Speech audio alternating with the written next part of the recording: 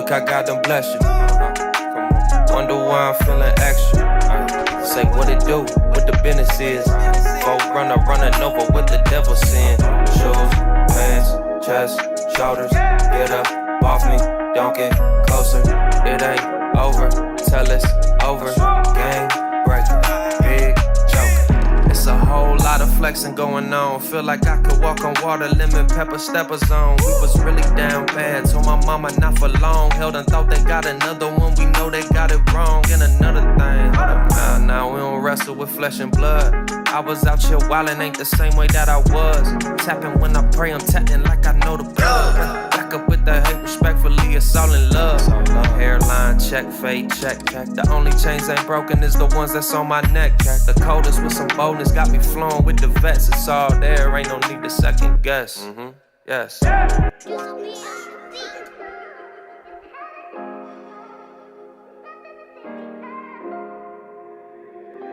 AJB, you sound stud.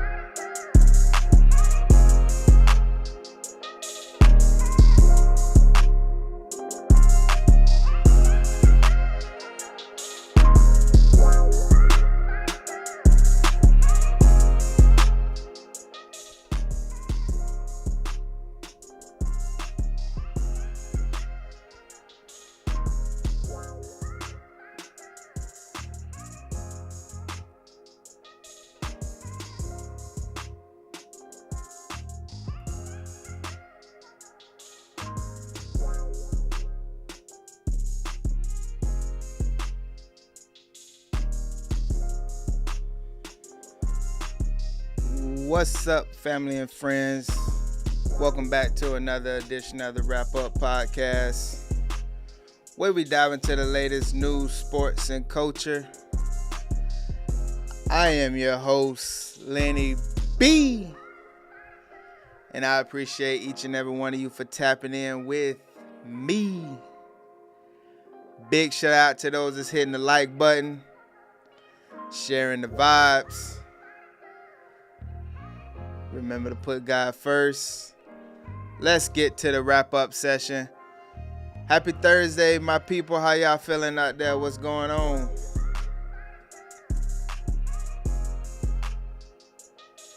Y'all feeling all right? I just got back. I'm still over here trying to get the show ready and everything like that. Little jet lag, but we all good. We here. We don't miss. We don't miss. We here. We live. Hope everyone is having a great week. Great Thursday. Almost the weekend. Friday Junior.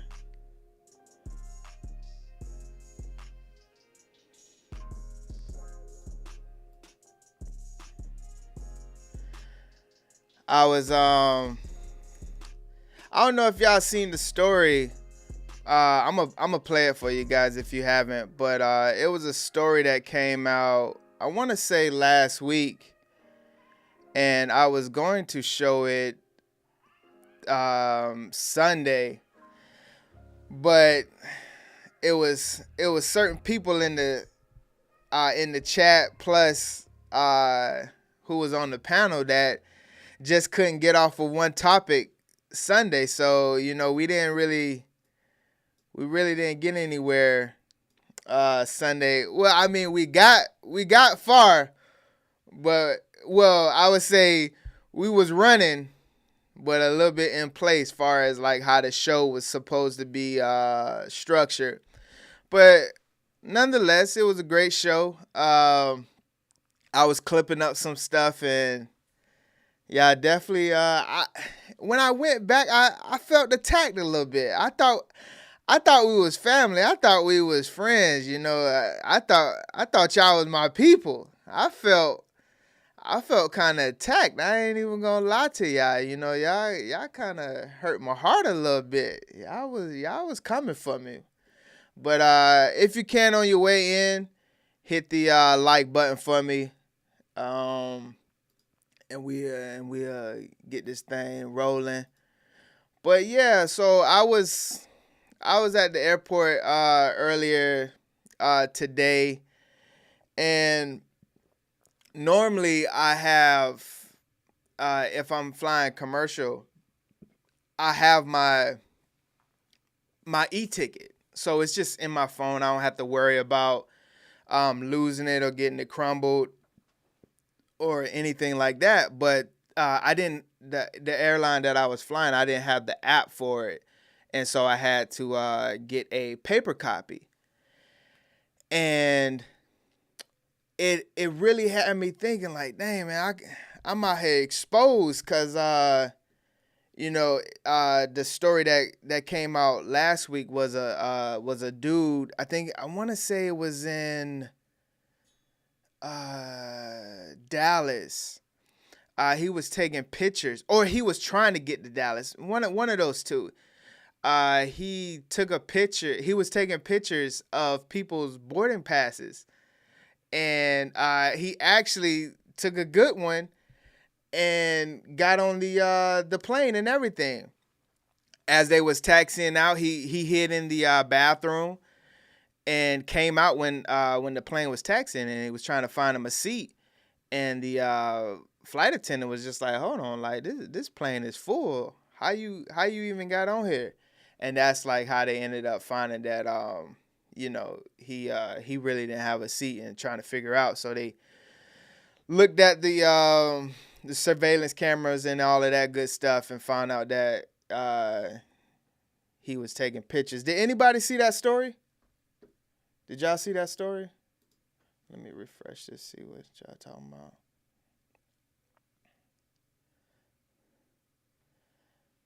Yeah, I don't know if y'all...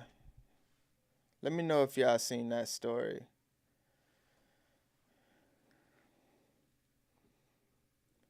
Let me see if I can pull it up for y'all.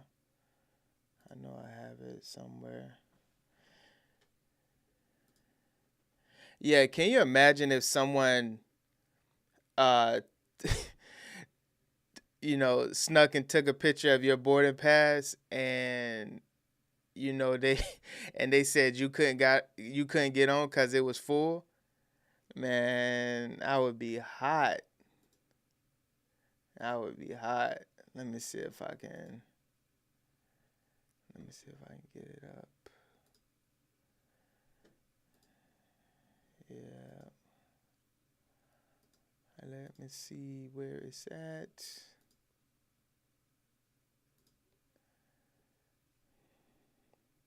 Yeah, it seems like every day is something. It's something more wow than the previous day. Recently in the news, like, you know, from people stealing 30 mil to lady getting trampled by an elephant to just, yeah, it's been a wild week for sure. Let me see, where is it at? What am I looking up? Okay, let's see here. Where is it at? Okay, yep, here it is.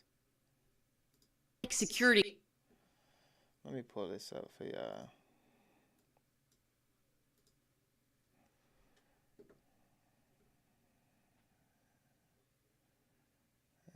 Screen share. Boom. Let me know if y'all can hear it good. This morning, the dramatic security camera footage showing a Texas man before authorities say he boarded a Delta flight from Salt Lake City heading to Austin, Texas without a ticket. Watch as the man authorities identified as Wycliffe Florizard appears to take a photo with his phone of another passenger's ticket last Sunday. A felony complaint said he took photos of multiple passenger phones while they were not looking. According to the complaint, then using his phone as a boarding pass to board. Has been pretty much a foolproof system, has a hole in it, and that hole has to be filled. Florizard was apparently on standby for a Southwest flight that was completely full. That's when officials say he then tried to get aboard a Delta flight. Once aboard the Delta flight, according to the affidavit, he opens the emergency equipment storage door. A flight attendant then assists him to a bathroom toward the front of the plane while others board. The affidavit explains, meanwhile, a Delta gate agent tries scanning another passenger's ticket, but the system says she already boarded. The affidavit suggests the system worked, yet the girl was still allowed to board. Before the doors close, Florizard moves to the bathroom in the back. As he leaves it, an attendant sees no open seats and tries helping as the plane starts to taxi. Then she realizes he is not a passenger. The plane then returns to the gate, where authorities arrest Florizard. Experts with this warning for all passengers. Probably need to be pretty well aware of what you're flashing around, because it might not be somebody trying to get on the airplane illicitly. It could be something else. So Delta says they're cooperating with authorities. Florizard is charged with felony stowaway and is required to go through a mental health evaluation. According to the complaint, he told officials he made a mistake and just wanted to go home. I just want to get home. ABC News, Los Angeles. Did they say a felony, though? I don't know if that was worth a felony. Let me see. He made a mistake and just wanted to go home. So mental health is required to go through with felony stowaway and is required. Florizard is charged with felony stowaway and is required to go through a mental health evaluation. According to the complaint, he told officials he made a mistake and just wanted to go home. Yeah, Buddy was just trying to get home, man. I don't know about charging him like that. How y'all feel? I mean, he was just trying to get home, man. Boog, that's what I'm saying. A felony? That's a little excessive, man. Let me see.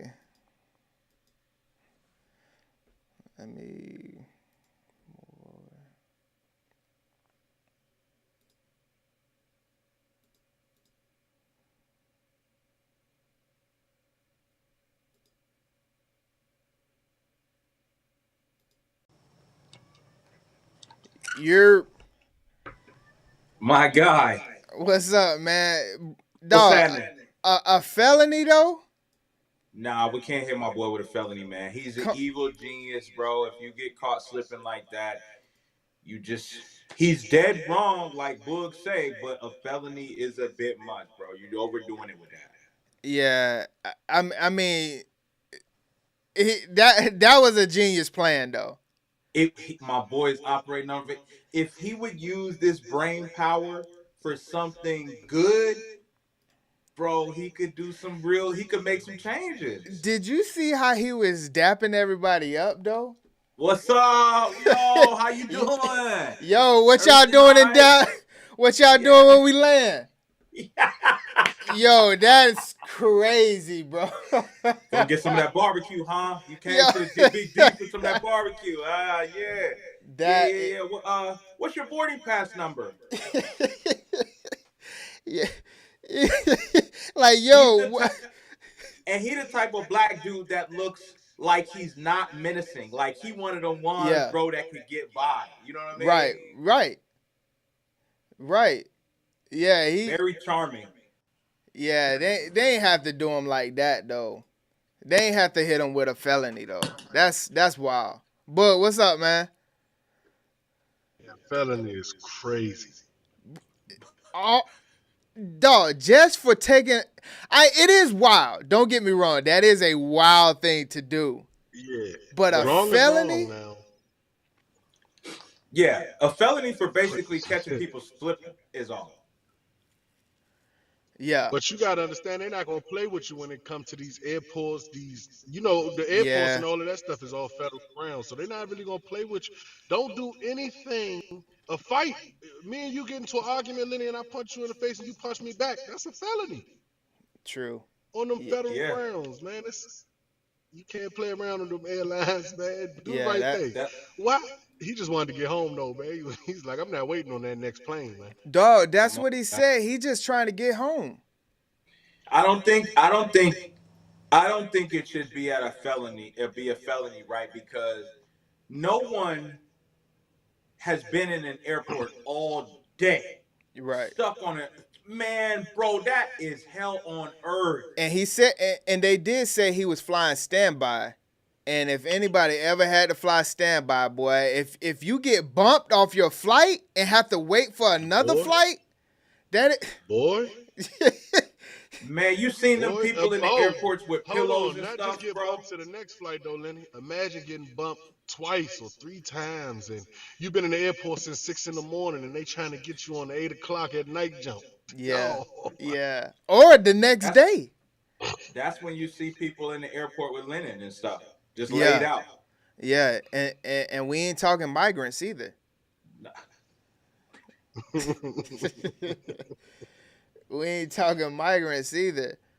Posting up with linen in an airport is crazy. Yeah, that's it's necessary. Yeah, I mean, yeah, but to give my boy a felony, man, that's a little. They should have just suspended him from that airline. Yeah. And that felony kind of damn near ruins your life, man. Right. Oh, yeah. You know what I'm saying? It kind of makes it so that you know what I'm saying, you can only work certain jobs. You got to work with your hands, not your brain. Right. It's a lot, man. Them felonies ain't nothing to play with, man. I had some felony charges. I bought that. You better rumble. You better rumble. Sent to no return, but still was bought back. For real. Those are lyrics. I never had no felonies, y'all. Don't clip that and run with it. Jesus Christ. Yeah. We got my work clothes on too. We got some we learned about felonies and how you can't vote last episode. So yeah, them felonies ain't no joke. You remember that book? Yeah, they take your right away to vote, man. God. Yeah. Own a gun. You can't own a gun. It's a lot of things, man. It's just you snuck on the plane. Now you can't even protect your house, man. This is crazy. Yeah. Right. Yeah, that's true. That's kind of wild. Yeah. So earlier this week, Taiwan got hit with the earthquake. Prayers out to all the ones that's still trapped over there. They still search and rescue. I was hearing that it's a lot of miners still trapped in tunnels and things like that. So let's take a look at Taiwan real quick. Prayers up, man. Prayers up. A day on from Taiwan's 7.2 magnitude earthquake, the death toll has risen to 10, with the latest victim found on a hiking trail. 38 people are still missing or uncontactable. The island's eastern region has been shaken with hundreds of aftershocks since the earthquake, driving scores more people to seek shelter outdoors. Dozens of missing vacationers and workers from Taroko National Park have been brought to a temporary medical station after being rescued. Rescuers managed to clear an obstructed road to reach the tunnel where several hotel employees were stranded. Officials say 600 people remain stranded at a hotel in the same park, but that they are safe. Landslides in the aftermath of the earthquake in Hualien County damaged roads and walkways. The Agriculture Ministry has since urged people to keep away from the mountains due to the risk of falling rocks and debris. Yeah, so that's Taiwan right now. And after earthquakes like that, they be having tsunamis and things like that. So yeah, we'll see how many, what the total looks like and everything like that. So hopefully everyone, that they find is still alive and everything like that. Those are two of the scariest natural disasters because, bro, an earthquake, you're on the ground and then the ground is no longer intact. It's moving now. Yeah. So there's no safe haven. You know what I mean? You know, you got a hurricane, you run inside your house. You got a tornado, you get under a bridge, right? You know, you can't escape an earthquake, man. The ground is moving. You Right. know, you got pipes busting, you get all this stuff. And the same thing with a tsunami, bro. When a tsunami hits, bro, that's just crazy, man. Prayers out to them I was to my tased Taiwan. like Yeah. So I know we all kind of heard you know, we got rocked with some sports news over the week with Vontae Davis, you know, passing away, and you know, we still don't, you know what happened. And I was just watching this from Channing Crowder, and I don't know if y'all saw this, but kind of listen to what he was saying. I was tased like OG because I got there in 05 and Tay got drafted 09. Him and Sean Smith because we needed corners, and Tay came in and just a beautiful light, man. When I heard that, yeah, I actually found out on the radio show yesterday because it was released around 1:30, whatever, and I was running around and I got on the show and Hawk and Solana told me what happened. And that was like my little brother. And I know Vernon, I know his family, like I know everybody. And man, it's devastating to see that light not be in this world anymore. I call him a light. Like it's funny. Y'all know his little voice. Like I don't want to tear up, but just hey guys. He had just like he was always excited. He was always positive. He really was like a little brother to me. It's crazy. When I drop my kids off to school, Ari, I'll stop. I'll keep a fishing rod with me. And it was like 6 weeks ago, maybe 2 months ago, I'm fishing on the side of Orange Drive. And somebody said, see. And I look back and it's Vontae. And he U-turns and pulls up. It might be 10 a.m. And we just sit and talk for 2 hours. Just about what he got going on, his business ventures, his new stuff, what I got going on, you know, just his family, his brother, his everybody that I knew when he was playing. And like, if you ever sat down with Tay, it's not 15 minutes. It's 2 hours. Like you could really sit and talk to Tay forever because he was such a positive light in this world. And when I heard that news yesterday, man, it crushed me. It reminds me, it's just like Junior Seau, like, when I hear news, I call their phones and it goes to voicemail. And it's kind of when it hits, like they're never going to pick this phone up again. And it was like that with Junior. And it's so weird, bro. I was with Junior in Nashville probably about 2 months before he passed. The same thing with Tay on the side of Orange Drive before he passed. And it's just like, it's more people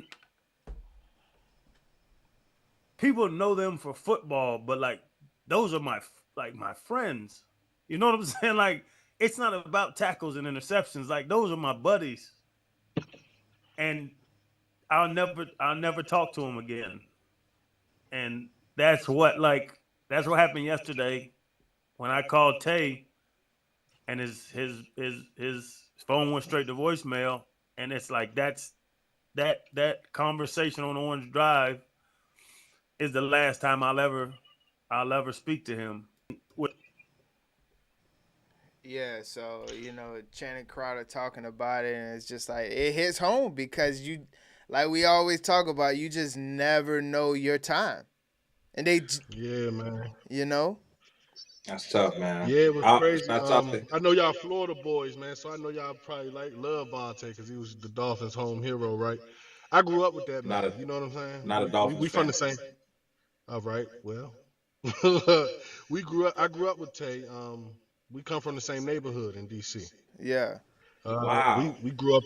Yeah, we lived in the same apartment building. That was the first fist fight I ever avoided. They moved into the apartment building. I tried to bully him, man. He told me step outside, and I ducked it because they looked like they was Africans, man. I didn't know what they were.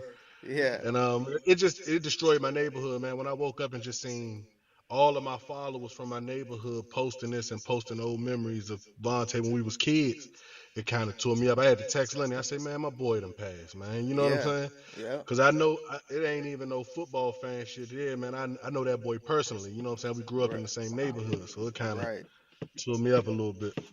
Yeah. He's definitely a real one. Yeah, 35, man. 35 years old, bro. 35, bro.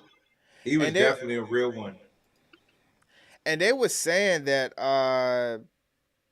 he had, passed away like in his workout area. So, who could have been a heart attack. Yeah. It's just like, and Channing was just like, I can't wait to see, the autopsy to see, if it was like CTE and, all of those types of things. So yeah, just man, that's tough because, bro, 35, man, like I'm past 35.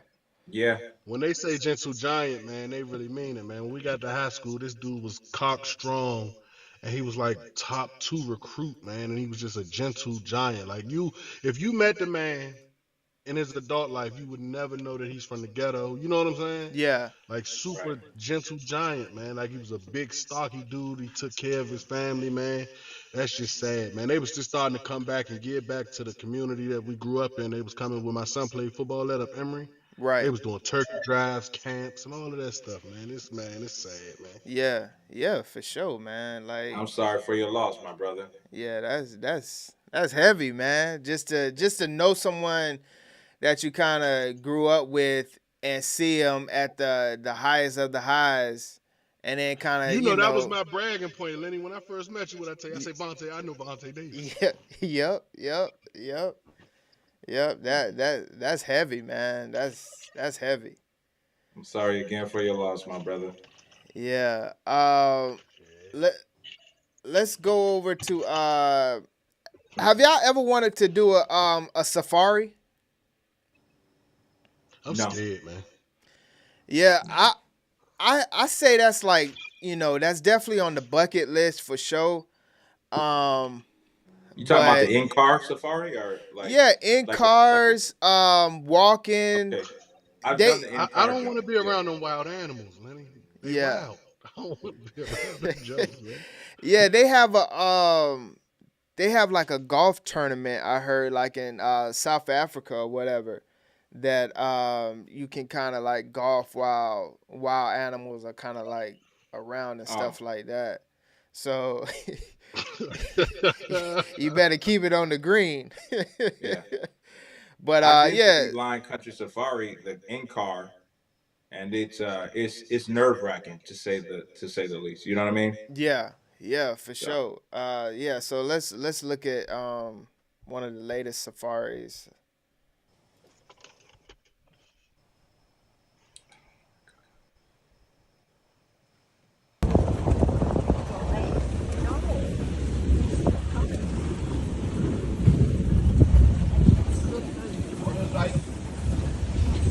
Oh my goodness. Coming fast. Coming fast. That Joe moving.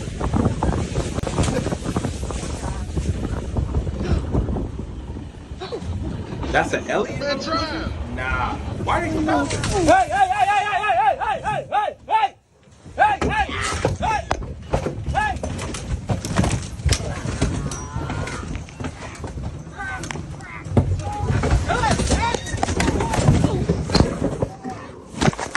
This dude stopped the car, man.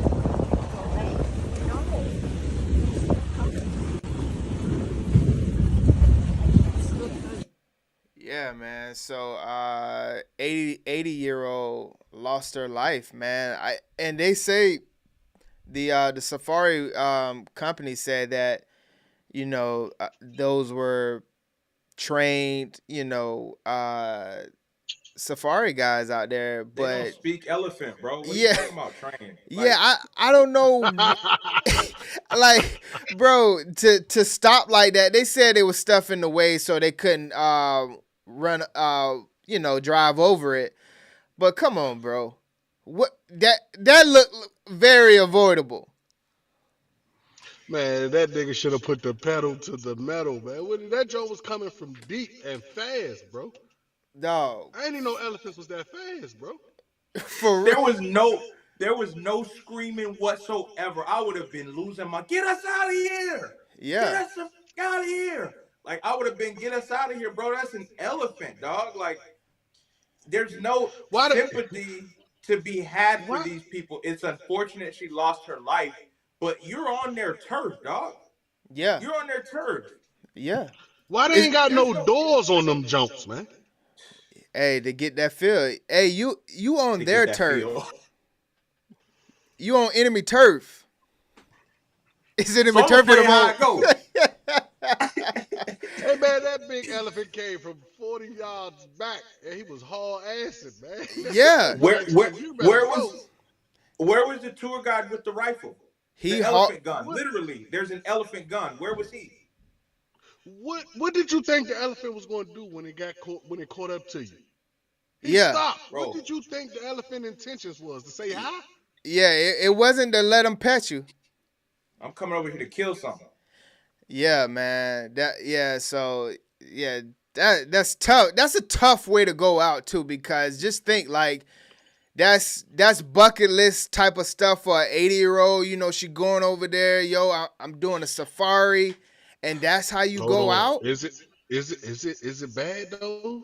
Cause hey, you at the Joe, you like, yeah, Bug went out, man. The elephant. Come on, man. Is it cool or not now? Come on now. Oh my God. Hey, man, Bug went out into the jungle, man. Got hit by an elephant, man. Nah, it ain't, bro. Because the first thing we're gonna ask is, why was he out there? You know what I'm saying? Right. To get trampled by an elephant.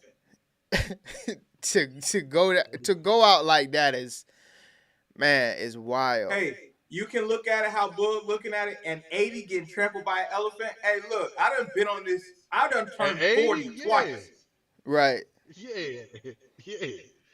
80 is all right, man. I might go with you, Lenny, at 80. Yeah, man. I would have definitely needed some.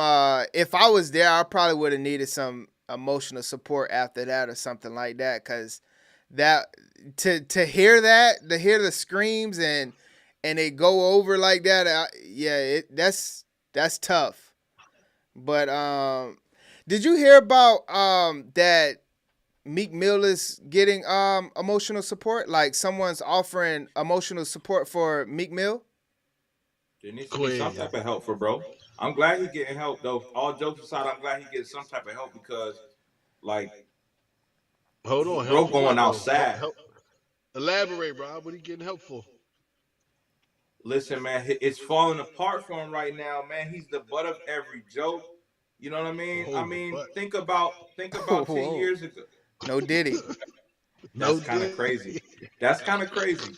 Listen, yeah. So yeah, he's getting picked on like this. This is like him having an embarrassing moment and never being able to escape it because he just keeps doing embarrassing things, and that's just been the norm. Meek Mill is a joke right now, bro, and he needs some emotional support. So he will never not be a joke in my eyes. He's just done too much, but it's a good thing that he get. I don't want anything bad to happen to the dude. Like aside from these charges that that's about to happen with the freak mill type of thing. But I hope he can get like support, emotional support, bro, because like this dude has had a rough go, bro. Imagine the entire world thinking you a lame, bro. Right. Like, I mean, people reaching out, trying to get him, trying to offer services and things like that.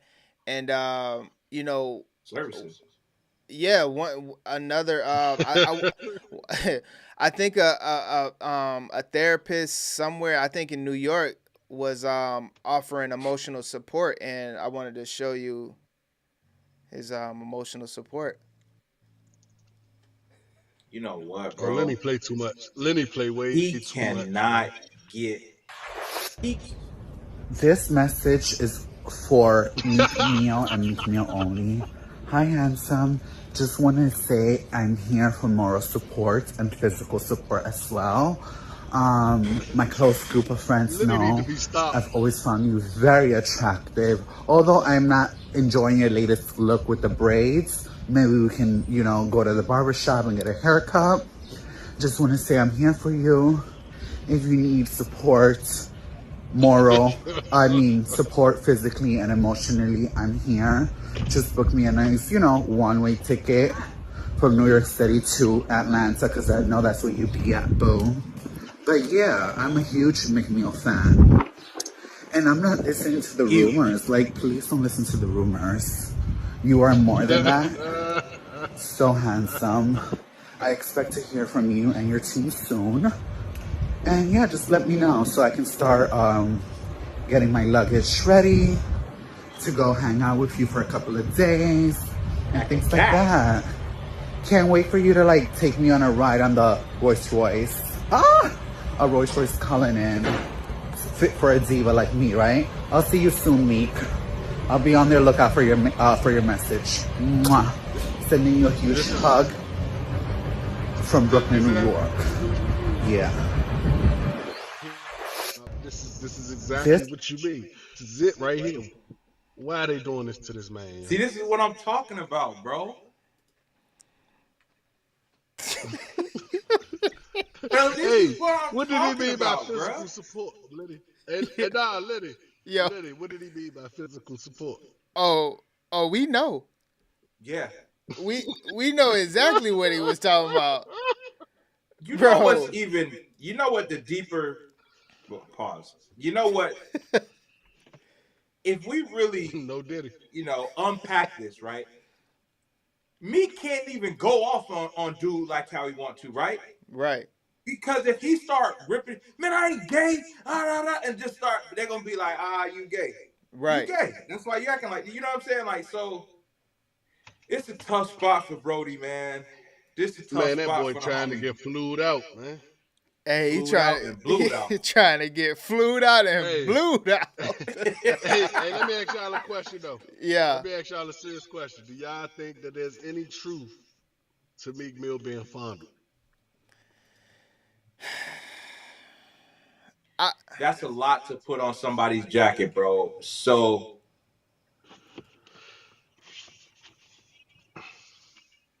nobody's answering. Bro, because I can't just go off and just call somebody, say somebody done been touched up. But the way Diddy parties, man, it's like he grooms you, bro. You don't just if Diddy wants you, you know what I'm saying? He's not just gonna have you around him like no one or two times. He gonna have you around him and see and have you around all this stuff. Right. I don't think so, man. That's tough, bro. I would like to think that he kept his integrity on that.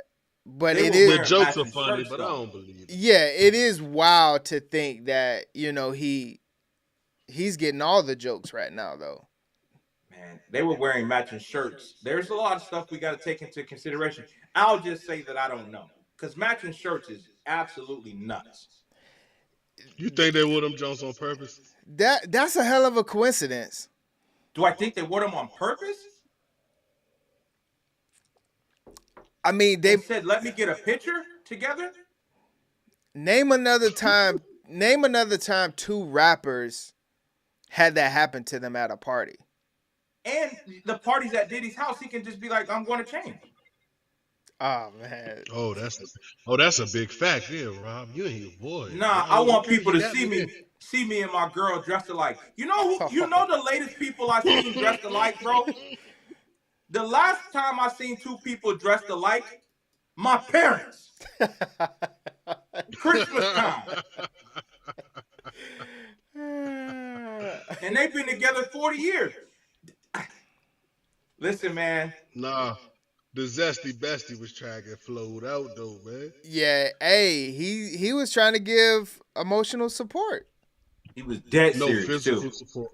So some of that. He was dead serious. He was dead serious. Oh, he was dead serious.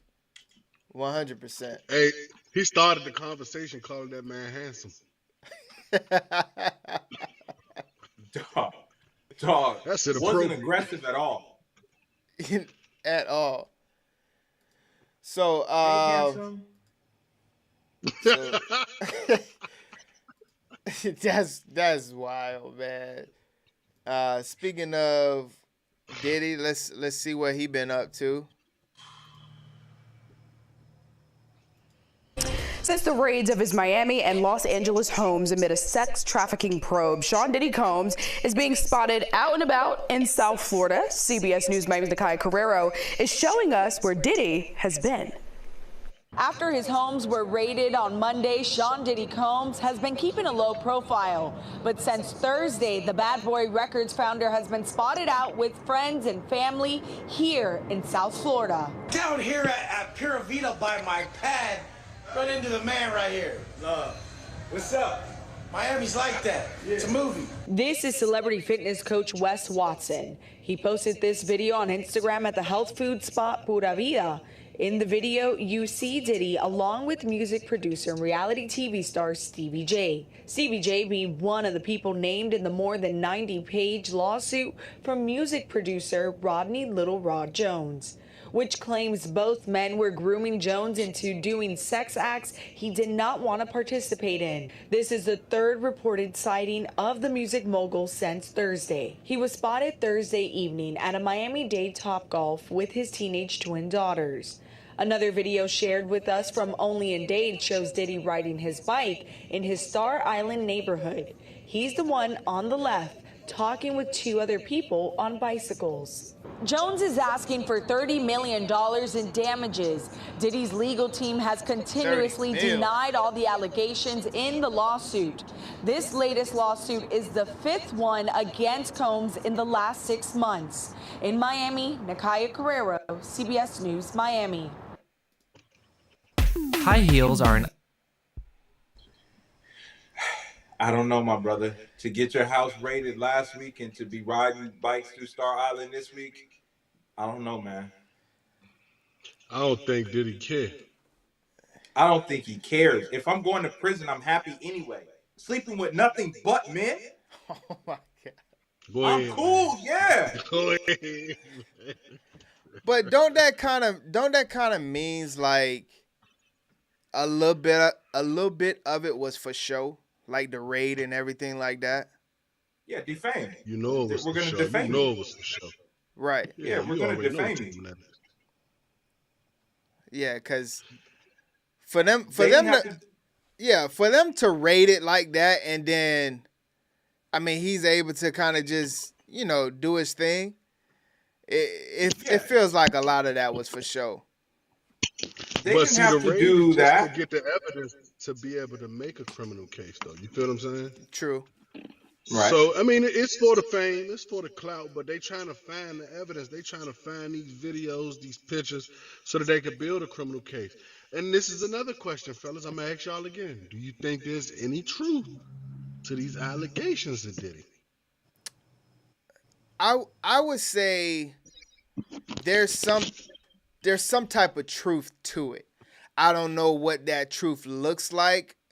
But we're talking about 20 years, bro, of just Diddy this, Diddy parties, Diddy.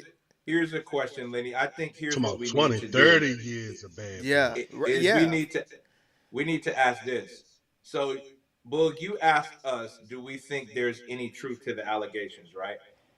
Here's my thing. Let me ask you this. Would you yourself go to a Diddy party? Not even trying to be funny, right? And this is no Diddy. No. Not trying to be funny. I'm asking. You know what I'm saying? At my grown age now, no. The devil lives in Diddy's parties. Right. To me, right? There's too much drugs, liquor, women. There's too much going on for me being 35 with a wife. But there's whatever I you dreamed want to go to Diddy parties at 19, 20, boy. I wanted to be in them Jones. Right. No, absolutely. I mean, I think that over the course of these years, bro, they said the same thing about, and I hate to do this, man, because I hate to say this, man. They said the same thing about Kels, right? They said the same thing about Harvey Weinstein in Hollywood, right? They said the same thing about Diddy, right? It just took them a little longer to build them. Bro, there has to be But some truth for them to you be on know the this man difference, bumper but like this. you do know the difference between that is that we knew R. Kelly was guilty from the time they said it. We had a tape, we had video evidence. Right. We was in middle school, bro. You saw the Watching tape? that man urinate on people. You saw the tape? Come on, brother. I'm from the ghetto. We had that thing VHS. I may have saw it too. Now I feel you, but there was no tapes in Harvey Weinstein. It was all just hearsay. There was a bunch of women saying, "Don't go to Harvey Weinstein's parties, right? Don't go to this because he'll make you do stuff like that." And it was all rumors. And then 15, 20 years down the line, I ain't never seen nobody get hit with 30 counts, bro, of sex crimes. They hit Harvey with 30 counts. So it's like, I don't know. Well, you do know once one come in, the storm coming. They trying to get a bag. Not trying to be funny. Now some of them are legitimate. But once one person gets paid, everybody's trying to go get a bag, man. Yeah. Absolutely. You know that. Absolutely. You got to know that. Everybody just seen that Diddy settle with Cassie quick. Oh, let's go get some paper. Yeah. Right. Yeah. Lil Rob asked him for 30 mil. That's a crazy number. But if he was fondled and groomed and played with, he needs that 30 mil. He did something. If he's asking for 30 mil, they definitely did some stuff to Brett. Like, you know what I'm saying? Right. And they said Cassie is cooperating. She done been paid, and she coming back to cooperate with the feds. Diddy might be in trouble, man, and I don't know, man. It's just, I'm a big Tupac fan, man, and I ain't saying I'm jumping for joy, man, but all I'm saying is rest in peace to Pac, man. Right. Here's my thing, bro. Here's my thing. I could never listen to any Diddy music again and be fine. It doesn't, bro. Wait, you know what is? Wait, hold on. How could you make that statement? What do you mean by that? Nah, I myself I can't listen. I can't say could never listen to any Diddy music again and be totally fine. You know what I'm saying? Because you know how they're like, oh, we gotta like I'm serious, bro. Like I could never, can't nobody take me that. I don't have to never hear that no more, bro. Like it's cool. Whoa. But Diddy got bangers, boy. But what do you mean you can't listen to it anymore though? No. I'm not saying I can't. I'm not saying I can't. I'm saying I don't ever have to. You get what I'm saying? Because I listen to Brilliant Idiots a lot, right? Another podcast a lot. Bleep that out. I listen to another podcast a lot, and they were saying, "Come on, man, Diddy wrote the soundtrack to her life, bro. I don't care about those. Like, you know what I'm saying? Like, it's being perceived as if he was some musical genius, like Kels, man. Okay, I was just hoping you said it because it was coming. Like, what are we talking about? But let's not. Diddy got bangers, boy. 100%. But in regards to Diddy someone got like bangers, you see, you only think about the songs that Diddy's rapping on. Diddy got bangers that he's not even on. You can go without listening to 112. Can you go on a date with your lady and go without listening to 112? You know what? I take everything back I said because he had a lot to do with Jodeci. So forget it. Bleep all that. Come on, man. now. Yeah, that's Mary what J. Blige. Right. Yeah. Come on now. Man, bleep the whole thing. I was wrong. Hey, man, you got a whole playlist of the freak offs, Diddy and Kels. Yeah, and I'm a free R. Kelly. I'm banging that to the death, boy. Free R. Kelly. Free R. Kelly is a wild. Nah, don't free R. Kelly. Yeah, that's crazy. Hey, Lenny, edit that out. Yeah. Edit all that out, man. Nah, that's my first clip right there. He should. Okay, hear me out. R. Kelly should be free, but only allowed to make music, right? And he should be under 24-hour supervision. He can make music where he's at. Touche. We'll get hits coming, Kels. Damn. That's wild. So we are. so we are in agreement that there's some truth to Diddy. Yes, sir. I don't know, man. Take that. Yes, sir. Take that. Got that take 5. Yes, sir. There is some truth to that, man. Yeah, that's kind of wild, man. I would say it's just been going on too long. It's just been going on too long. Boy, been following people since the 90s, man.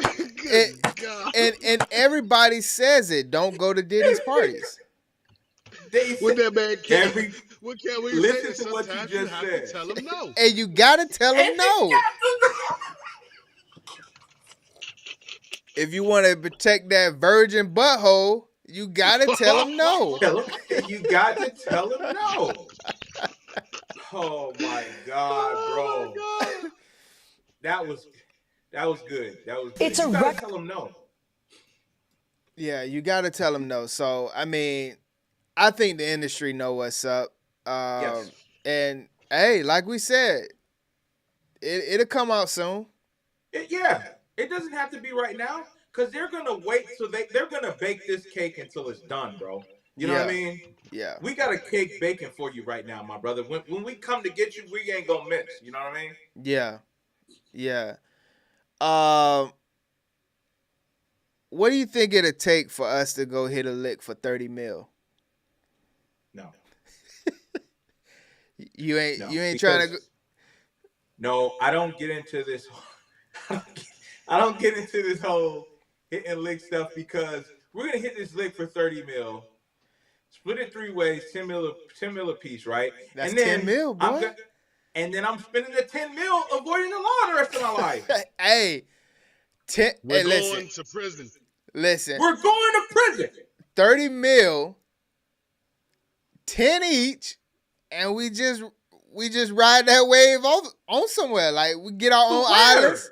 We get our own islands. We'd have to live in the jungle with the elephants that trample the people.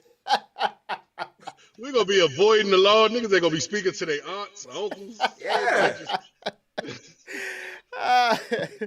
Yeah. I can't spend it on my family because they just waiting on a wire transfer. You know what I'm saying? For real. Yeah, so let's look at how these boys got away. It's a record-breaking heist, $30 million in cash. The brazen thieves apparently gained entry by climbing into the roof hatch at Garda World, a private security firm that's a rival to Brinks. One of the biggest cash heists in the city's history. News photographers found this giant hole in the side of the building, now boarded up. But it's not clear if that's how the robbers escaped. The burglary unfolded on Easter Sunday morning at this Garda World money storage facility just outside Los Angeles. Armored trucks deliver large sums of cash here to store money for small and large businesses from around the region. Authorities are trying to figure out how the thieves broke into the building without triggering the security system. Could this be an inside job? You know, 30 mil? Of course, it's an inside job. That's the question. Could it be? Yeah. The homie was like, the big head dude was like, yeah, we gonna hit them on Easter. I got the perfect plan. We're gonna hit them on Easter because we know they'll be in church. Yo, for real. We're gonna hit them on Easter Sunday. We're gonna resurrect these boys. Listen, 30 mil? Do you think Brinks put them up to it?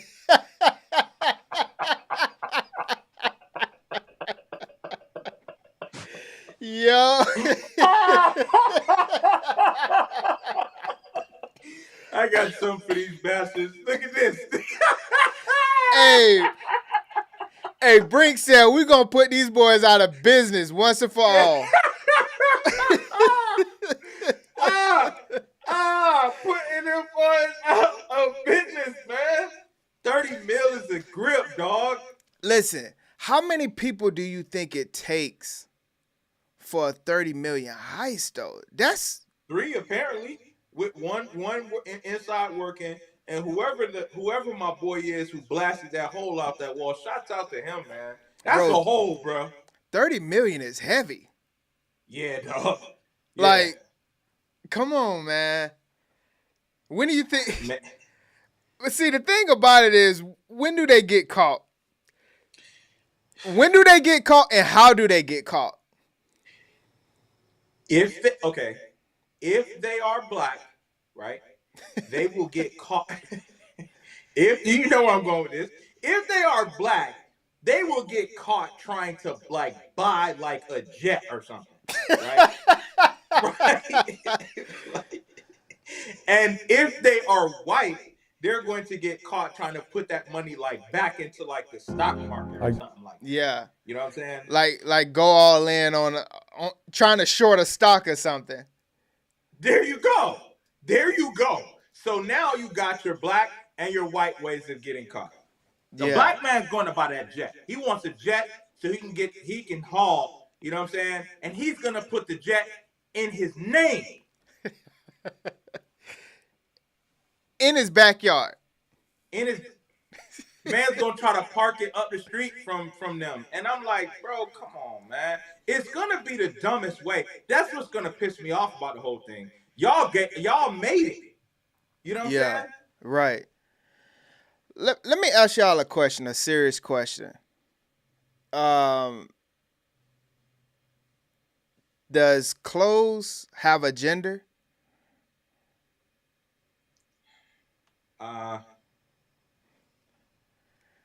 See, it depends on who you are, because if you ask somebody like Prince that, right? Okay. Like, Prince is out here wearing blouses, bro. But Prince will take your girl from you. Right. You know what I mean? So in that sense, I don't know, but that's one individual. So yes, clothes do have a gender, bro, because I can't get into no women's jeans. They're just built different. You know what I mean? Right. So yeah, I think they have a gender, man, but I might get crushed for that. But yeah, I think they have a gender. My mic just stopped working. Oh, you heard the question? Say it again. I had to go out and come back. I said, does clothes have a gender? Like, does your wardrobe, does it have a gender? Absolutely. I can't wear no dress. I can't wear no skirt. Absolutely. Okay. Right. You wearing high heels? I mean, if I put on high heels, I wouldn't be considered a real man anymore? Nah, Lenny, you want to be a punk in my eyes.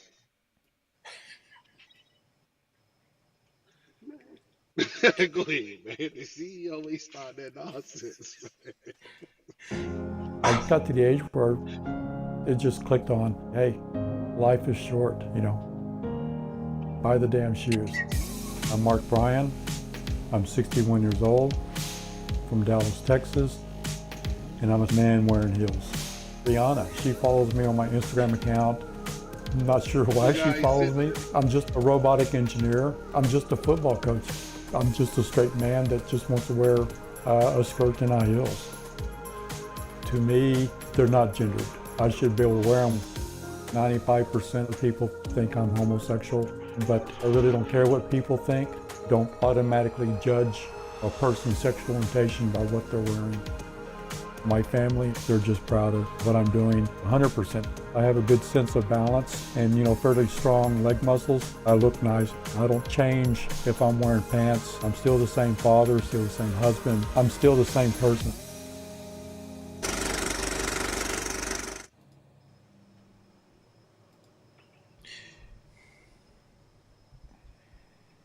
Do you understand how pissed off I would be if my dad came to pick me up from football practice in heels?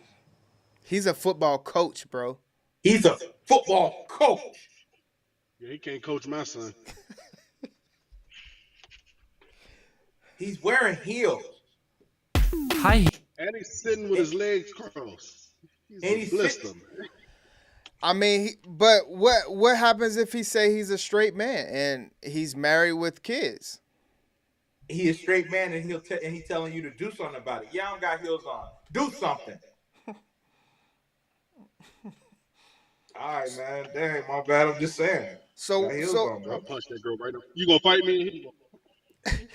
So what happens if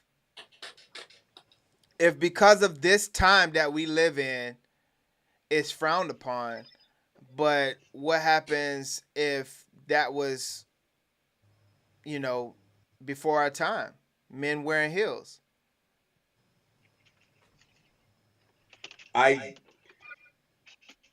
Okay, so yeah, I'm gonna have to let you leave me on this one, my brother, because I don't He's I don't trying to remember bait that you, time. Rob. Because Yeah. we're just talking about cultural norms, right? Right, cultural norms. Yeah. It doesn't. I don't remember that time. Because you wearing heels don't necessarily make you gay, right? Yes, it does, brother. What are you talking about? Yes, you're gay.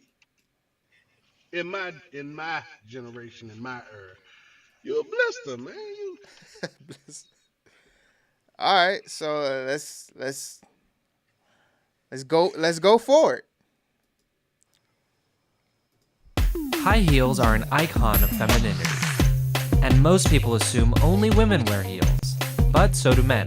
So why don't more men? Are you talking gay men, queer men, straight men? Why don't more men wear high heels? I think because our culture has told them that they absolutely can't wear heels. I think because our culture has said that's for women. This is our colleague Noah Michelson, editorial director of HuffPost Personal. I've been covering queer issues for the last 10 years, everything from same-sex marriage to transgender issues and everything in between.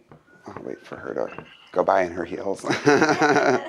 There are certain items of clothing that always seem to bring to mind one gender or the other, either male or female, and I think for femininity, the high heel has always represented the woman. It's almost iconic. So how did femininity and heels become synonymous? Well, actually, that wasn't always the case. The history of high heels goes all the way back to the 10th century Persia, but I think it actually originated even earlier than that. This is Elizabeth Semmelhack, the senior curator at the Bata Shoe Museum in Toronto, Canada.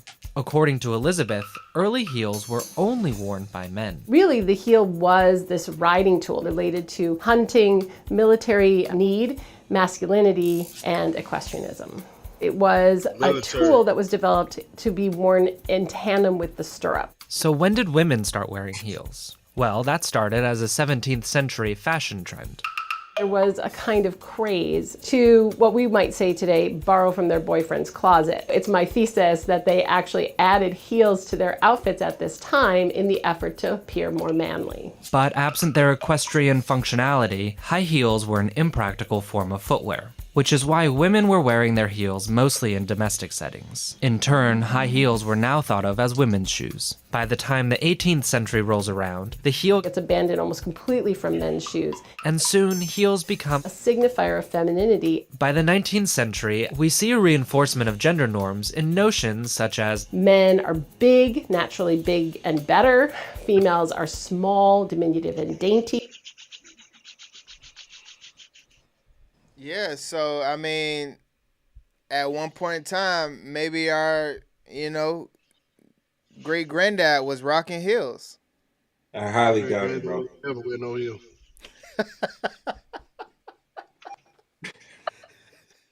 The only two people that I'm okay, the only two males I'm okay with wearing heels are no longer living, so I don't got to worry about it. Rick James and Prince. Those are the only two. That's it. Yeah. So heels are a no-go. We're not bringing that back. Nah, that should stay where it's at. That should stay for women and my boy with the baldy. That's in the military.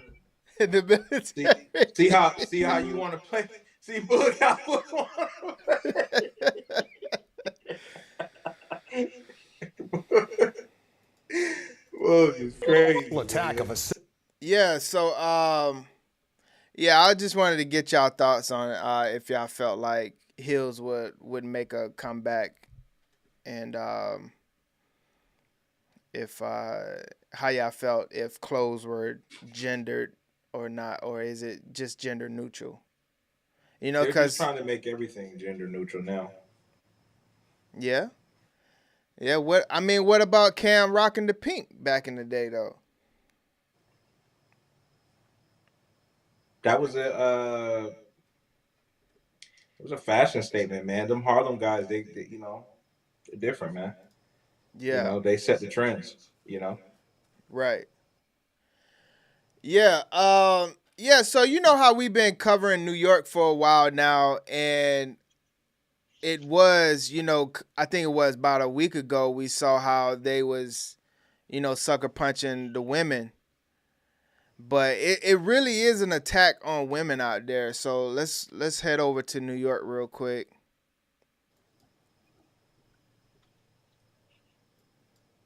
We begin this afternoon with the brutal attack of a 75-year-old woman in the Bronx.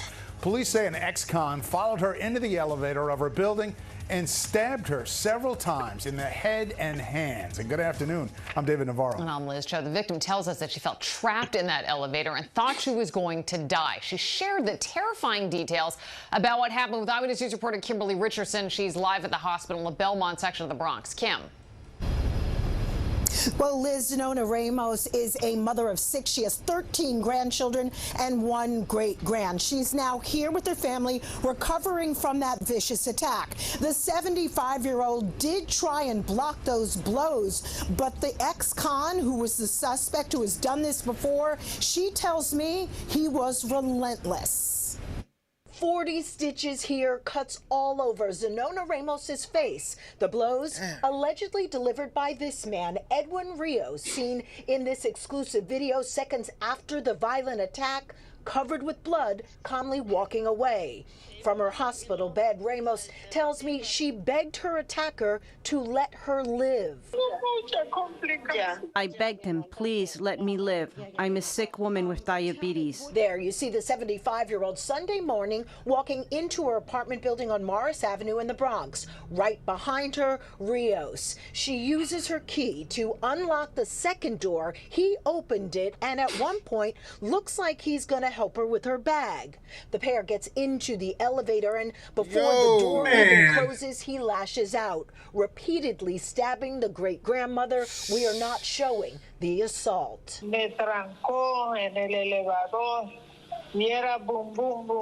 I was trapped in the elevator.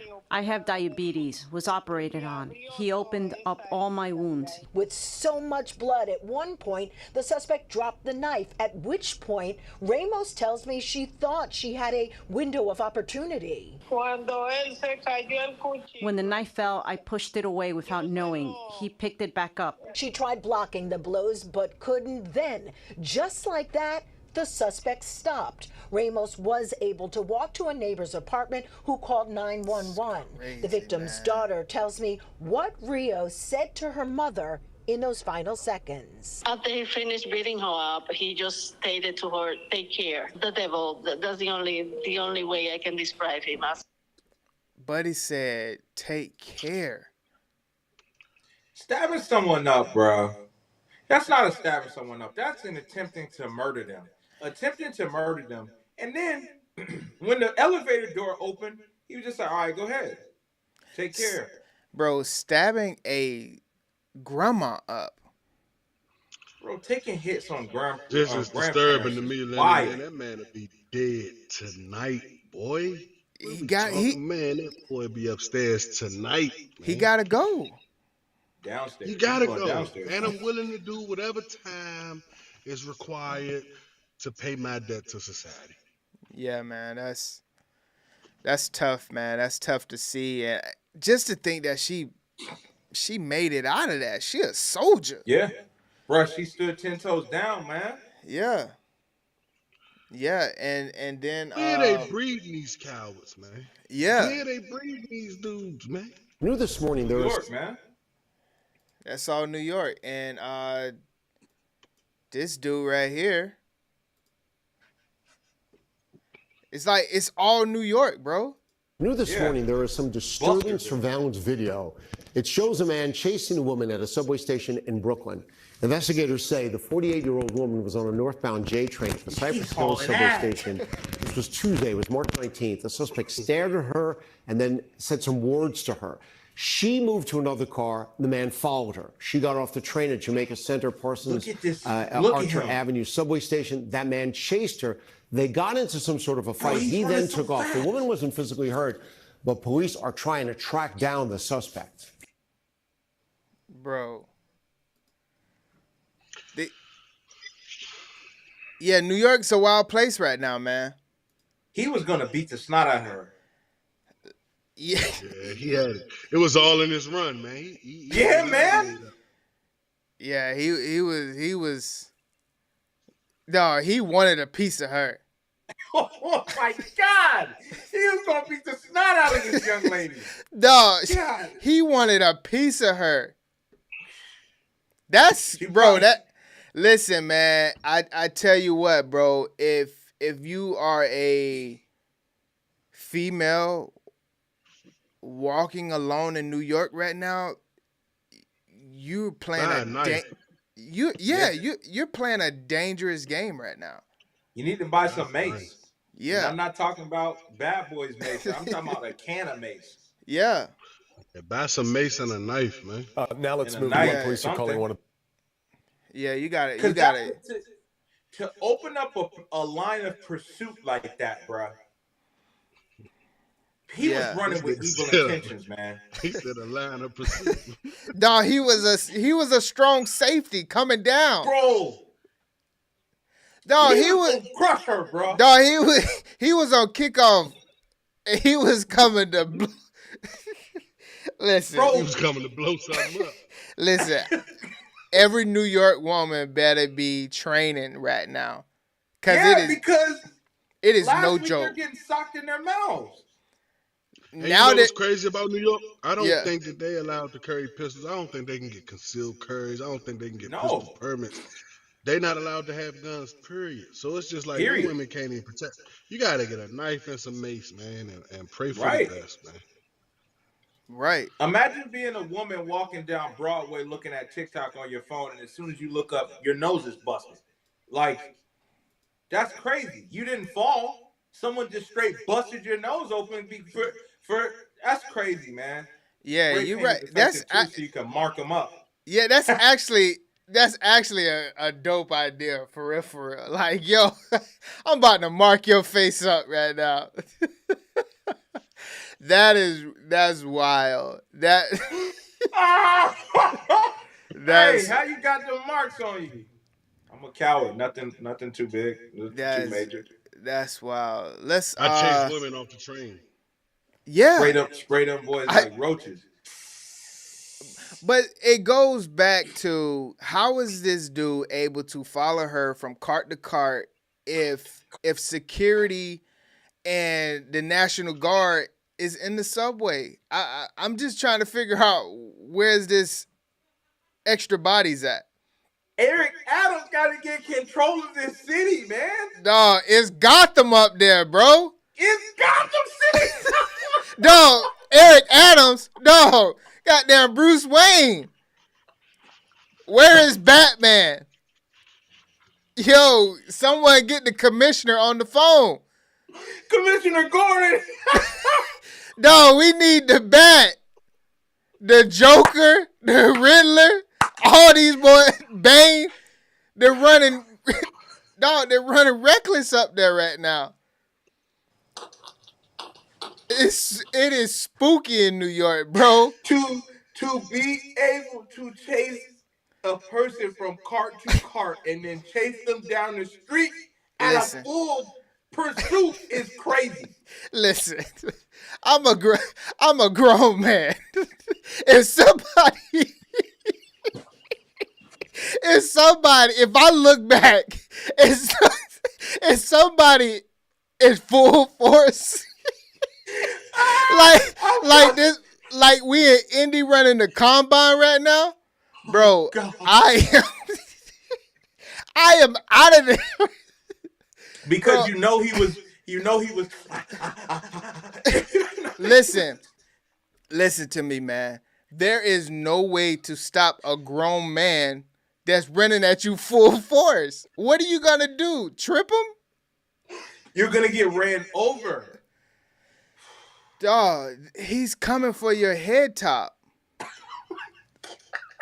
Listen. What was said? What was said to make a grown man bust into a full blast sprint like that? The problem is, probably nothing was said. He wanted her to talk back. Yo, mom, what's your number? He wanted to get disrespected. So he got, that's probably why he got really heated, dog. Listen, man, right. I tell you what, if you just scrolling and you look behind you and you see a grown man running full force, dog, listen, there's not too many times that you see a grown man just running fast in your day-to-day life. Come on, dog, I'm out of there. And here's the thing, though, bro. What's even crazier about it is the amount of speed that he has. You can't outrun him now, right? Even if you're faster than him. Because he has a head start of building that speed up. And what was in his hands? He had his weapon. Bro, he had a bucket. His weapon of choice was in there.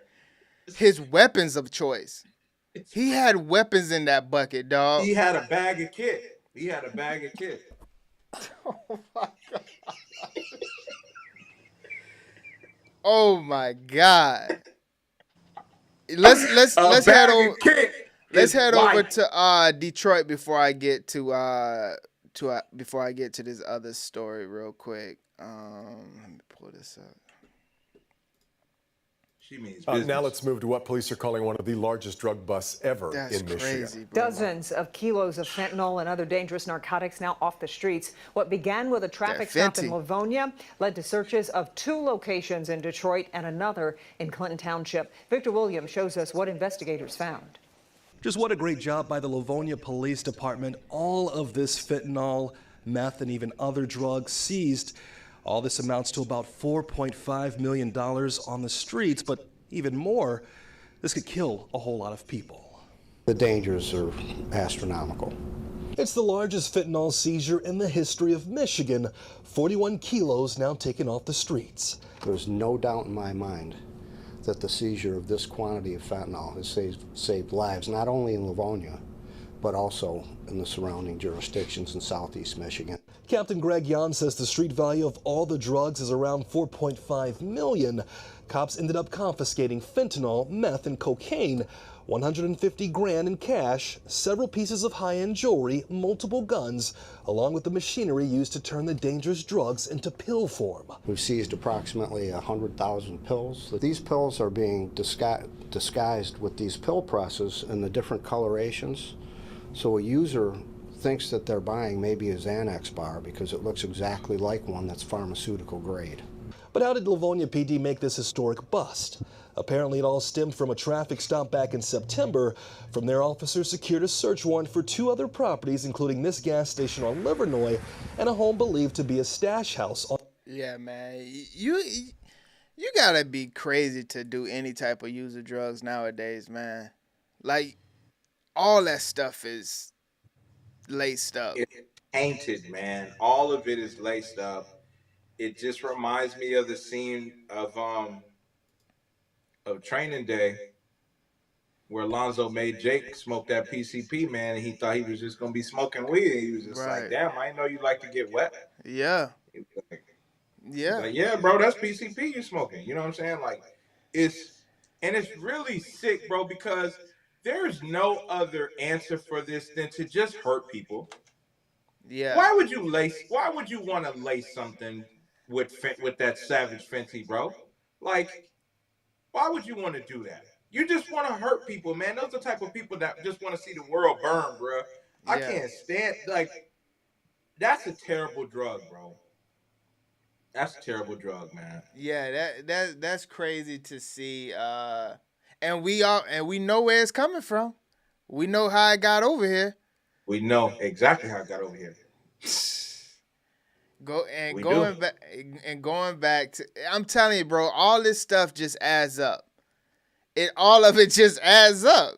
Like, we cover one thing, and we're gonna a couple episodes later, we're gonna see exactly what it is, bro. Close the border, we fix America. That's wild, man. Close the border, we fix America. Dang, I actually hold on. I actually gotta take this. Hold on. It's all right, man. Hello? Yes, this is him.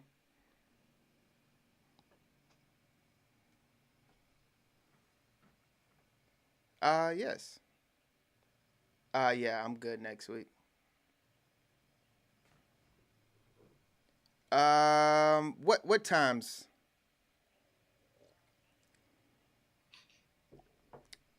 Yes.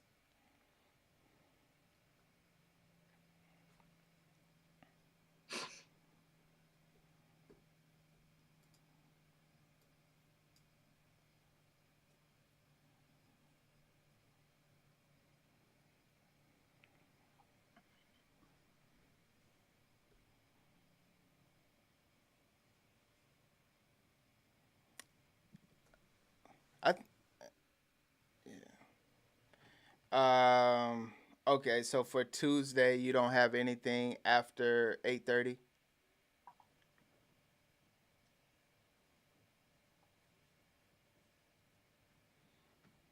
Yeah.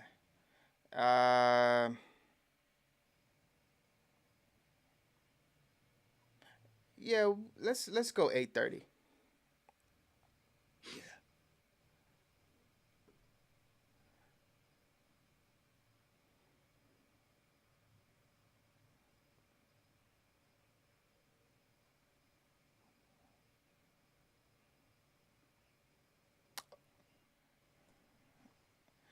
Okay, thank you. Okay. All right. Yep, mahalo. All right. Yeah. Where we was at? Oh man, close the border, fix America. Oh yeah, man. Like, that's all it takes. But we all know that ain't gonna happen. So and that's what happens. I just want him to put us 4 days a week and then hand it over to your boy and let's see what he's got, and then that's over. You know what I'm saying? Right. Give me 4 days first though, because Trump ain't going for that 4-day crap. I don't feel like Trump ain't going for that. I don't think he's this clip going. Yeah. Let me who we got here? Let me get your thoughts on a TikTok trend that was going around, and you know the show The View? Yes, I do. Yeah, so and then Whoopi Goldberg and them. Yeah, they reacted to that that trend.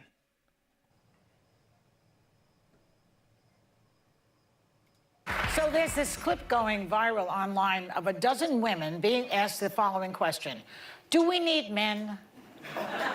Most answered very quickly, no. And only one said she thought women needed a man in their lives, only one.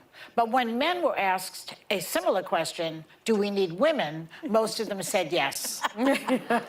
So why do you think that is? Because men are useless. I mean, love it. And by the way, I want to differentiate between straight men. Bro, listen. The disrespect is too much, man. Like, this is not a small podcast where you don't get any views. Bro, this is right, and you can wild. Yeah. This is national TV, bro. Let's go on. This is wild. This actually hurts, and bro. Gay men, because I think I would die without gay men. Nobody can gossip like gay men. No. You hear her? Like, yeah, she's being for perpetuating real. This. She's being for real right now. Oh, dead. Because I think I would die without.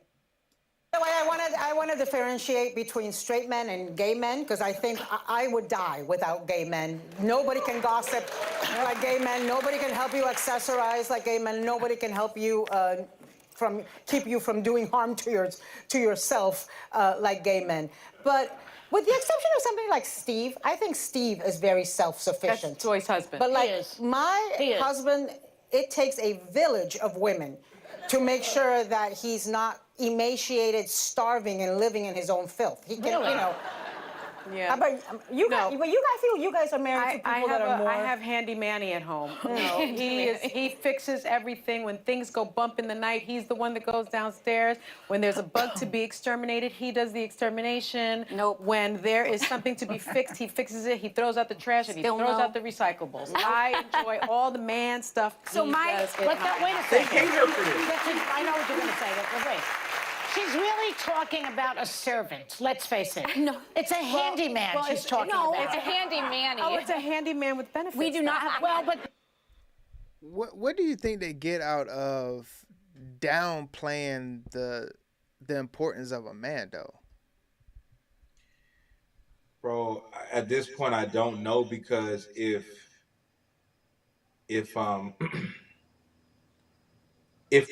her husband, the first one that was talking, the Spanish lady was talking, or her husband decided, like, I'm done, like, you know what I'm saying, like, I'm gonna go find a woman who actually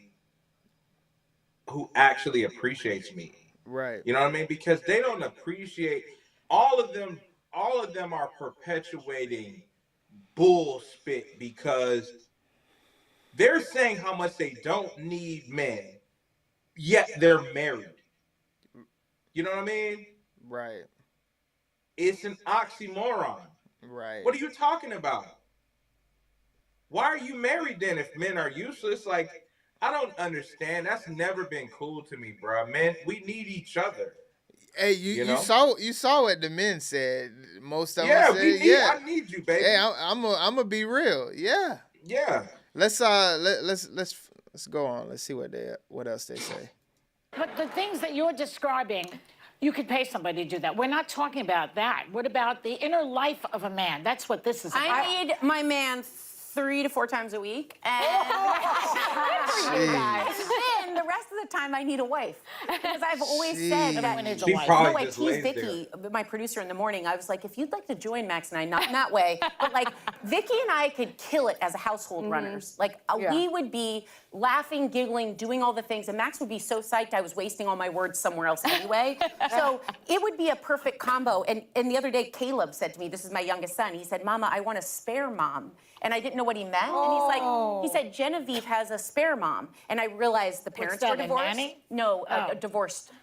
An extra mom, like 2 moms. And so I asked him, because at first I was a little wounded. I was like, what am I not doing? You know, and he's like, no, I just think at bedtime, you always have to pay attention to the other kids too. And if we had a spare mom, Dad and you could, you know, then you just get to focus on me. And it was so sweet. He didn't ask for a spare dad, by the way. He asked for a spare mom. I took this.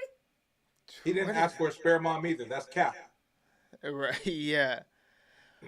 But yeah, man, just to see how hard they go, like that's a national TV show. Let me ask you something. How does she have her children? Right. Does she need a man for that? But see, that's the thing though. That's how they, you know, they always say like men sexualize women. What was that? What was that? I only need a man 3 times a week. Like, now, if me and you got in here and it's just me and you right now, we just got to chat and be like, yo, all jokes aside, man, I only need my girl to just suck the, you know what I'm saying? Right. Also, and that would get clipped and they'd be like, this dude is a misogynist, patriarchal piece of, you know what I mean? Like, right. That's the same thing, but when it's cool when they do it, it's a problem when I do it. Right. You know what I mean? Right. I don't get it, bro, because I never disrespect like that. Like, nah, I need my girl, bro. Like, yeah, I need her. You know what I'm saying? Like, right. You know? But she recognized, like, yeah, she need me too. Like, this is crazy. You think this will be out of control?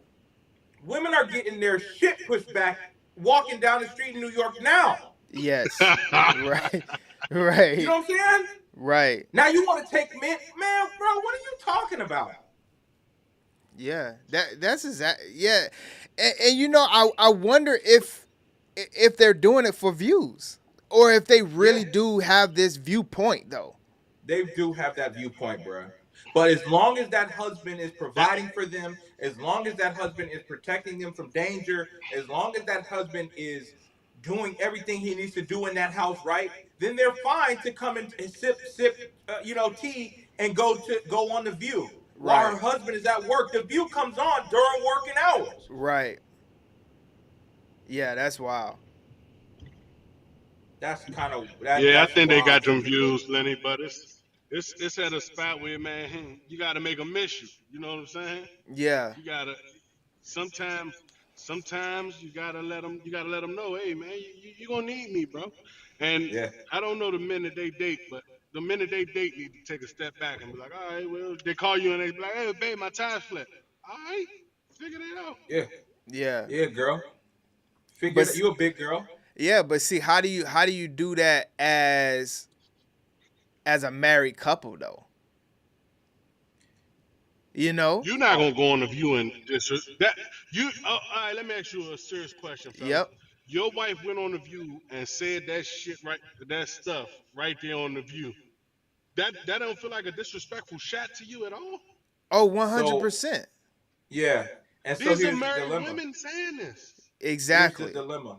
I can't Man, you rock coming her home jaw. to your stuff. What are you talking about? Right. You don't live here no more. You kicking her out. Yeah, so that's the only Man, other alternative. you're not gonna go on national TV. Come on, man. National television. I don't need a man, and you married to me. Right. Oh, you did this. What am I? Yeah. What am I? Right. Yeah. Let me see. So I can't. My only alternative is I can't hit you with a left or a right hook. Right. I can't assault you. Right. Right. So you got to get out. Especially if my name's on the deed. Go to your girlfriend's house. All right. Yeah. What? I just wonder. Like, hold on. Let's see what else they said. Let me see if they got anything else. Wow.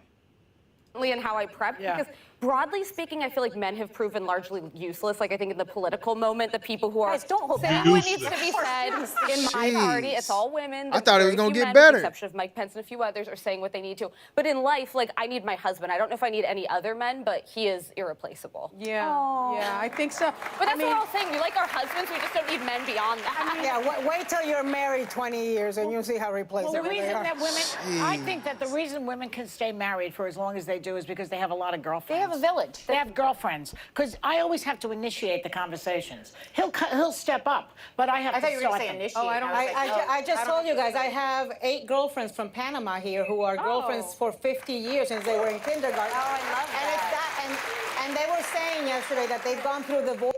So they're saying they're able to stay married because of their girlfriends. That's cap, bro. Because number one, ain't no woman ever had no girlfriends for 50 years.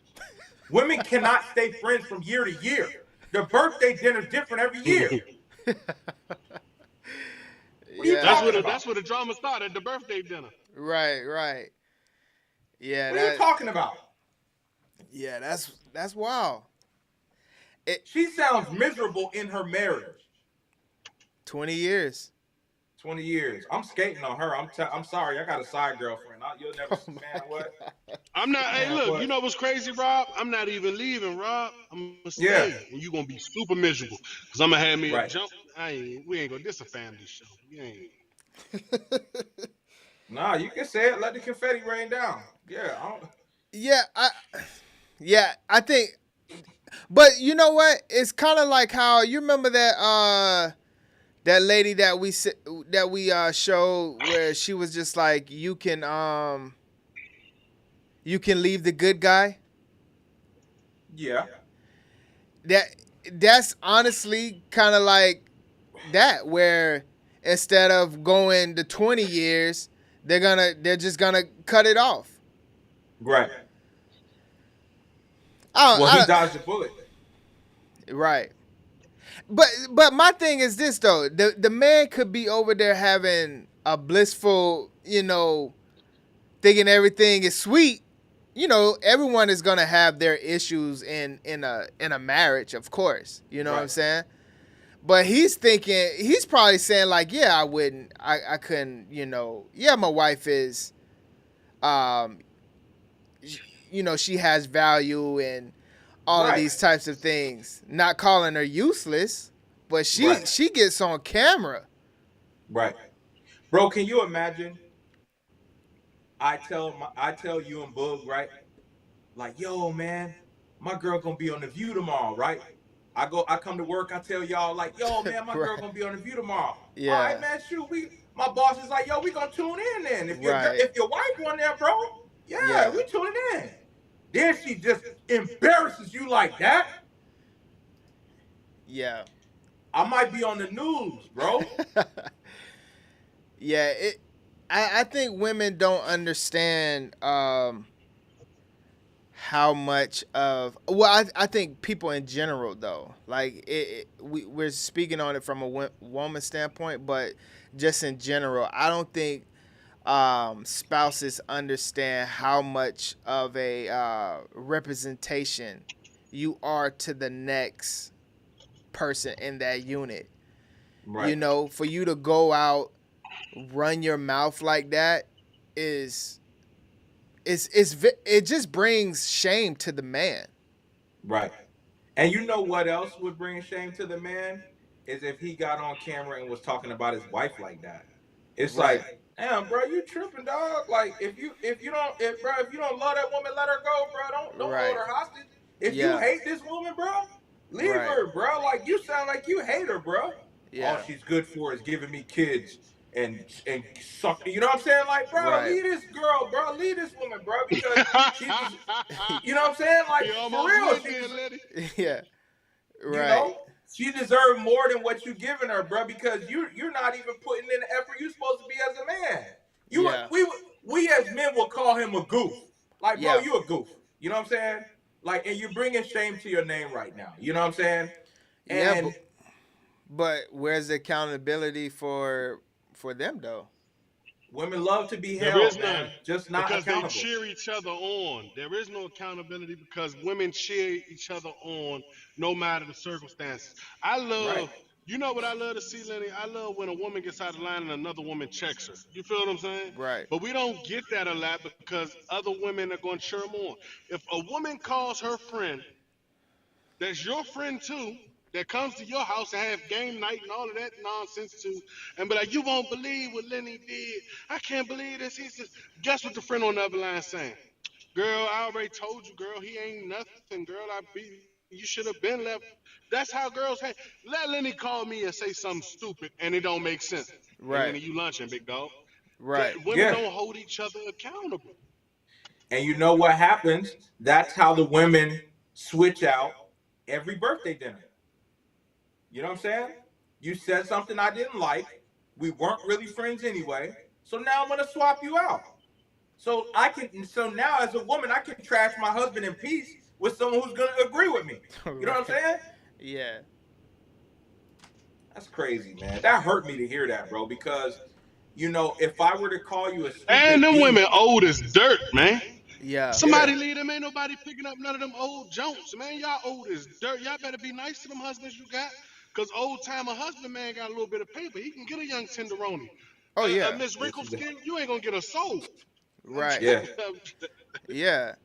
Yeah. It's kind of wild that would be there because you got to think, man, you don't know who's watching that show. Well, they do know who's watching that show.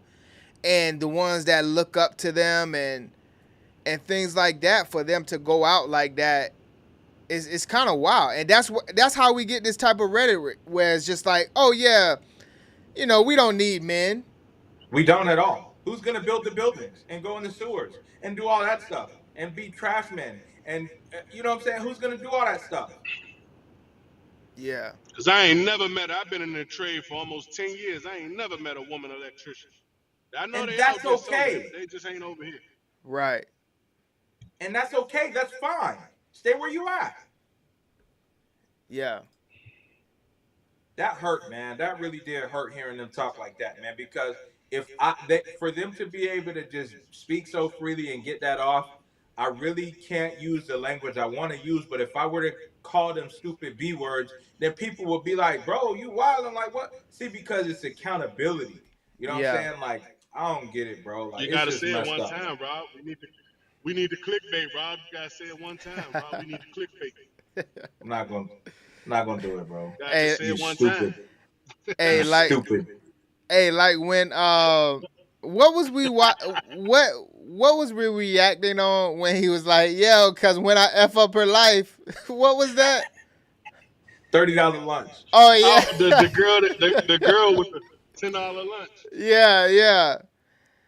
Yeah, Let's. no, that really came from a place of like I had to put myself in those shoes because I couldn't relate to that because I deal with thankful women, right? So I had to put myself in his shoes and be like, yo, okay, like what's going on here? How could you not be thankful for this? Now that makes me want to find you and show the people that you're really worth less than that. You know what I mean? Right. And dog you out and then come back and be like, this can't be y'all. This her? Like, you know what I'm saying? like Yeah. you know, so I don't Yeah, know. let's give me y'all thoughts on something that this chick said. Shout out to Miami Marlins.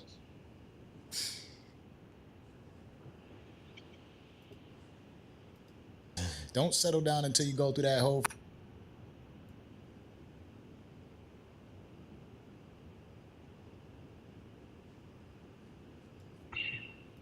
But in Texas, like, we couldn't go nowhere. it was definitely a little more free. That's Freddie Gibbs' baby mama. Yeah. It's a funny looking woman.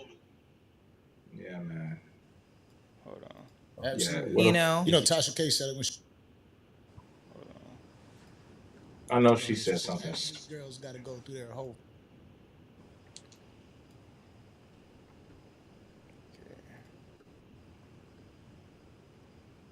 Phase. Don't settle down until you go through that whole phase. I think every girl and every guy needs to go through it. Absolutely. I think it's part of life.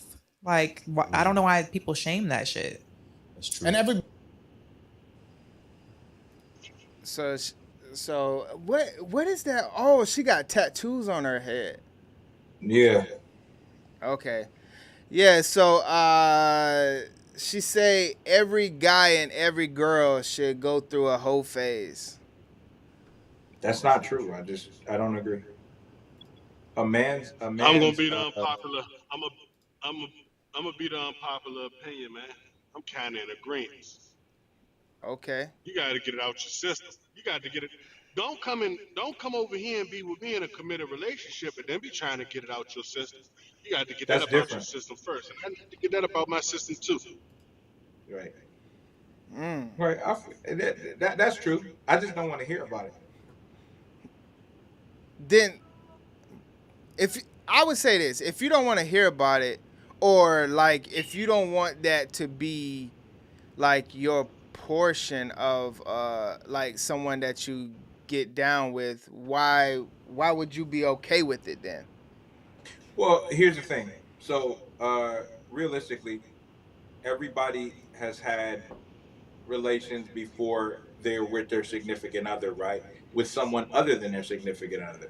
Right. So that's out the way, right? But I don't want to hear how these two dudes had you bent up in college when that's your second year in college and all. No, I don't want to hear that, because if I hear that, right,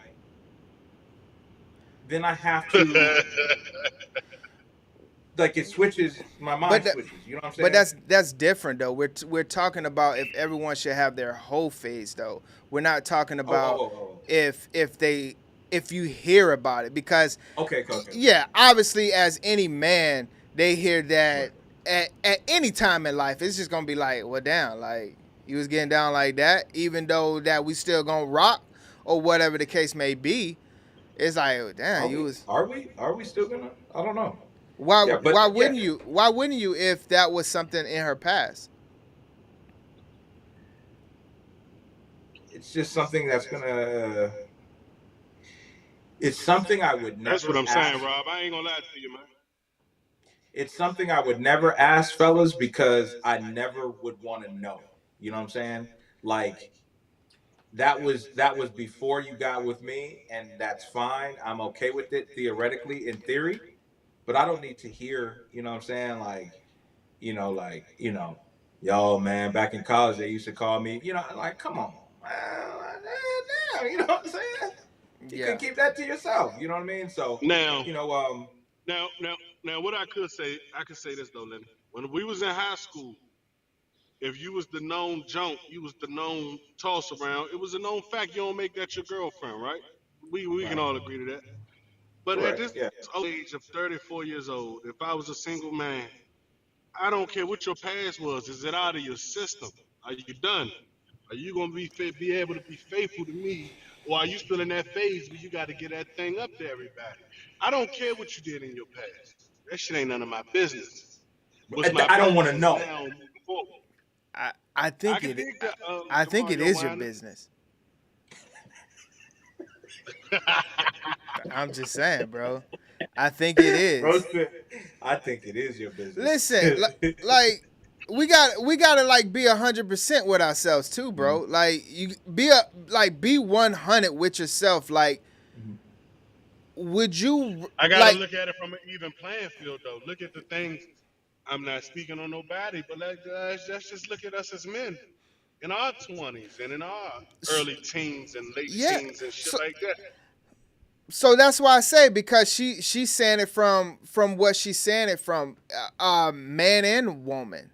So like I'm speaking on it from both. I think that is a culturally thing to where it is a norm for us to think that we supposed to have a whole phase. And I'm being real as like a sane person now at 37, dog. Like there's that's not real, because at the end of the day, that is something that's built in our culture. That is built in us to think that it's cool to, go knock around a whole bunch of women, have 3 girls, have all of these types of things. And then and we just speaking it from a man point of view, from like the whole phase. Like think about this. Like how are you going to raise your sons? Are you going to raise your sons to be like, on some like Eddie Murphy type of, go soil your royal oats and stuff? Or are you going to be like, yo, like, make sure that you stay clean, because it's crazy out here. And but that's the thing though, it's always been crazy. But so are you gonna, so my thing is, like, I look at it from not just like a bro code, or like I'm just speaking on like to my homies or something like that. I'm speaking on it from like a mentorship, how would I as a big brother mentor and a dad. Go I'm ahead. gonna say this. I don't believe it's a cultural thing, and I'm gonna bring this to both genders though, right? I don't believe it's a cultural thing, because if you look at the history, who was the easiest things to hit? Not trying to be funny. The easiest things to hit ain't look like us, right? Am I right or wrong? College days, high school days, whatever days you was in, what was the easiest things to hit? No, They was pink. You yeah. understand what I'm saying? So it's not a cultural thing, but I do feel like once you get that experience, boom, you might get that first experience. Once you get that experience, you want that.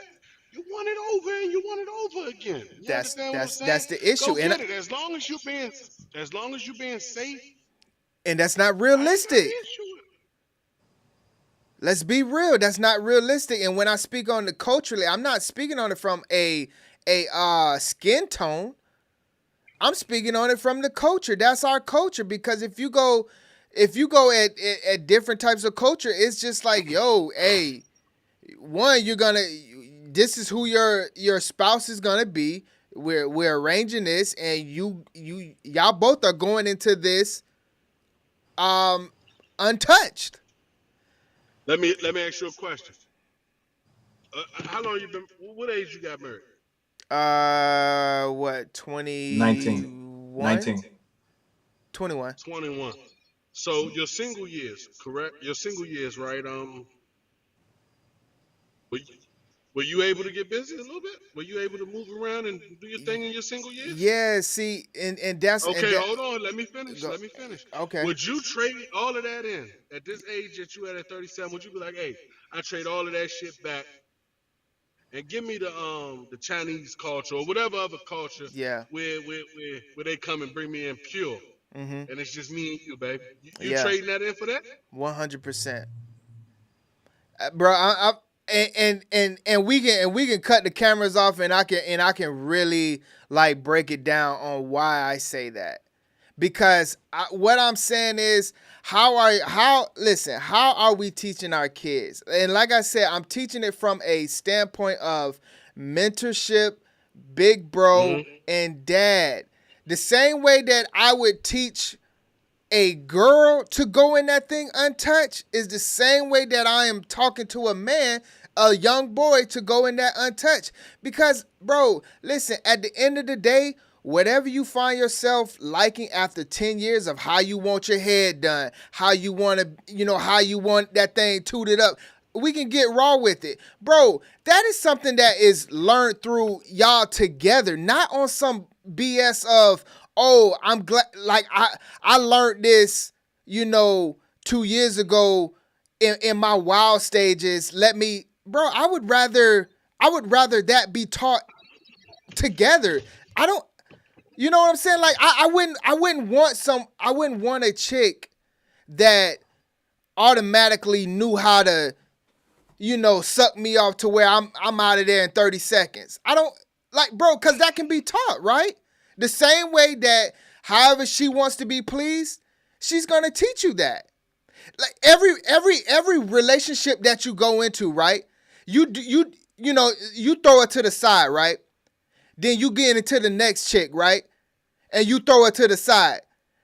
It ain't an automatic thing that chick is gonna want it that way. So what was the purpose of learning that or going through that? You know what I'm saying? So that's why I say, like, if 100% put it on, like, if I could take it all back and whatever I preach to a youngin' that's coming up, man, go in that thing untouched, man. Go in that thing pure. So all of those experiences, all of that realness can be with like somebody that you gonna rock with for the rest of your life. And that's just me. You gonna get that young boy heartbroken. No, that's Listen where you. To me. Yep, go ahead. Go in there raw and untouched, and they gonna deal with each other, and something gonna happen. I ain't gonna say when it's gonna happen, but she gonna run into Gerald, and Gerald gonna lay that hammer down, something she ain't never seen before, because young boy don't know no better. She gonna run into Gerald, and Gerald gonna be throwing the one leg up. But why is that though? Because people get bored sometimes. No, bro, that's not being bored. That's not you can't steal nobody's life. You telling that boy go in there at the young age, let's say the young prime age of 19, untouched, and she's 19 untouched. And now she's 33. You done roughed that girl's whole 20s from her. She ain't experienced nothing. So maybe at 33, she done got a little experimental. And she done ran into Gerald. And Gerald dropping that lumber. You understand what I'm saying? Listen. Besides size, what else are we learning that you cannot do inside of your marriage, though? That's what I'm trying to understand. So, Lenny, what you're saying is that you would like to sexually mature with the same person. If you had to do it all over again, you would like to sexually mature with the same person from jump and like build that sexual relationship from square one. I think that would be anybody's like thing, like because listen, if we over here saying that we agree with what this chick is saying, we are okay no matter if we know or if we don't, because we're too scared to ask because of how it's going to make us feel. So that's why we honestly don't ask. Yeah, that's 100%. That's my ego is why I can't ask. But that's what I'm saying. So why wouldn't you want a chick that hasn't been touched? I don't get it. Oh, no, I'm not saying that I don't. Yeah. I'm just saying, since I guess I was answering it from a standpoint of since I can't. You know what I'm saying? Since I can't have a chick that's untouched and pure. Why? You get what I'm saying?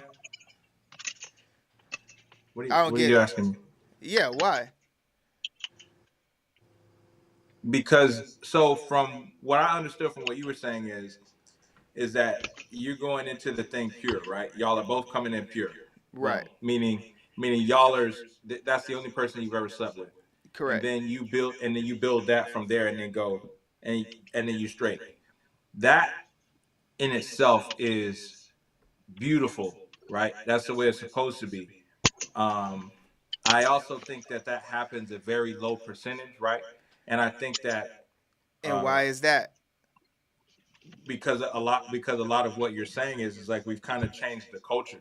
Because the culture used to be the woman wears the white dress and you're supposed to sex is be marriage, no sex before marriage and stuff like that, and then you go through like that. I think we've changed the culture to a lot more hypersexualization. You know what I mean? My thing is this. How are we teaching young boys to have all of this character and be a man and all of this, and we're gonna seriously say that it's okay to have relationships, right? And you go into your marriage. Right. I come on, man. Let's.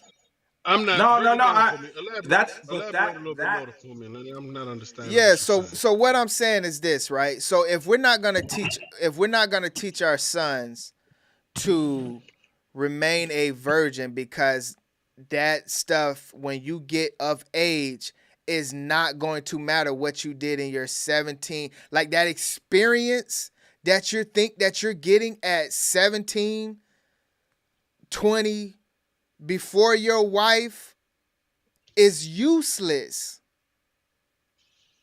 You're saying it does more harm than it does. Then okay. It corrupts your sexual. And it's just like the porn game, to where we have this, because I look at it like this. Let's say, well, Boog, your question before I go to that. What was your question? I forgot what I said, man. It was basically something on the terms of like, how would we teach youngins to go into to like grow up? Boom. So it's not necessarily teaching. It's just that I don't want to go with zero sexual. I don't want to go nowhere and do anything without experience. Right? I need to be trained and taught on what I'm doing. Not trained or taught, but that sounds crazy. Not trained or taught, right? But that's what we're talking about though, because what would be the reason of doing it then? I gotta get mine off before I get married, Lenny. I got to get mine off. That's what's wrong with the culture, dog. That's what's wrong with the culture. But why are you so against get it off? Get it out your system. Why? What is? I'm teaching my sons to be safe. As long as you safe, brother. That's not real, bro. You cannot say that's real. Listen. Why it's not real when they selling straps at the store? They selling hammers at the store. Okay. Get you a pack of them hammers and keep them in the car. Okay, so let's be 100 real quick. Everyone that you know that was having sex in their earlier years, did they always strap it up? No, they did not. But that's why you preach that to your kids. Okay, do you preach that to us? Bug, do you think that was being preached? What, strapping? No, they wasn't preaching that shit to us. Come on, bro. Stop. Who was preaching it? They have it in schools. They have it everywhere. Safe sex, condoms. Everyone, it's just like this. Like the conversation that we was having earlier, where it's just like, oh, I ended up pregnant with 4 kids, you know, at 20 because of my mom had people in and out. It comes a time where you know what it is. You know what I'm saying? Come on. I'm 20 years old. I need to be told that I need to strap it up. But we know it happens. But we already know sometimes you're going to run that light and you're going to take that chance because you done felt that warmth. Bingo. You done felt that coat on you. You done felt that coat. You know what that coat feel like. Bingo. You done like, oh, champ. Yeah, and it ain't even your fault that you done felt it. You might have bust out of whatever protection you had going on. No, that's where you're wrong. It is your fault. It's your choice. That's. But what I'm saying is once you feel that difference. Listen. Now that's when it's time to make the conscious decision because you done felt the difference. Okay. So now that's when you dragging your kids through the mud. Like, hey, I know it might be a time. No, I can't rock with you on this one, bro. Because you're saying, so you're acting as if that one time that they're young, whatever age you want to say that is. Let's say condom bust. That girl gets pregnant. No. See, we gotta go there though. How is Boog? How is that the extreme? Because you know the girl that got pregnant in high school, Boog. It's actually a real. I know a lot of girls that got pregnant in high school, but our it's not always high school. Me and Lenny's high from school you had ripping out the in plastic. Now imagine ripping out the plastic, and you say, "Hold on, I gotta tighten back up." That's not gonna happen. Listen, at 17, we wouldn't even do that in our 30s. If we're busting a chick with a condom on and it busts or slips off, what are you gonna do? You gonna stop and say, "I need to put another one on"? Stop. No, make him lie. Make him so lie. So if you're not gonna do that in your 30s, what makes you think young Eric at 18 is gonna do that? That's not real. Young Eric at 18 has done it. I've done it. That's my what? Done what? I done bust open and tighten back up. I've done it. Okay, every time? I ain't bust out every time now. No, I didn't say every time, but every time that a condom has bust, you stop the show. Hey, we gotta stop real quick. So we already know the Jimmy probably gonna get soft again. We gonna go real because you acting you going goofy right now, bro. Stopping the show is crazy. Stopping the show is wild. I have not stopped the show every time. Thank you. That's what, bro. We gotta be real. We gotta stop. Like, listen, it stops with us, man. Bro, it really does. Like, the culture is trash. We're taught that a man is not supposed. Listen, we're taught if we go into, you know, our adulthood as a virgin, we're a square. That's what's wrong with the culture, dog. I still believe it. I'm a believer. That you a square? Man, you got to get you a shot, boy. What are you doing around here? Listen, hold on. So that shot, I'm a believer. That's the same as so that's the same as you saying, hey, as a youngin, go ahead and try that Fenty. No, that's not. Come on, man, stop. What? That's not the same book. Hell no, man, that ain't the same. What he's saying is so just stop. So you could so the first time up, right? You know what I'm saying? Young Eric put on a Jimmy. It slips off. The chick gets pregnant. That couldn't happen the first time up? It could definitely happen the first time up. So that is the same as a 18-year-old trying Fenty for the first time in ODing. That's completely understandable, and I get where you trying to go, but all we talking about, we going from Heux Phases. Okay, we can stay on Heux Phases. and coming into relationships pure. I don't think you need to come in pure. Get it out your system. Don't meet me at 36 and be no virgin, man. Talking about, I don't want it. You don't even know, man. Once I'm with you and it's just me and you and we committed, I need you to be extraordinary out when we get up in that joint. You don't even know what to do. Get some experience. Learn the trade. You know what I'm saying? Come on, man. Learn the trade is crazy. Y'all can go ahead. What you got, Rob? I can't see the comments. I know they probably killing me in the comments. Nah, bro. Listen, it's so crazy because I understand both parties, right? I understand both parties. So what I'll say, and I guess we'll put a pin in it on this, is no, there's no pin. I need some like we need to break this one all the way down because I don't see how you can see the other side. So, Lenny, I see where you're coming from, right? Where you're saying, wait. Don't even come from my side. I want to hear how you can understand his side. Forget my side. I can understand where Boog is coming from because, like,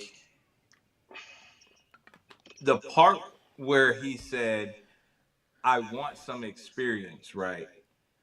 And I need to have some experience, right? Coming from a sexual standpoint, right?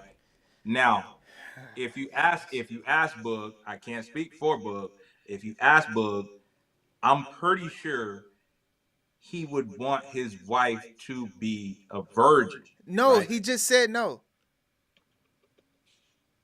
Well, so what is your take? No, I didn't say I don't want her to be a virgin, but I also don't care that she didn't come as one either. You understand what I'm saying? And that's all. Yeah, that's all. That was my point exactly. If my girl was a virgin, all praise be to the utmost, right? To the All Father for putting that in my life, right? But since she is not, that's also not a problem. You know what I mean? I do agree with what you're saying. We should impress onto the youth and say, hey, listen, we should change this narrative of quote unquote being a square, right? Because you didn't have a lot of conquest as a man, right?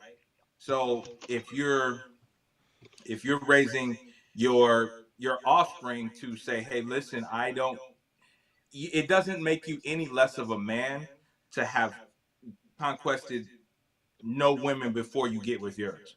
Like, that is what you want. You want to be 0 and you want her at 0-0.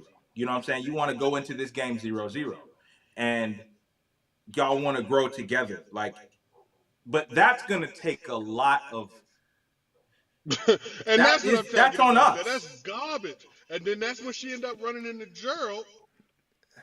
And Gerald throw that leg up, and now it's like, damn. Now that's where you lose me at, bro. Because I don't. You would hope that she just never runs into a Gerald, or I never run into a fucking a freaking a chick that superhead, that rocks my world or something like that. But this is what happens in the world, bro. We go out, we go to bars, we drink, we get intoxicated. Things happen, right? Things happen. Now imagine you coming in at 0, she coming at 0. You hitting her with that same whirly swirly, and that she likes it. Because that's all she. Let me go. That's all she likes. That's not all she knows. That's not all anyone ever knows, right, bro? Come on, like, we got to break it all the way down. You act as if like you've been with a chick for 10 plus years, 5+ years, whatever case may be, and y'all rocking the same damn positions though. Like, where you learn it at Google? No, you learn it with what do you mean? You learn it within, like, so. Where'd you get your moves? Where'd you get these moves when y'all both come in with 0 experience? Come on, where you niggas learning this? It's innate. I mean, it is. Listen, it's nature. You know what I mean? But I know where you're going, Boog. Right? I know where you're going, and I can't. And I may be wrong, and I can accept when I'm wrong because I may be wrong. I can't knock that book because that's how I was brought up, bro. I can't knock where you're But coming you from. gotta knock it though. Forget how we was brought up. We've already established that how we was brought up was trash. Like the Listen. That's culture, a fact. the And culture that's is definitely a fact. trash. So how do It we is. fix the culture? We've been talking about how do we fix the community and all of this, and we're But over. everything about the culture don't got to be fixed. You damn sure right that the way we was brought up is trash, but everything ain't got to be fixed. Some things are okay just the way they was. Okay, Some of well, the things. yeah, but I don't get the whole part of like not learning or like not understanding what your partner, like what your lady or It's not what. even. It's not even just all right. So let me break it down like this. It's not Yeah. even just understanding your partner or knowing your partner or trying to please your partner. You gotta let a person get that whole phase up out of them, bro. Because you That's would not hate to be real. 36 years old and now this woman that done got robbed of her 20s and only been with you since 19 years old is ready to go through a whole phase at How it? close to 40. Okay, so let me ask you this: They if exist, Lenny. Whole phases exist. it whole phases exist in a man and a woman because of the culture. Now, how are you robbing a man or a woman if you are sexually evolving with that person, pleasing them, all the 9 yards, and y'all are, I don't get what you're robbing. Okay, I see where you're going, Lenny. So you're saying the sexual evolution between two pure people, right? A man and a woman. Or They're in two. general. Just Right. in So general. they come together, right? And they're both pure.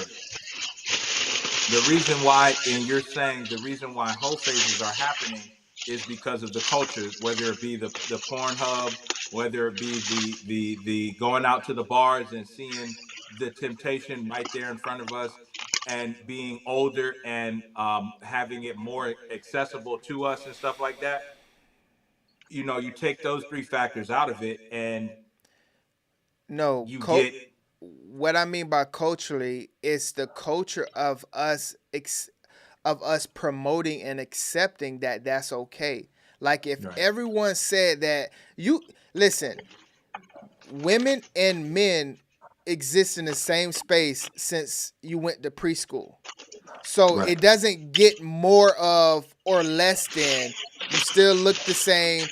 You still are able to get women, whether it was Pornhub, dating apps, going to the gyms, all of these types of things. All of that still exists. What I'm saying is culturally, that is not frowned upon to sleep with a whole bunch of people. And you're saying it needs to be 100%, because okay. I don't. So because what y'all are saying is it's okay to have a whole phase. I'd rather listen. I'm not saying it's okay. I would rather my girl didn't. Right. I'm sure she would rather that I didn't. Right. But we're accepting of that. You know what I'm saying? With under the guise that it won't happen again. That's out of my system. That I've grown out of that. That she's grown out of that. So, hey, listen. How can it be out Matured of out of your that. system? Hold on. Listen, Rob. Now we're getting somewhere. How can it be out of your system if you never went through it though? What I'm Boom! Okay. So I think gotcha. This is what Lenny's gonna. I think this is what Lenny's gonna say. A whole phase shouldn't exist. Like if we weren't exposed to the things we were exposed to young, that wouldn't have been a thing. We would have been focused on trying to find a wife. Hey, y'all want to keep it real quick? Yeah. To the day you die, are you only gonna want to sleep with your wife? We can be personal on this one little question. No. That's my point. How could it ever get out of your system? You are always going to want to sleep with somebody else. That's not real. Okay. That boy just, all right. he got him. He got me. He got me. Like, come on, y'all. We gotta break this stuff down when we hear goofiness on the internet and how we're gonna raise the youth. That stuff is never going away. We are men. We see things running around here all the time. We're gonna go on boys' trips, this, that, and the third. How do we stay within ourselves? That starts with us, where we're just like, hey, what does a boys' trip look like in our 30s? Hey, that's going to golf. That's going to the, the casino. That's going to have a good time at, the bars or whatever the case may be. But when I see you, hey, dog, I see she looking, yeah, she fine, blah, blah, blah. Let's go. No Diddy. You know what I'm saying? Like, come on, dog. We gotta be real. That Heux Phase that's not a real thing. That's always gonna be within us to wanna test something out, try that. That fire's always gonna burn. Come on. Yeah. That's all I'm saying. Don't feed the fire is what you're saying. Don't feed the fire. Yeah, because it's the fire is always. I'm with you. It's always gonna be there. I'm just trying to. Yeah, I'm totally with you. Like, it's all about you suppressing that urge, fighting that urge. You know what I mean? And I'm with you on that. And let's be real.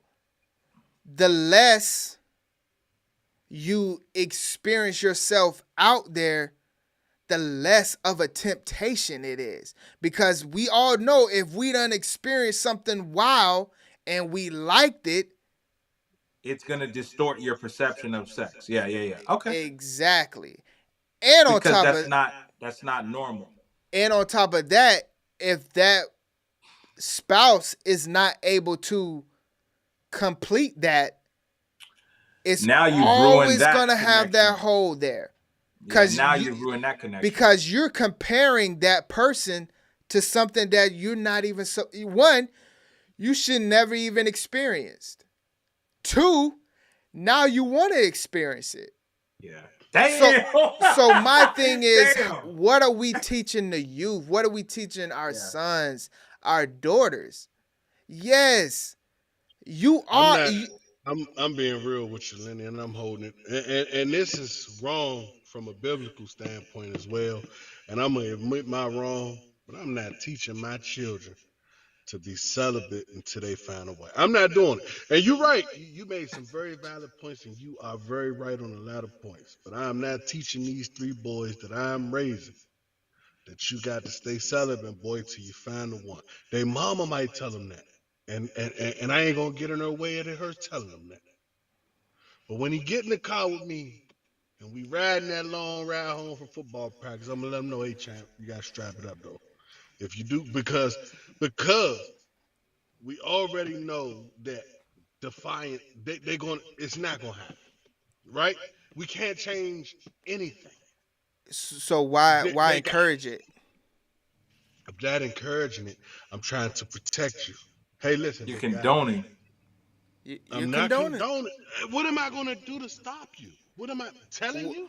What you're gonna do is, hey youth, this is why I say what I say, and I understand that it may come a time that you want to test this theory out. So you think a conversation? Hold on. So you think a conversation is going to stop one of them young prime 17-year-old horny little boys from going to try their hand? Let me finish. You're crazy. Let me finish. What I am saying is, stop you? Having a conversation with the youth about should they wait till they, get married. Yes, of course. Are they going to want to, test that out? Of course. But after that is said, then okay, it's just like, hey, this is here. Like, if you're gonna go out there, I don't condone it at all. But all right, I got you there. So I can agree with that. Okay, maybe give them the speech on waiting until you married. But hey, if you do jump out there, use protect. I feel you. I get with you on that 100%. I agree with you there. it's but you're still going with that. It's okay to have a whole phase. Oh, I'm not changing my stance. I think anybody that's been through a whole phase looks back at that whole phase and says, you know, that wasn't me. That wasn't my best me, right? And if Rob, I did you have, have a whole face? huh? Did you So have a whole what face? this isn't about me, right? So what I'm gonna do is what I'm gonna say is that anybody that's ever went through one looks back on it and they're like, listen, this wasn't my best me, right?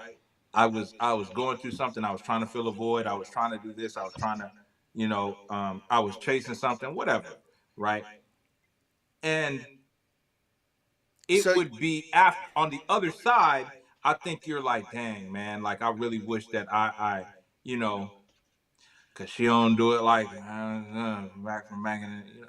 So there I can understand what you're saying, Lenny. You know what I'm saying? Like you shouldn't even never even had that experience on your, you wasn't even supposed to have that on your plate. You know what I mean? Okay. That wasn't never meant for you. You know what I'm saying? And you know, in that sense I can understand, you know what I mean?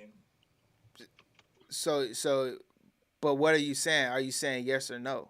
Because at If you the if so beginning, if you go through a whole phase, right, and then how you how decide to settle down, right? I right. don't think that you will ever truly be fulfilled because of all of the many cuisines that you, the many cuisines that you've had for your appetite. You know what I mean? Right. If So you've only eaten this your entire life, that's what you know. That's what you know. That's what you've grown with. You've watered this plant and you've seen it blossom. That's all you know, right? But then the moment you go out and you start doing this and you start doing that, and then it takes over you, right?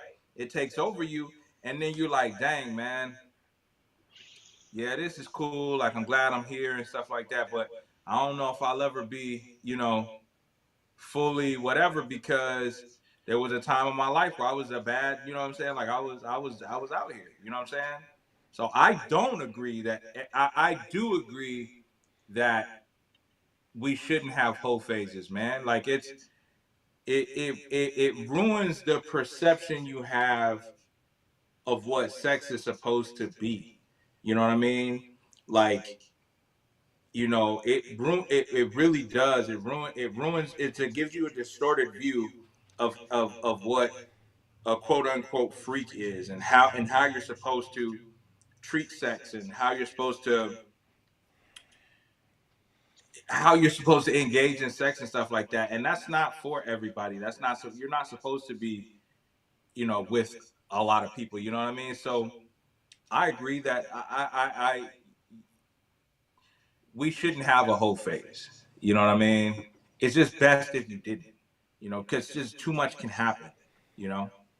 Just too much can happen. I mean, sex is fun. Everyone loves sex. I mean, I'm not gonna go that far and be like, yeah, this is that, you know. Um, but I like talking to both of y'all about it, you know what I'm saying, and getting everyone's angle. I think it would be best if we didn't have them. You know what I'm saying? If we didn't have that whole phase, man, and you really were able to appreciate and adore your partner in a way that you can say, man, I'm the only one that's ever touched this lady. And she can say, man, I'm the only one that's ever touched that man. Like, that is a crazy feeling, you know what I'm saying? That you won't ever have. You know what I'm saying? Like, if you went through that phase or whatever. You know what I mean? You have to start it from, and that's why I'm okay with it, because I've messed up, right? And I had sex before marriage. Surprise, surprise, whatever. But you know what I mean? I think I'm okay with it because from that point on, from the point you meet said person after you've had sex with other people and they've had sex with other people, I think that's what I'm after. Of saying, okay, from this point on that we've met each other and we're locked in, right? We can go from this point on, this point forward, and not, invite anybody in. You know what I mean? So that's my take on it. Because I can't go back in time and un-F these people. You know what I'm saying? Like, But I would can't you do though? that. But would I? Yeah. Yeah, I mean, yeah, why not, bro? It's not like I Boy, in the lying. grand scheme of things, man, I mean, sex is sex, man. If you could if I could unf all the women, yeah, because it's been some women that's like that's f me up here. You know what I'm saying? So it's like, Right. yeah, I would go back and undo that. You know what I'm saying? And like, like you have like they said in the chat, soul ties. Like that stuff is real, bro. Like, you know what I'm saying? Like I would go back and do that in a heartbeat. Yeah. But it's like I didn't know any better. But what about Go ahead. I think we did know better. We always know better. It's tough to say that now though, bro. Like because we know better now. What do we know? But what do we know? But what do we know better though? Like that's my thing. We were getting our main source of information on how to be a man was your dad and my dad. Yeah, but that's kind of crazy. Yeah, but we don't have to go personal like that. But just from the standpoint of like I'm saying, like the culture part of it, like I don't realistically. Oh, from the. Go ahead. My bad. Yeah, it comes a point to where like no matter what I was, what you thought was what it was, I think that it comes a point like it don't like the culture part of it is it doesn't skew like the judgment anymore or the choices because that's just you.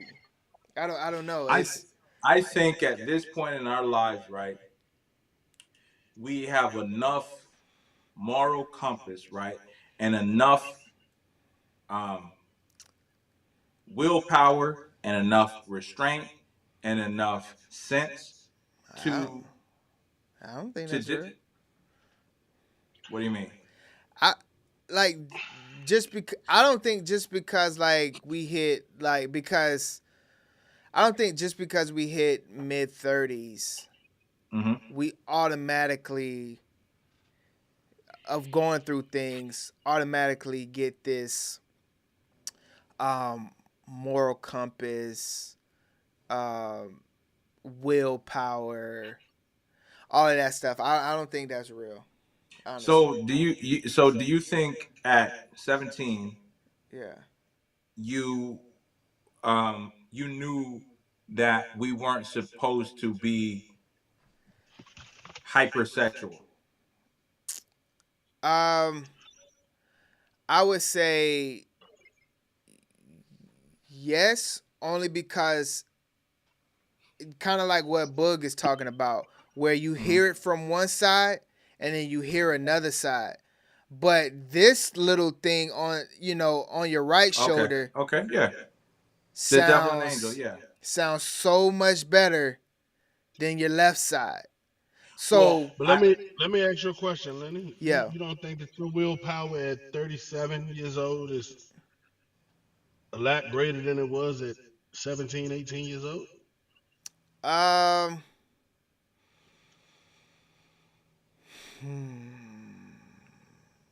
think it's probably around the same. Really?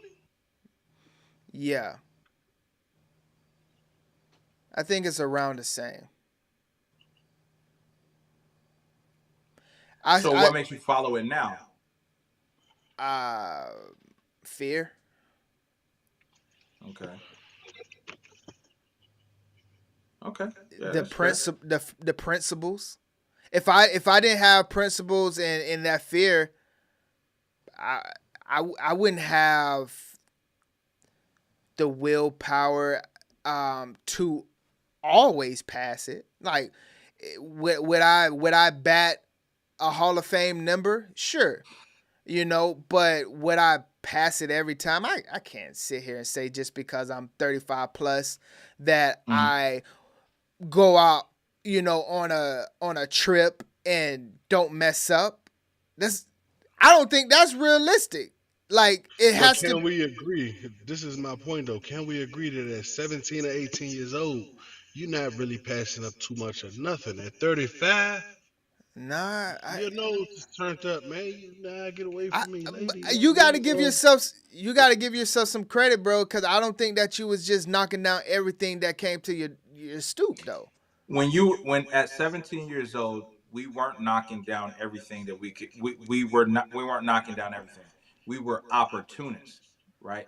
Because and as we grew older, the accessibility got easier, right? Correct. So now, when you say yeah, go ahead. opportunist, that means that as an opportunist, I ain't trying to be funny, but that means every opportunity that showed his face, you went on ahead and did what you had to do. You're an opportunist. Whenever that opportunity presented itself, you knocked it down. At 35, I'm 34, so I'm a little younger than y'all, I believe. Y'all 37. We were At we were in high 37, school at at the same 37, time, bro. We're all the same age. You niggas ain't batting an eye at that shit. Yeah, that's only because the opportunities are more. So I would say the percentage could be the same if we're talking about it from willpower alone. I don't think me personally, and this is just my thought process, and this is definitely something, I would rather have this off camera. I don't think that you can be any type of real man without that fear.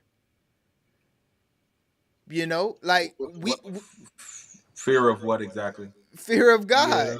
Yeah. Okay. There's no man walking around here, bro. Like, we gotta be real, dog. Like, that's just got the willpower to not mess up.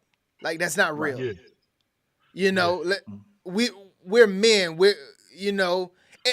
And also too, like, it's not even about the man conversation. It's about we're human. Like, right. That experience right there alone, we're going to mess up because that flesh, man, that thing be talking, boy. That thing be like, yeah. You'll be in and out in 5 minutes. And then after that 5 minutes, what happens? You be like, dang, you know what, man? I should have never even. So we already, and the thing about it is, most people already know their bad decision is bad, correct? And the outcome of that bad decision, how you're going to feel. But what happens? Man, I got to see it through. Got to see it through, my boy. So, like, when I speak on it from a willpower thing, I honestly feel like I have decent willpower. But to sit here and say, like, it would be willpower, and I don't even think it's a guilt thing. Like, that, to me, guilt is not a real thing. Guilt is not a real thing because of this. If I'm trying to lose 10 pounds and I got some little Debbies that I know that's in the closet, in my pantry, and I go in there and eat all 10 of them, can I really say that's guilt after that? I done satisfied myself.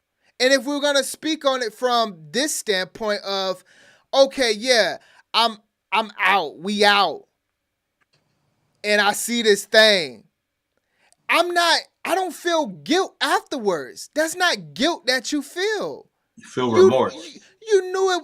Bro, do you feel remorse? You know the outcome of how you're going to feel.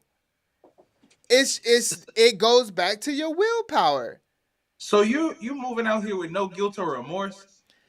What I am saying is, a lot of people like to throw guilt because it sounds good. It sounds good. Okay. I feel so guilty eating those little Debbies. You don't feel guilty. You feel satisfied. That's what you feel. If we can be 100% honest, you feel satisfied that you got it out. But you know, because honestly, if you could take it back, you probably wouldn't take it back. Right. Because that means feel satisfied. Because that means you would have to take that fulfillment that you got for that one little second of eating 10 oatmeal pies, 10 honey buns. So were the oatmeal pies worth it? Because you're gonna get sick from the 10 oatmeal pies. Correct. You're gonna feel good for a little while, but then you're gonna be chained to the toilet for the next half hour. But like I said, it goes back to we all know bad decisions. We all know bad decisions. We know what it's gonna feel like, but to get that little satisfaction out, you're gonna see it through. So we're just speaking on like willpower, I think, right now, and like someone said guilt. I don't know about guilt. Like you might gotta see. I need another perspective, man. You might gotta add a woman up here, man. You might gotta get a female up here. Like a female in the standpoints of like Heux Phase, or on the whole topic period. Yeah. We might. I need another perspective, man, because I'm still stuck, man. I'm still on the side. I ain't gonna say what side I'm on. Everybody knows what side I'm on, man. I feel like you got to get it out your system, and I could be wrong, and I ain't never ever been the guy to be like, all right, I ain't never wrong. If I'm wrong, I'm wrong. Yeah, but I just want to understand how does it get out of your system without like that is a I don't think that's realistic. The same way that and we're gonna speak on it from like a diet standpoint, right? You're eating clean, and all of this, and you go overboard on your cheat meal, right? You went crazy. But imagine only eating clean. Imagine only eating clean for all of your life. All you've ever had is chicken breast, broccoli, and rice. But hold on, stop. Yep. Imagine all you ever had was chicken breast, broccoli, and rice, and then a nigga give you oatmeal cream pie. You outside one day, and a nigga like, just try this oatmeal, and you hit that oatmeal cream pie. What now? What now? And one, that's the culture, and two, if you are in a relationship where it feels like it's chicken, rice, and broccoli, that's even more of an issue. Cause it shouldn't. Let's be real. It shouldn't feel like that. Like I'm not saying that it feel like that. I'm just saying I'm using it as an analogy. You said meet somebody that's pure. Yeah, I know. You only had one partner apiece. Hold on. Let me just put this part in there. I understand what you're saying with the analogy of food, but just because you're eating healthy don't mean that you're always eating chicken, rice, and broccoli though. That's what I'm saying. And in that analogy, that's going too clean. That's basically like, hey, every time me and my wife do it, we missionary. And I gotta look her in the eyes. I gotta make love to her every time. Chest to chest. So let me make it a little bit better for you. Okay. It's not always chicken, rice, and broccoli, but it's always a clean meal, right? Correct. And somebody hand you that mac and cheese, collard greens with the neck bones in it, and the fried chicken. You going back for the collard greens, mac and cheese, and the fried chicken. But I consider you don't want no how you say quinoa. You don't want no more quinoa. Yeah, but I look at the soul food dinner as like, hey, me and Bae somewhere on an exclusive beach, and we out there on the balcony. Like that's how I look at that. Like you still gonna have those moments, right? Like this ain't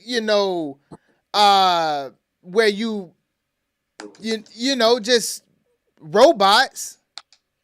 So yeah, but Bae can't give spice you it up fried is what you're saying, chicken man. if all she know It's bait chick. You understand?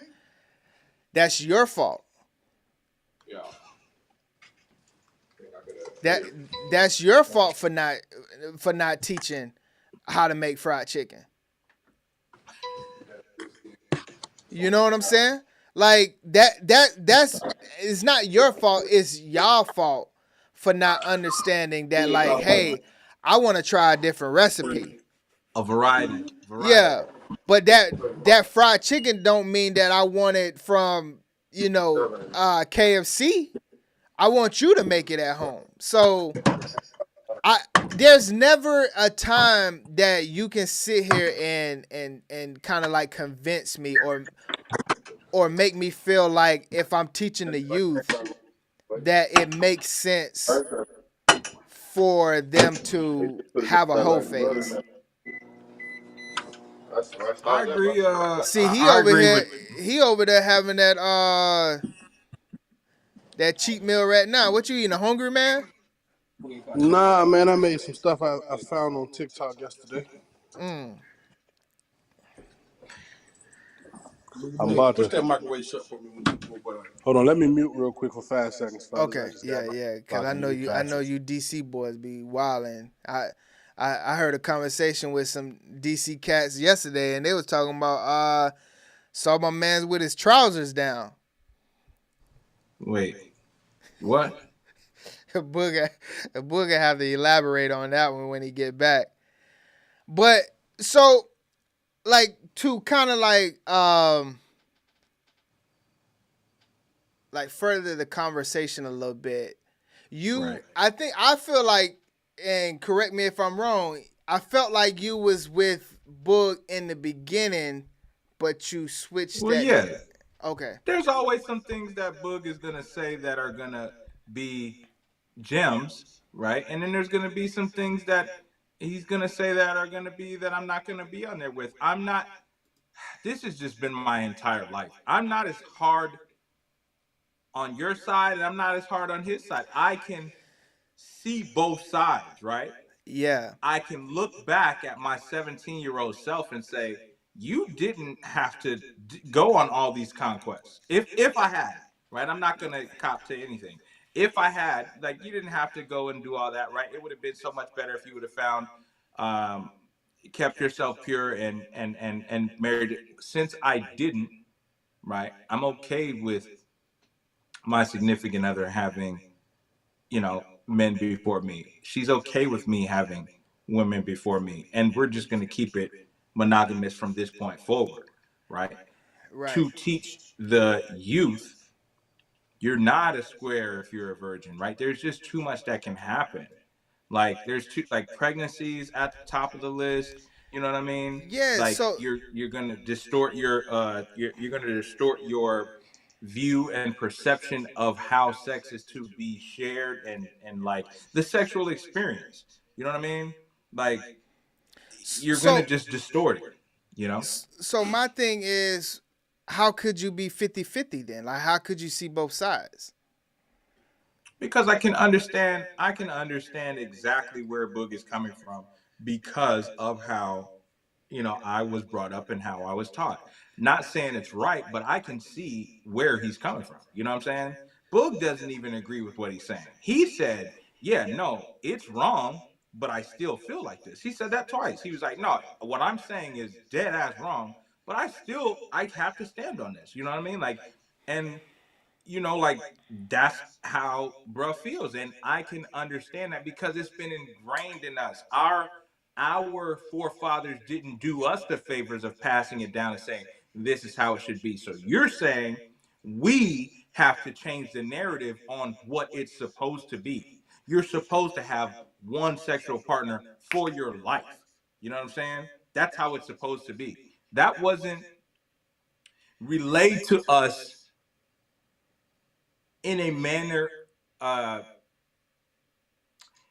it wasn't relayed to us as importantly as it should be, as it should have been. You know what I mean? And now that I know just how important it is, it's my job to pass it on to my youth. You know what I mean? So, yeah, that's how I feel. Okay. You know.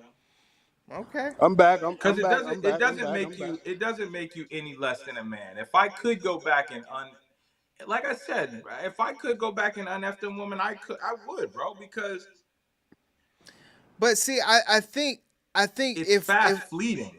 yeah, but peel it back a little bit. Is it because you would unf because of the ones that kind of like made you feel a certain type of way? No, they all made me feel good at one point.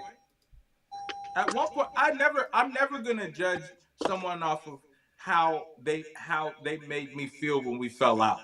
I always will want to judge somebody off of how it was when we was good in this scope of what we're talking about. Right. So when we were effing, of course I felt great. I felt amazing. You know what I'm saying? But it's Right. like, like I would undo it because it's like, why? Like, why? You know what I'm saying? Right. It's so, the feeling is so fast fleeting. You know what I mean? Right. And it's like to I don't know, man. Like, it's kind of wild to think like, dang, you don't even talk to some like those people no more and stuff like that. So it's, like it's petty conquest that you feel like you need as a youngster, man. That's how I feel about it. You know what I mean? That stuff don't really mean nothing. In the grand scheme of things, it really don't mean nothing. It would mean a lot if you could find one woman and no one ever, you know what I mean, banked her, and the same Why do thing with that you. mean? Why do that mean so much to you though? Bro, no one's ever touched your wife. So what? I think we're saying so what, because we can't. That's not our reality. You know what I'm saying? Like, I can't. You can't turn back the hands of time and be like, all right, let's go back from. You know what I'm saying? Let's start from 0-0 and like build up from where we at now. Like, I would take that. I would take that back, bro. Like, I would. You know what I'm saying? Right. Like, a notch on the belt really don't. But this is 37-year-old me talking, bro. Like, this is. I got like, I have. Unlike you, Lenny, I have grown. Like, my mind has like opened up to like a lot of things as I've grown and experienced things like that. And that's why I am able to say, like, as a youngster, like, I probably was really weak in that, to the flesh and stuff like that. So like, Well, see, that's extremely so weak. You know what I'm saying? Right. We was all weak. I wouldn't put it as like a weak thing. It was just because of our culture. Right. Like, our culture made it cool, made it the thing to do, made it you being a sucker if you didn't have, sexual partners. Right. Right. What's up, Naya? What you think? Hey. Do you think hold on.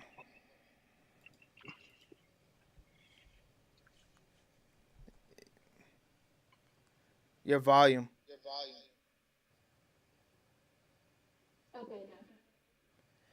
Okay. You sound kind of far away.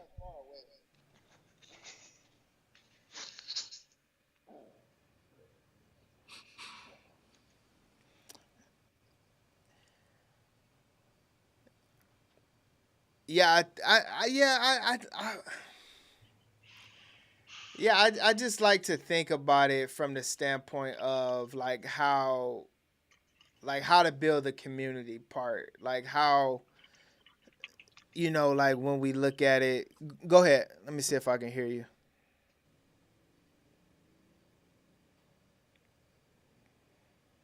No, you're absolutely right, Lenny. I mean,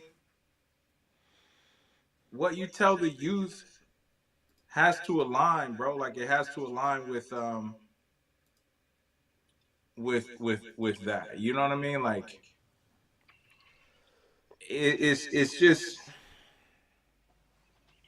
there is no ifs, ands, or buts about it. You know what I mean? Right. And I think that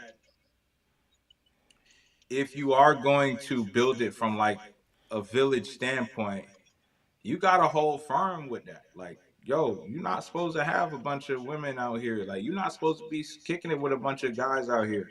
Like, you're supposed to find your wife. He who finds a wife finds a good thing. Like, you're supposed to do that and ride out off into the sunset with them. You know what I mean? And of course you're gonna want to sleep with other people. Of course you're gonna want to sleep with other people. Like, but it's on you to fight against that. You know what I mean? To resist that. Right, because we're saying that it never goes away. It never. You only feed that fire when you have a cheat meal. You know what I mean? When you have that cheat meal, man, it's so hard to go back to that meal prep. When you have that cheat meal on Sunday, Monday sucks, man. Right. Because you got to go back to that cheat meal. You got to go back. You got to get back on that diet. And even though you could be cooking, everything is good. You was never supposed to have that on your plate. Like, and now it has distorted your view of what a diet is supposed to be. You know what I mean? So. Yeah, and when we're using the analogy of cheat meal, we're not just speaking on it from the standpoint of having like a soulful meal, because we do realize that that's not necessarily bad. We're speaking a cheat meal being Someone else's cooking. Yeah. Correct. Yeah. Because and we can use food. You eat your grandma's food. Right. It's hard as hell to eat mom food now. Right. Because you just don't, like, grandma had something different. Like, she had to survive. She was flowing from the survival scroll in that kitchen. You know what I'm saying? And now your mom, she's just like, yo, this is just a meal to just get us through. And it's like, dang, I don't know. I want to go back to grandma's house. And then your mom looking at you like it was good before. Of course it was. I had never had, like. Right. So, yeah, man. Yeah, I'm trying to pull. Here we go. Oh, no.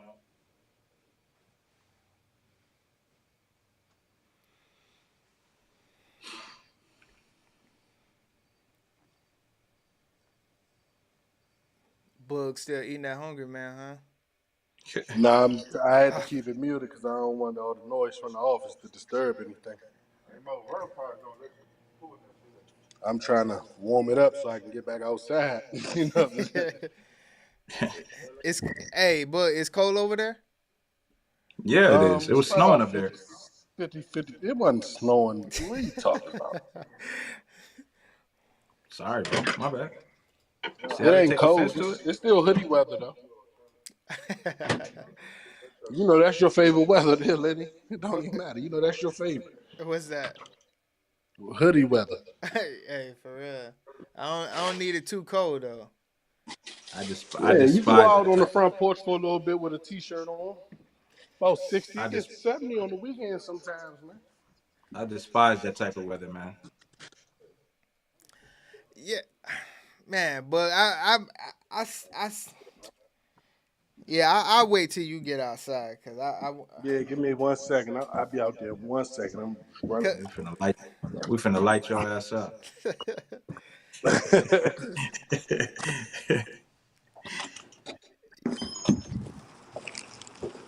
What happened to the young lady? Nah, she trying to fix her microphone, I think. And she got them AirPod Pro Maxes on. You can try no camera if that works better. That's what been messing me up a lot, though. The no camera junk been messing me up. It'll mess the audio when I come off of no camera. It'll mess the mic part up where I can't talk. Oh, okay. Let me make sure. I'm good now, though. I'm back to the car. Yeah. Go ahead, you can ask whatever you need to ask. I'm back to the car now. Yeah, I just feel like, Can you guys hear me? Yeah, we can hear you now. Okay, he's totally right. The when the camera or whatever is tripping, the audio be tripping too. Oh, okay. Yeah. So yeah, you don't really have to cam up. So if you want to, it's cool. But if not, then it's all good. I'll try to get it together later, but for the sake of the the Yeah. convo, Right. I wanted to ask, are you guys having kind of a debate about if a whole phase is like a rite of passage for younger people or us in our younger selves, or that we should not go through it? Like, We were what debating are the the validity opposing of it. sides? Yeah. So I don't know if you saw the video, but the video that we're reacting to is basically her saying that a man and a woman should go through a whole phase, get it out of your system. Okay, okay. And your take is that we shouldn't have one? I'm in Cor- agreement. Correct. We shouldn't. And Eric says yes, and Rob said yes, but he says no now.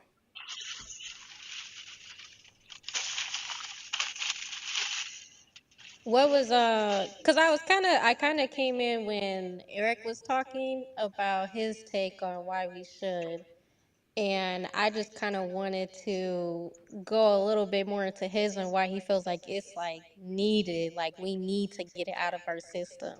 Right. Like what are we purging ourselves of when we are From a monogamy going through standpoint, that is whole what he was saying. phase? Yeah, yeah. Go ahead, Eric. Ask that one more time. I'm sorry. Say it one more time. I was I wanting to apologize. know when you were talking about as far as us needing to go through that whole phase to kind of like scratch that itch or get it out of our system before we get into a committed relationship. What are you referring to as far as what are we getting out? I'm not necessarily saying that it's necessary, right? I don't feel like as you turn an adult, you got to go through a whole phase first. No, but I'm just not against the whole phase because it allows for you to get all of these what's the word I'm looking for? All of this perverted stuff out of your mind. It allows you to have your fun in your younger age, and then when you find a man, it's all out of your system because we find ourselves. A lot of us marry young, and we find ourselves in these relationships, and then you turn 24 years old. It's like, damn, everybody's out having an amazing time, and I got to go home to a wife, or I got to go home to a husband. And then that turns into unfaithfulness. Motherfuckers are cheat because now you chasing what everybody else is getting because you did not give yourself that little time to go through whatever phase. I don't want to keep saying whole phase because that's crazy, but whatever phase it is that you need to go through to get it all out your system, if that makes sense.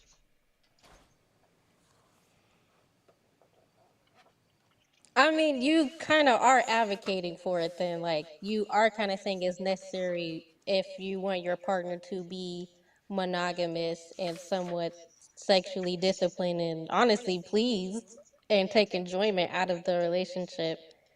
But they got to have I, those bodies first. I'm not necessarily advocating. I'm just saying I don't see anything wrong with it. Okay. I'm not advocating. I'm not holding up a sign saying have a whole phase, but I do not see an issue with it. But you low-key would recommend it, though. Absolutely, man. Get some experience. What's your profession? I am a doula and a child care specialist. Um, did you have to get experience in that? I had to do certification to be able to get experience. Yes. Yeah, you had to figure it all out, right? That's anything in life. You got to figure it all out. Don't nobody want something that don't know. Don't not even trying to be funny, man. I apologize. Don't nobody.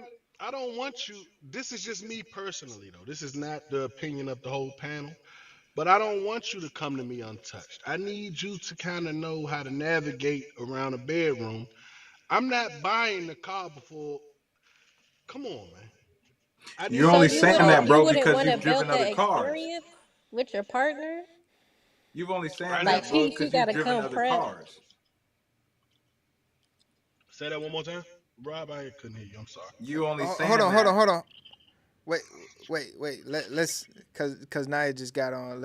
I want to get her perspective real quick. Go ahead. Yeah. Well, I'm trying to at least because I know you guys are talking about getting that woman perspective, and so when you're talking about at least for Eric, what he's saying is one of the things that he's looking for in a woman is that experience, and I feel like that's kind of conflicting as a woman because that's not that's not the messages that's being poured out, at least for us on like the other side of the spectrum.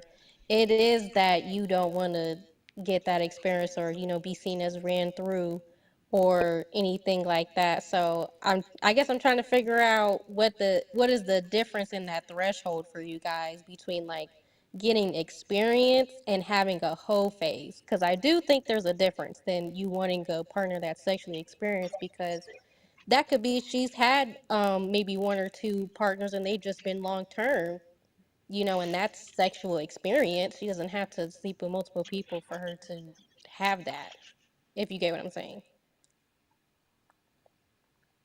Right, I get you. And it's absolutely you can have one or two partners.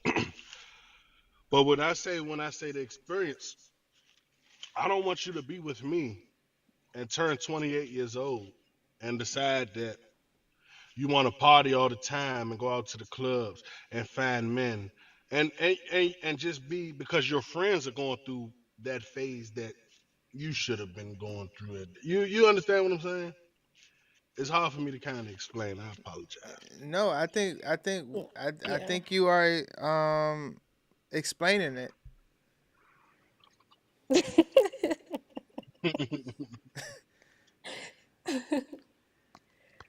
Anybody could jump in. I got some things, but I just want to let y'all ride for a little bit. And yeah, well, let me hear Rob's perspective. I feel like we got a good grasp on what Eric's talking about. So with the car analogy, you know, you have to test drive a car and everything like that, and don't come to me untouched and everything like that. And I only feel like you're saying that is because you've driven other cars, right? There's no car like your first car, right? Your first car was, oh man, man, I remember my first car and everything like that. And you know, that's the experience you're looking for. You're trying to duplicate with your partner. You know what I mean? So if you've driven a 68 GTO, everything else is going to be just a normal regular car. You know what I mean? After you've driven that, you know what I mean? Like, so I kind of feel like when you say don't come to me untouched, I want to be the one that's going to rock my wife's world, bro. Like, I don't want nobody to have, you know what I mean? Like, Right. to have ever, if she's been through that whole phase, and it's so, if he or she has been through that whole phase, it's so tricky with that whole phase because the things the things you're exposed to make it hard for you to want to deal with just one person. You know what I mean?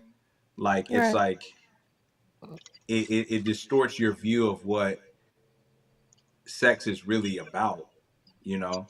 So, I mean, and like I said before earlier in the show, I can't take back what I've done. I can't take back what she's done.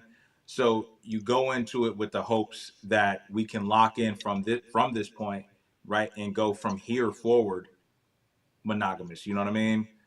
But if I had to do it all over again, yeah, I would go 0-0. You know what I'm saying? No I leads. You know what I mean? And then we Yeah. just grow through it together. You know what I mean?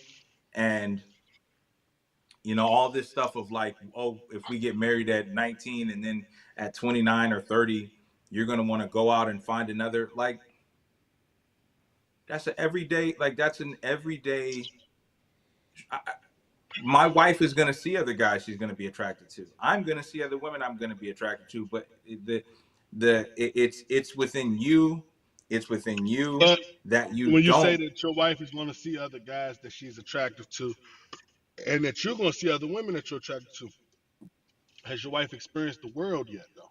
No, she hasn't. She's You only can't experienced you. you can't stop her from seeing other guys though, bro. She's gonna see him in Walmart. She's gonna see him at work. She's gonna see him she's gonna see But him everywhere. there's Just like she can't stop you from seeing him. You're gonna see him at Whole Foods. You're but gonna see him at work. but You're gonna there's a see him at difference. But there is a difference from Mhm. seeing other guys and seeing other girls when you've experienced the world and when you haven't experienced the world.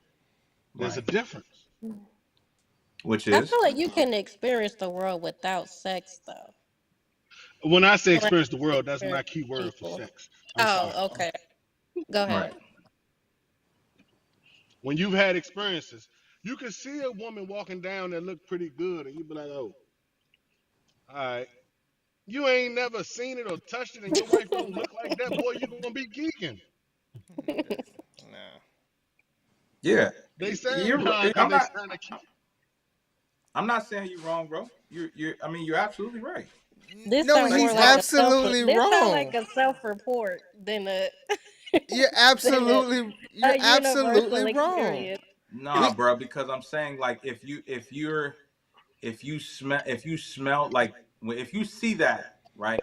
That's like you smelling that chicken, and you're gonna be like, damn. Well, now that you mentioned it, I am kind of hungry. You know what I'm saying? That's on you to not go in there and get that chicken because you know, like we were saying, you got the one shoulder and the other shoulder. You know, you're not supposed to go get that chicken. You know what I mean? So Have you had that's the what chicken I before? Haven't?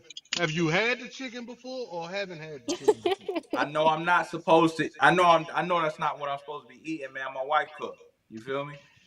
So Have you so had it before or not had it before? I feel like I'm kind of leaning towards Lenny's perspective right now. let me ask you this, Book and Rob, because you're saying that like you understand where he's coming from. If you had good fried chicken before, right? And Right. it was in a town that you had to go travel to or whatever, and you pass by that town again and you smell that fried chicken again. Do you think it would be easier to not partake if you tried that chicken, or would it be easier to withhold if you haven't had that piece of chicken before? Oh, 100% easier if you haven't had it. That's my You point. say that now, so the line is around the corner. You trying to figure out why the line so long. And that's the And problem with everybody walking past you. Everybody walking past you. Ain't tried that chicken? and that's what's problem with a whole phase. I think that has a lot to do more with your maturity within yourself as a person than that has to do with this like sex being this insatiable need that you have to have in See, general. I don't. And that's I don't and want that's that to that's be the that's narrative. speaking that's speaking from even my personal experience. Like I No, got I into don't a want that. long-term I don't want that to be the commitment narrative. early on, and I don't feel like I'm missing out. Like that when that's something that's always kind of gonna be there. It really is just about how you view it in perspective wise.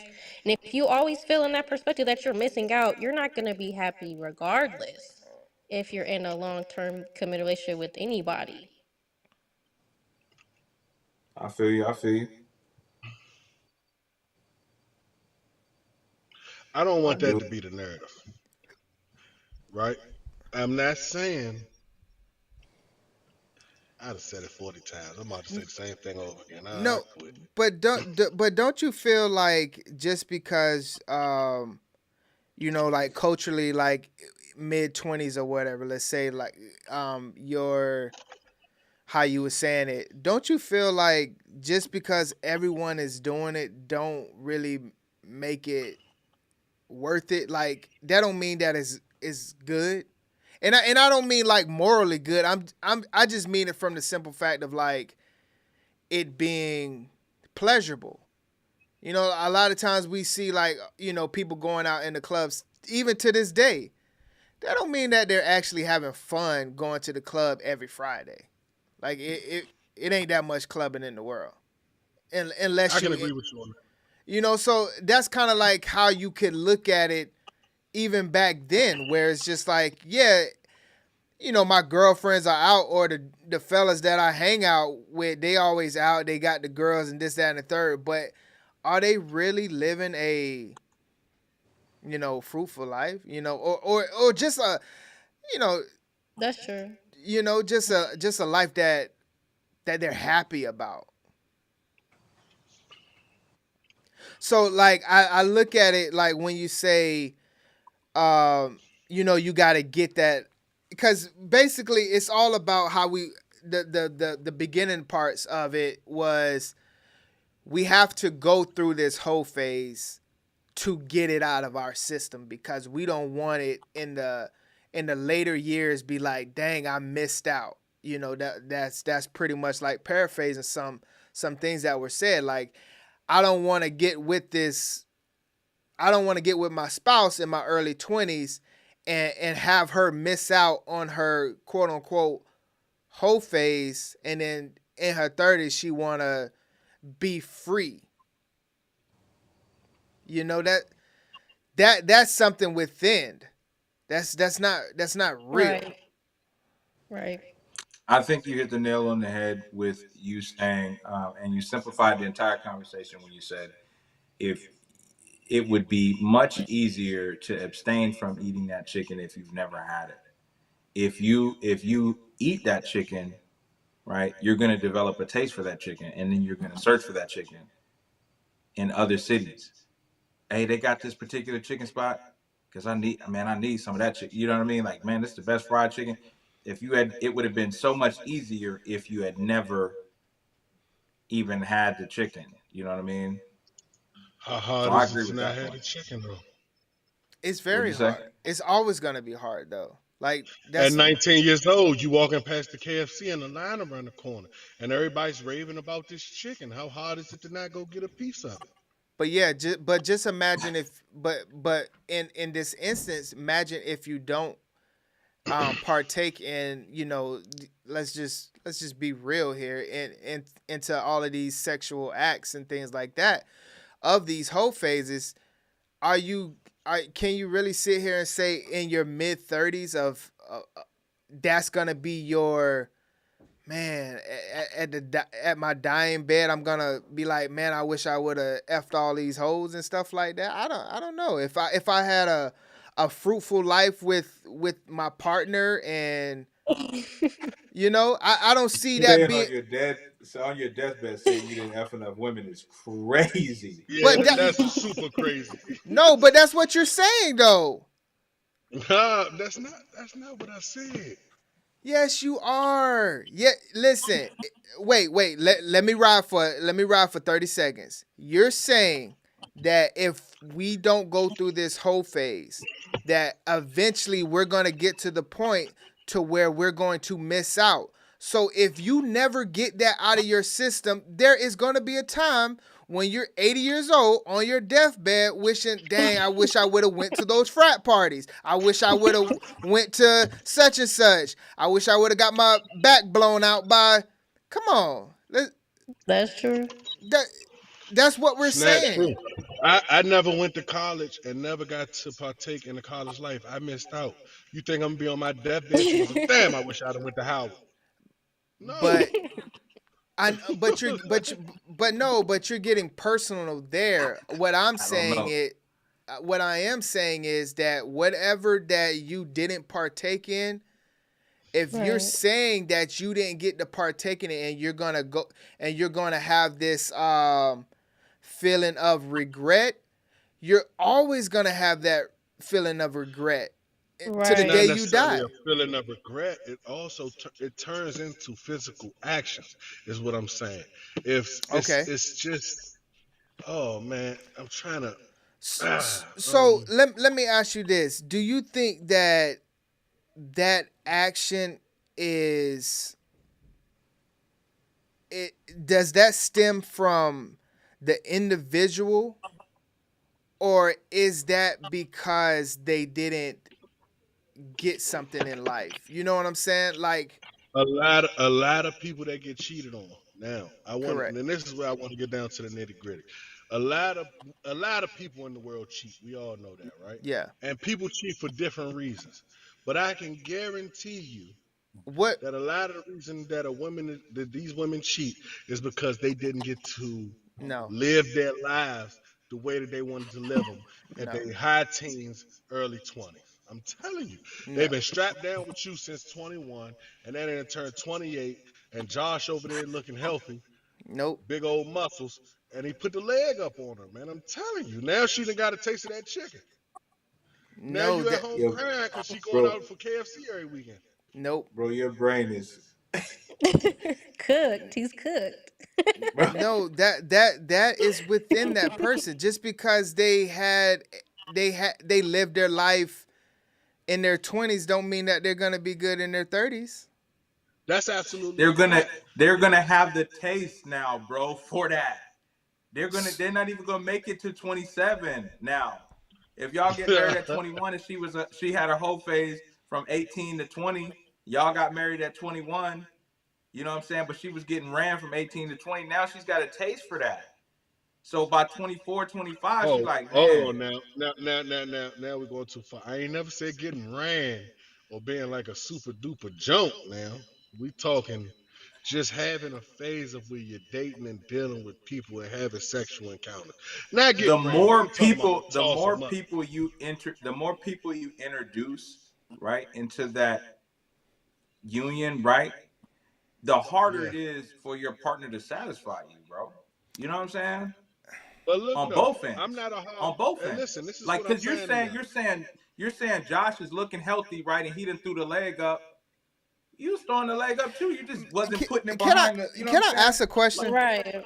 Can I ask a question as a we got a youngin on the panel and we got you know mid 30s up here. How how how bad or how good can your everyday sexual life really be? And what I mean by that is the person that you're dealing with on a regular basis. How can you sit here and say that like that's bad? Or like you can't like that person is not satisfying you, and Right. whatever you trying to like however you trying to get off, that's not gonna happen. Like I don't really think that that's people's reality. So like And I'm Sex is what listen. you make it. Sex is what you I'm a make it. fair man. right. If I'm outnumbered and the majority wins, I'll bow out and say I'm a fair man. If I'm wrong, I'm wrong, right? So I'm not gonna Okay. I hold see what you're firm. saying. I'm not gonna hold firm on the point. If everybody like Boog, you tripping? Boog, you tripping? That's okay. I No, bow but out and I say I lost out. I think we just want you to. I don't think we saying. Look at it from this point of view, bro. Because I had to look at it from this point of view, and I did that relatively quick, bro. Look at it from a point of view of if the more people you let into this sexual relationship that you have with your husband or wife, the harder it is going to be to be satisfied by your partner. So let me stop Just you right there. naturally. Let me stop you right there. I don't Mm-hmm. believe that. I agree. I don't Well, I I don't believe that either. I just don't believe that. And this is what I'm saying. Like no matter this is how wait, hold on. You can go ahead now. You want to go? I was just saying, I feel like there's more elements to like you having a good sexual relationship with your partner than just good sex. Like there's so much that goes into it, from communication to trust to like so many things outside of your relationship, to where by the time it gets to the bedroom, that's what makes it better, and that's why that's something you should save for your long-term partner That's when not what you I'm do talking that. about. That's not what I'm talking about. I'm talking about you having passionate passionate, heartfelt sex with your partner, right? And then I'm talking about you going outside of your marriage and getting your shit pushed in, right? Wait. Right? This is just raw, like, you know what I'm saying? Outside of it. Wait, but you're talking about all of this stuff that happened beforehand. No. I'm saying if we start off 0-0, right? No, see, then the conversation is something different now. Then, Right. Well, that's what I'm saying. Okay, I'm go ahead. saying we start off 0-0, right? Like that Right. was Boog's scenario, right? Don't come to me 0-0, right? Please have some numbers on you, because later in life you will have already had it out your system. What I'm saying is that if she comes to you and she got some bodies on her, she's going to have a taste. He or she is going to have a taste for that old.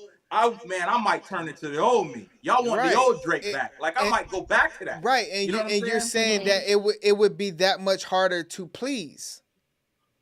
Correct. Right, and I disagree. Okay.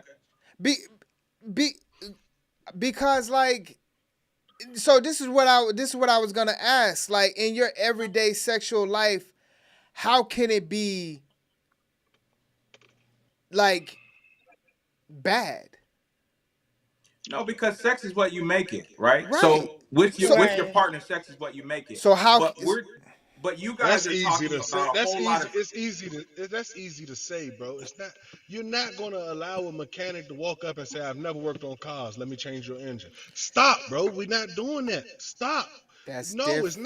It's not what you make it. You can't make her be good in bed. I don't care what you think you're talking about. You can't make her be good. Wait, that doesn't make any sense.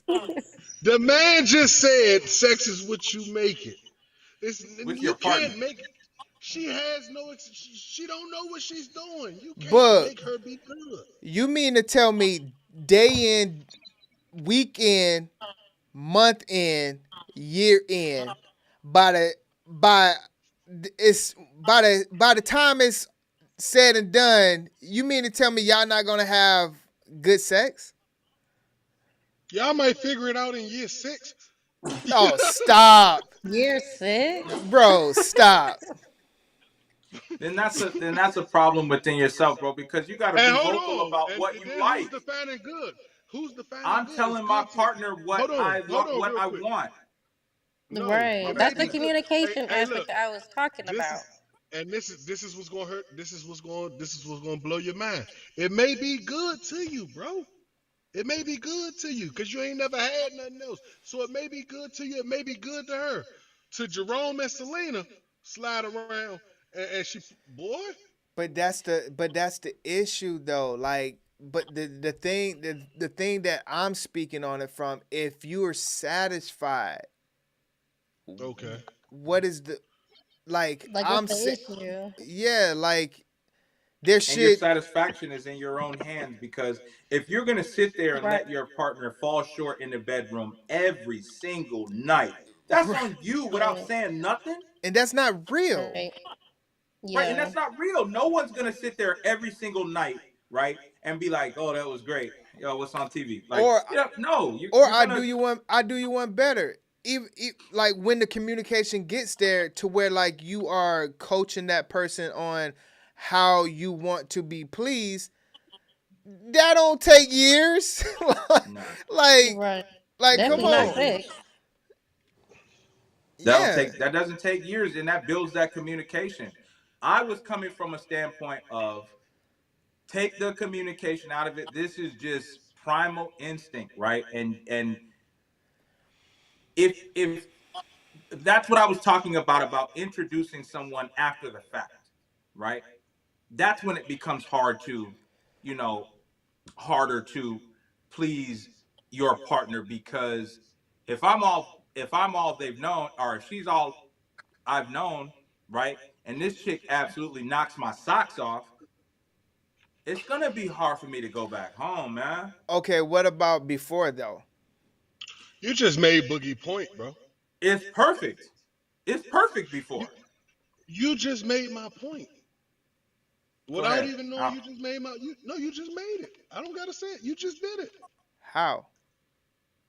The man just said, if I'm used to this at home and I go out and this lady knock my socks off, it's gonna be hard for me to go back home. Hey, can we be honest? That ain't a guarantee. Yeah. So like, for that to happen, like, I would say this: that's the least of your worries. I think that's what be ruining a lot of good long-term relationships because y'all be so caught up on the fact that it's just new. It don't even have to be good. It's just that it's new. It's not what you're getting at home, where you feel like it's all in your head by that point. I Right. feel like that's just really what the debate is getting to. It's not even the fact of, oh, you're having good sex with this person. It's just the prospect of it. I don't want to drag the conversation on. I said if I'm wrong, if majority rules, if they voted me wrong, I'm wrong. I take my loss this time, and I get back the next time.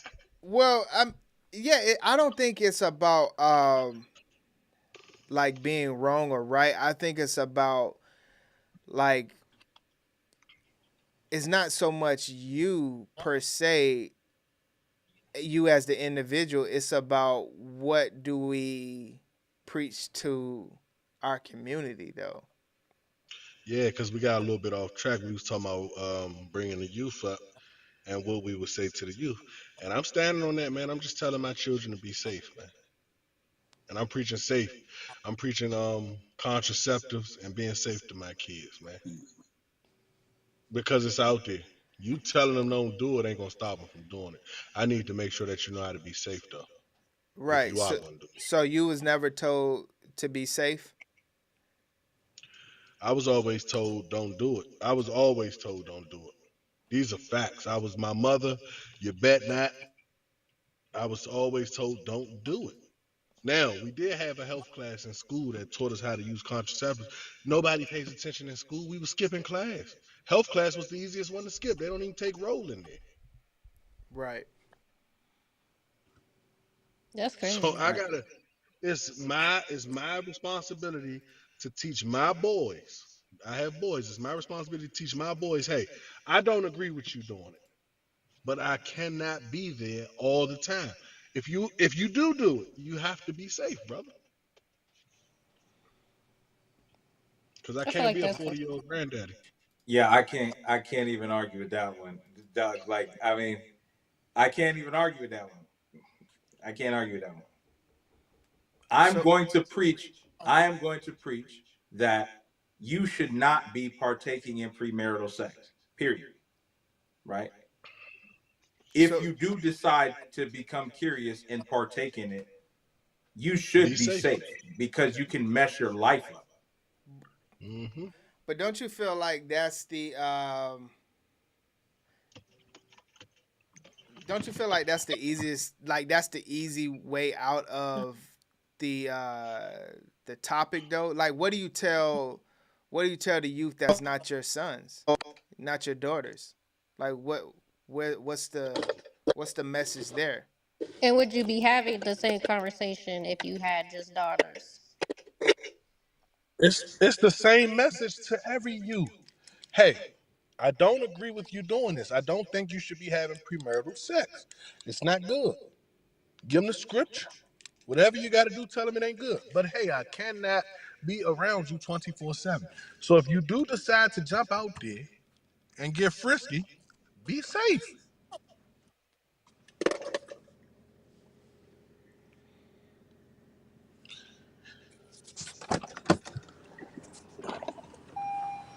Okay. I'm right with that, man. I think that I think that's just a different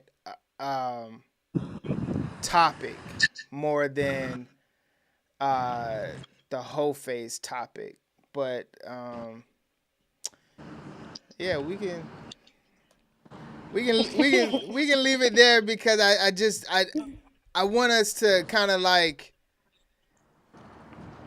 come away with it with like stuff to like really speak, not just on the youth though. Like, what do we tell a 25-year-old, a 27-year-old? Like, what do we tell the community, the culture? Have they had premarital sex yet? Yeah. At 25? Let's say yeah. Bro, you know how hard it's gonna be, how much ground you're gonna have to make up. If they started having sex at 17 and they've been having sex for damn near 10 years, right? You know how hard it's gonna be. That's a fire burning within the net. We're gonna have to play catch up to put out. You know what I mean? That's a hard task. I'm not saying it's an impossible task, but to say to a 25-year-old, hey, listen, be abstinent until you find a wife. That's why I think it's just better if you just catch them as the youth, like real youth. You know what I mean? Like, yeah. The thing is, though, we don't catch everyone at the prime time that you would want to catch a person. That's fair. I don't know if I agree with preaching just abstinence. Just on the basis that it's not really realistic, especially coming from the generation that I'm kind of growing up in now. Like, we are going through a very sex positive, age of these things. And even just to add more nuance to that, I also feel like there are some people, unfortunately, who didn't really have a choice in keeping themselves, I guess, sexually, quote unquote pure. There are people who have that choice robbed from them. So it's like, where do they kind of stand in the conversation when it comes to that? Abstinence is not really on it for them. Yeah, I think if in a situation like that, I think they kind of in a way, because we're speaking on it from not just being abstinent. We're speaking on it from not having a whole phase, and I think if you are in long-term relationships to where you get to your 30s and you only had a few partners because you've been in long-term relationships, that's a different conversation than having a whole phase or a person that was robbed of their innocence. Like, they obviously that's no choice there. So the whole phase doesn't, that doesn't equate to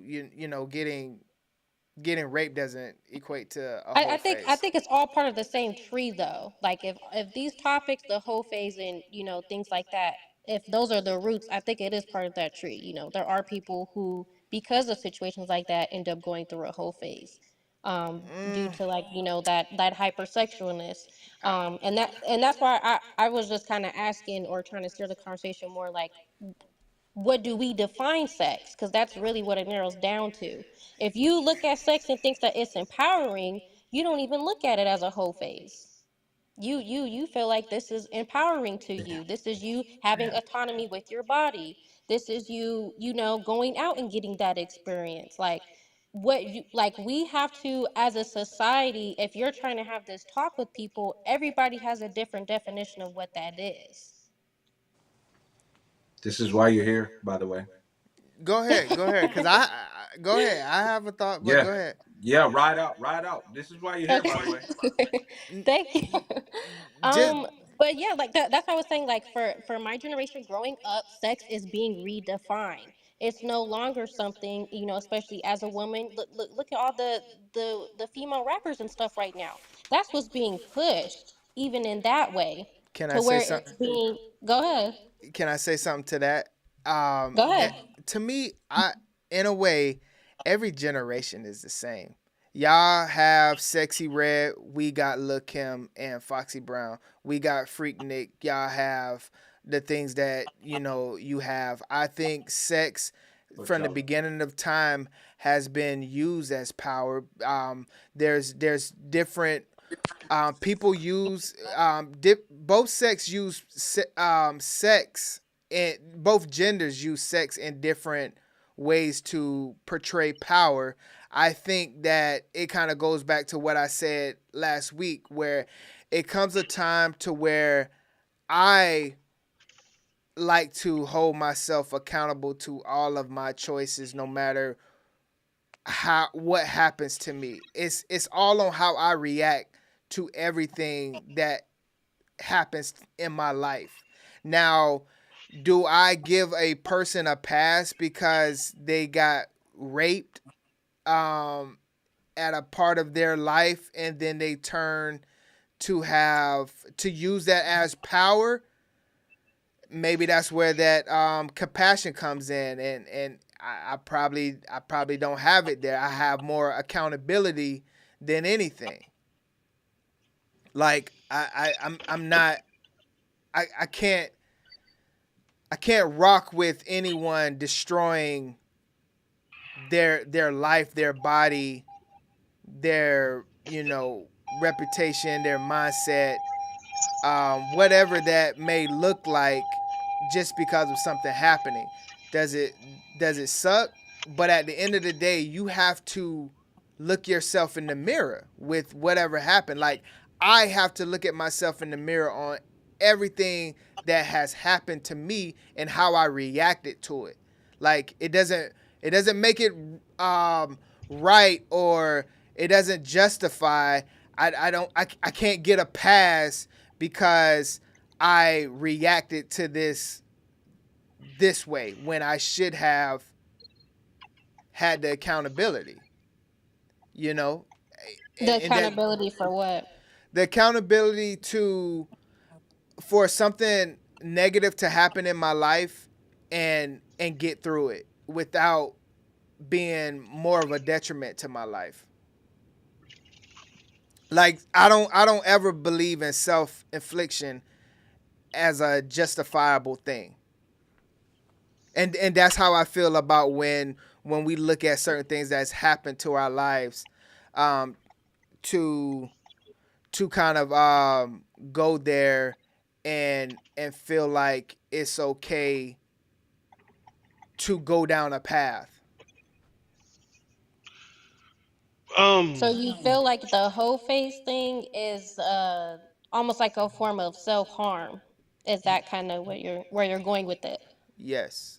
Yeah, 100%.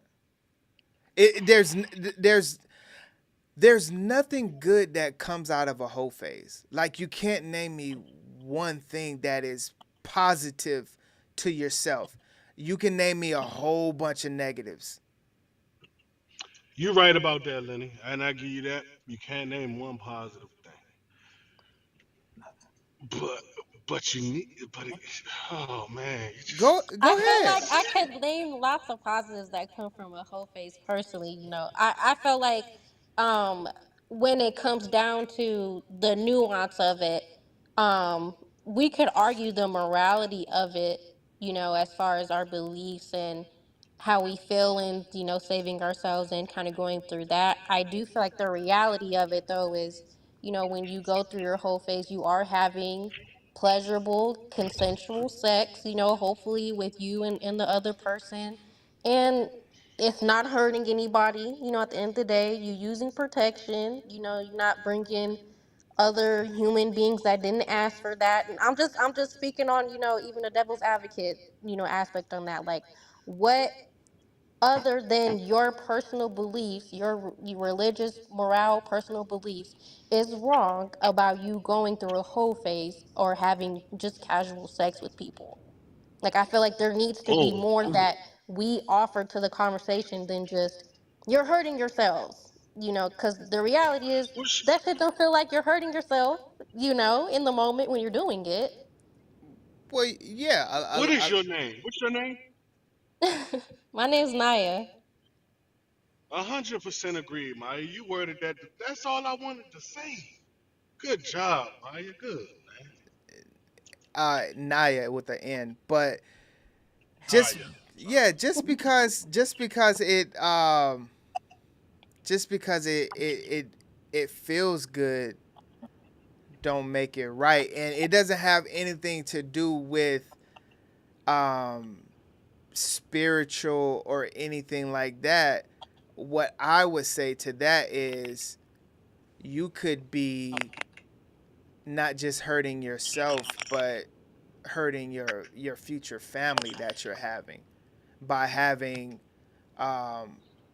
so the casual sex thing, you would have to elaborate. Are we talking about having relationships? If you're having long-term relationships where you thought that this person was going to be the person that you end up with for the rest of your life, and excuse me, and you're having sex with them, that's different between casual sex and a whole phase. I think that when I say I didn't hear anything that you said that was positive other than the fact that it made you feel good in that time that you was having sex. Answer the question. Besides religious beliefs and morality, what are the negatives, Lenny? The negatives. So we can take religious beliefs out of it and morality out of it. Like we can completely get rid of that and just speak on it from the terms of you're hurting yourself, one, and then you're going to in turn hurt your partner, then hurt your family by, because you guys already said, by a person that has sexual partners, it's harder to get pleased by that one person if they're not doing it correctly. So we done took God out of it, and we done took the morality out of it. I'm just speaking on it where it's just like, where is the benefit from it besides it feeling good when you get a nut?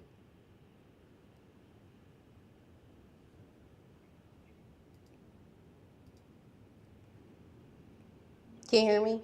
Yeah, I can hear you. Okay. Go ahead and can you start from? You don't have to start from the beginning. Like I heard the end, but my phone did die. I'm sorry, y'all. Look at you. Okay. Um, but I guess correct me if I'm wrong. Just on kind of the summing it up from what I did here, we should. You're saying that we should want more, or I guess than just the pleasure of it. Like we should be thinking about how that's going to affect us in the long term with our future families. Like that's kind of what I got from it. Yeah, because like I said, besides the enjoyment at the time, I can't really speak on positives that we get out of How, casual how sex. would it And affect your future family, though? so like How does it affect your family? If you so take religion and morality out of it, it's nothing but positive, Lenny. yeah, so we've It's nothing already but positive. right. So you guys already spoke on the fact of how hard it would be to please a woman that has multiple partners. That's if you coming in the game untrained yourself. That's for you coming in with no experience yourself. There's And always guess what that somebody. experienced woman? But even listen, even if I'm coming in the game a Hall of Famer out here in the streets, what does that have to do with pleasing you though? Because your body, Be able to get you gonna be able to figure it out, Lenny. so Come so on, man. You know it's gonna be way easier for you to figure it out if you coming up with your jersey in the rafters than for you to figure it out if you coming in green. Come on, man. I can't rock with that, man. Like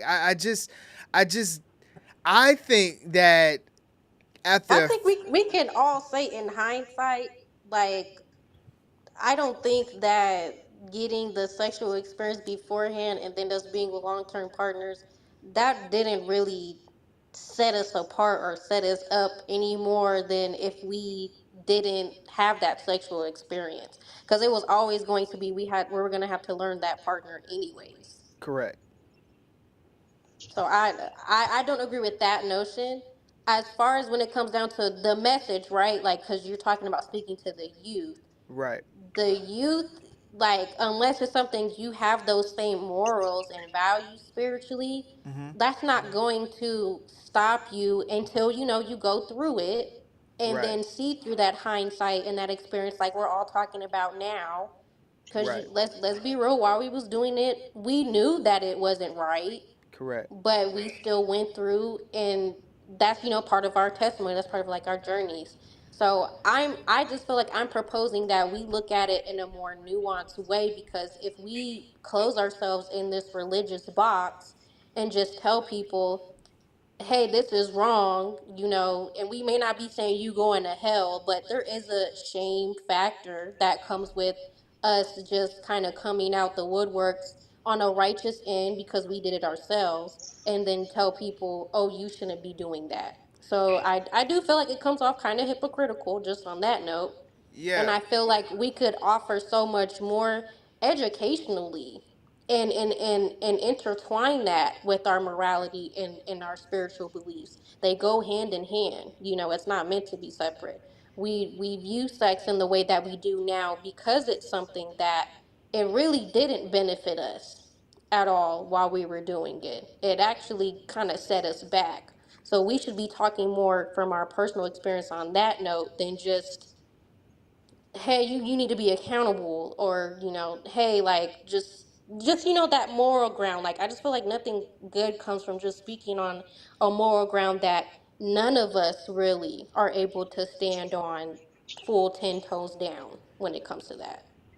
Yeah, so I think that's where, like, so not speaking on it from a religious background, I think that if you can speak on it from a standpoint of, like I was saying, what are the positives and negatives of a person going down that road, and we can lay that down, and the accountability part of it is that showing them my accountability in the fact of me understanding that probably wasn't the best way to go about it, and teaching what a way that I feel like, not just because I'm not just telling you to not partake in this lifestyle. I'm also telling you that if I had the knowledge that I have now of understanding what is the positive of being sexual, and until you get into into a marriage, I think that is what stance I'm coming from. It may seem like a high road, but I think it just comes from a wisdom piece of, because there are some people out there that don't see any wrong with having sex in your teenage years until whenever you get married, and they don't see the wrong in, or the negative in, being experienced before then. I'm coming as a person with personal experience, and saying that if I could do it all over again, even my dad telling me, like, yeah, do your thing. My the crowd that I'm around, doing their thing. It's nothing positive that I can sit here and say that I have from that. And yeah, that's just how I feel about it. Yeah. I mean, it's not that the whole phase ain't there to make you a better person, Lenny. You know what I'm saying? This ain't one of them things that's about to make you catapult your career or anything. This ain't nothing that's here to make you a better person. It's just saying that, man, Right. No, I get I get where you going with it. But it's just like, if we're speaking on it from a mentorship type of, a person with wisdom coming down, Right. teaching the And not just youth. It's not even always about the youth. It's just about There's a lot of grown men out there still thinking in that mentality too. grown people in general. Like it's culturally like we can react to people 30 and above, all the time. It's not just the youth. It's our culture that is, whacked off in the head. So that's just where I'm coming from. Like, if you're saying that this act that we're telling a person that it's okay to kind of do, and there's no positives in that, why would we ever think that it's okay to just say it's okay and not just shun it altogether? We're not in agreement that there's no positives. Okay. I agree with that too. The world I isn't feel in like there agreement are that there's no positives. I feel like if there were no positives, we wouldn't have all done it. So I feel like if we're gonna have a real conversation to where we're speaking in hindsight, that should be part of the conversation. This does have some positives, and it does feel good, and this could come out of it, like whatever. But let's redirect that. Like I feel like it Lenny should be talking more about of premarital sex like we talking about smoking crack. We ain't smoking crack, Lenny. We just be humping. This ain't crack cocaine. Yeah, but you guys have not given me any positives besides getting a nut though. That could be the only You've positive. given me. That's all you need. That's why a lot of people's doing That's it. all Let's you be need. real. People isn't having sex just for love. So why would we market it to shame? And that And way, like I and that's why said though, people are you feel doing it. it. And like I said, Lenny, besides religion and morality, you haven't given me any negatives either. No, I have. You understand what I'm saying? No, I have. I have though. Kids, man. I have. I can go down them if like just to off rip, boom. Kids, STDs. Child support. You think that you think that your man or woman would never be able to please you the way that someone else did. The ties that you will always have sometimes from a person that blew your world. You gonna be thinking about that for the rest of your life. Like those Those are all valid points. Like those do hit, but it only hits and if you share that mentality in that way. And I'm just coming from the fact that if you went into a group of people that was around my age, we would not care about that. For real. Like Well, it really you just wouldn't comes care. down to you gotta I feel like for us, like there has to be more of a discussion where we kind of take the boogeyman out of it. Like I Well, feel like, you wouldn't care. and this is You this is wouldn't even on a care. on a on a on a child care note, like because this is kind of what I do. Like I kind of teach discipline and redirection. You never give more attention into something that you don't want them to do. You redirect, you incentivize, you use positive reinforcement. And I feel like that's what we should be talking about. Yeah, sex is cool, it's great. You know what else is great? Painting, doing sports, joining clubs, getting involved in redirecting your energy and all that curiosity that you have into your craft and stuff.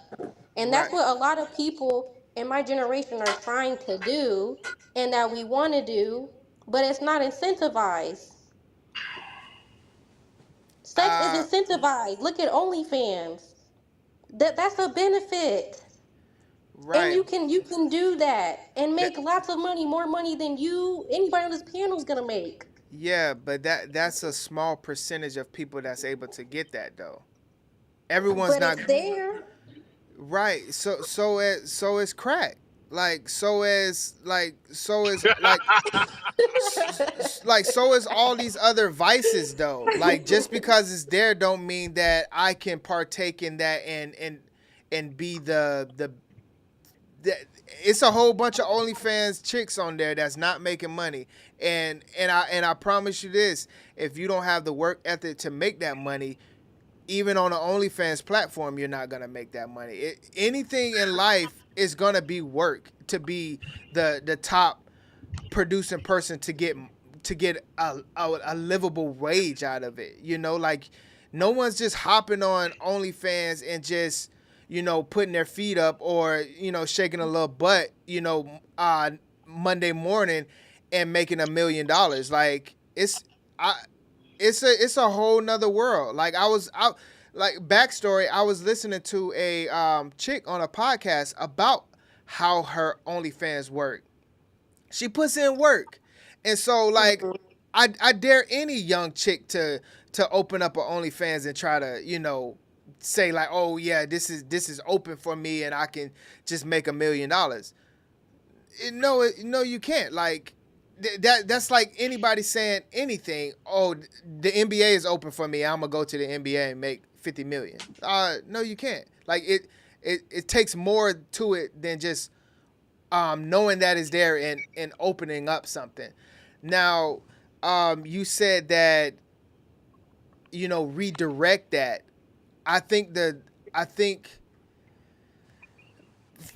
redirecting it into like a hobby, as in arts and craft and things like that. I would like to think if I'm trying to change someone from being a hoe, I don't think arts and crafts is probably their next venture or something that is on the same level that she can just or he can just go right over to. I think it's about understanding what you are doing to your future family, and I think that is as direct that you can get with someone. Like you are, like forget being in, and this could be, you sit here and say it from generational purposes, and I may not reach the generation, but honestly, I don't think I would reach any generation, the 80s, the 90s, the 2000s, the 2010s, anything, because as a young person, we do feel like we know a lot, and we do feel like we are basing our knowledge and how we act towards how we act is because of whatever we see as a culturally thing. Now, just because Sexy Red is on TV don't mean that there's gonna be that there's not going to be little girls that grow up and be the complete opposite of Sexy Red. So what? That's true. Why is that? Like, why are they becoming what they're becoming? Sexy Red, the same way that the Nicki Minaj's, the girl from Houston, but Megan? yeah, Megan, Lil Kim, Foxy Browns, all of these.